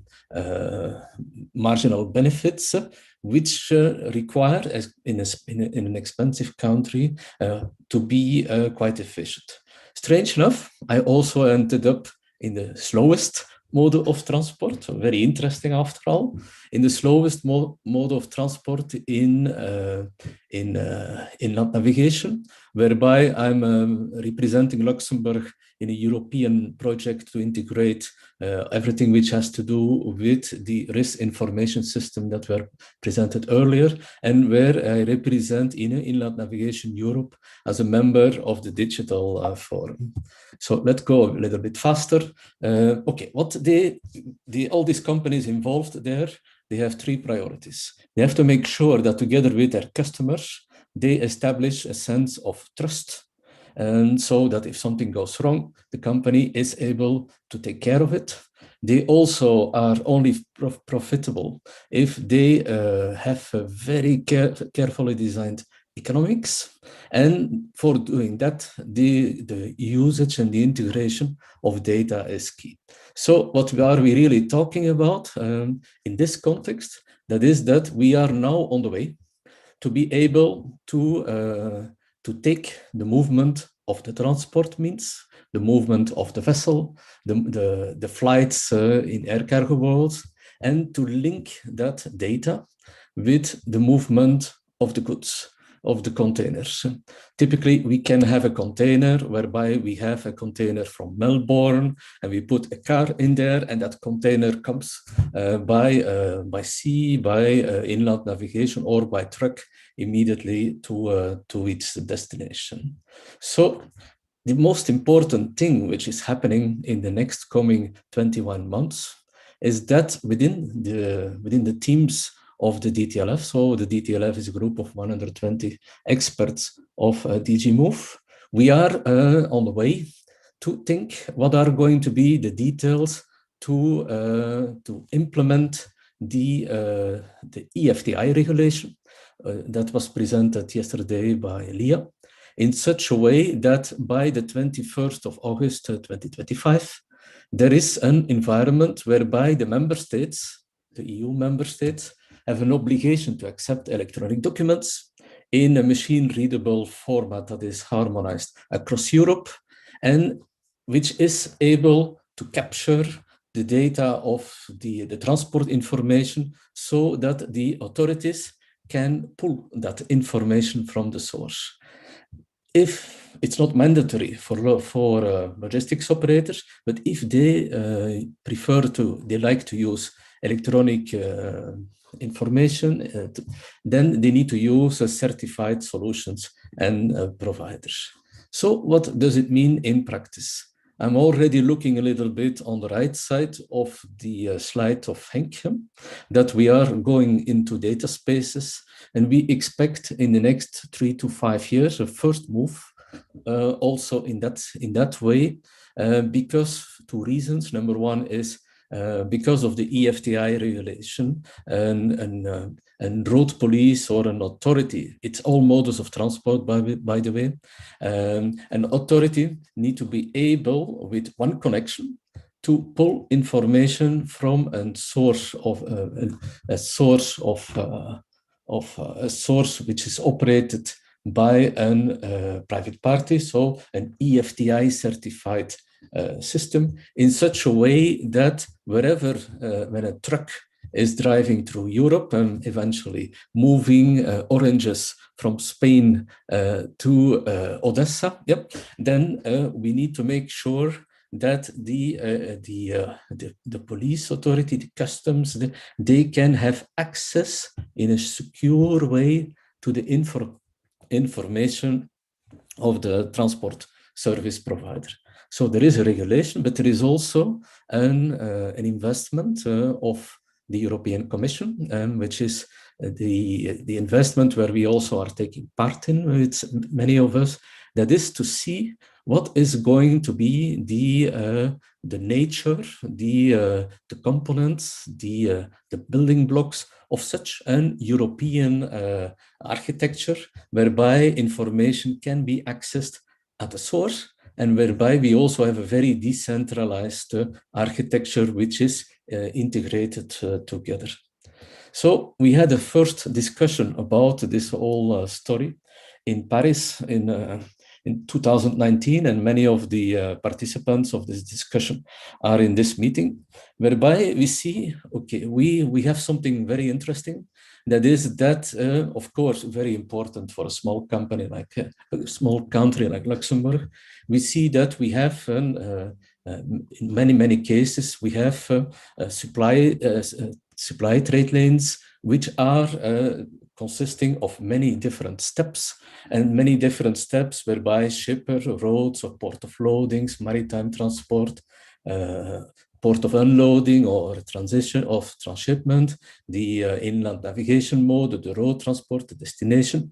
I just use an example here because we also have examples with air cargo, with railroad, but we see that everyone is using different systems, different standards, but because of the emergence of regulation, I think that's a very important thing. Because of the emergence of technology, we see a move in such a way that we are going to an integration of APIs, but immediately answering the question, it doesn't need to be APIs. It can be AS4 asynchronous connection. I see even in the air cargo still many interfaces which are using structured messages, which are already there since some time. But the importance is that the data can stay at the source in such a way that when we have somewhere for instance, an authority,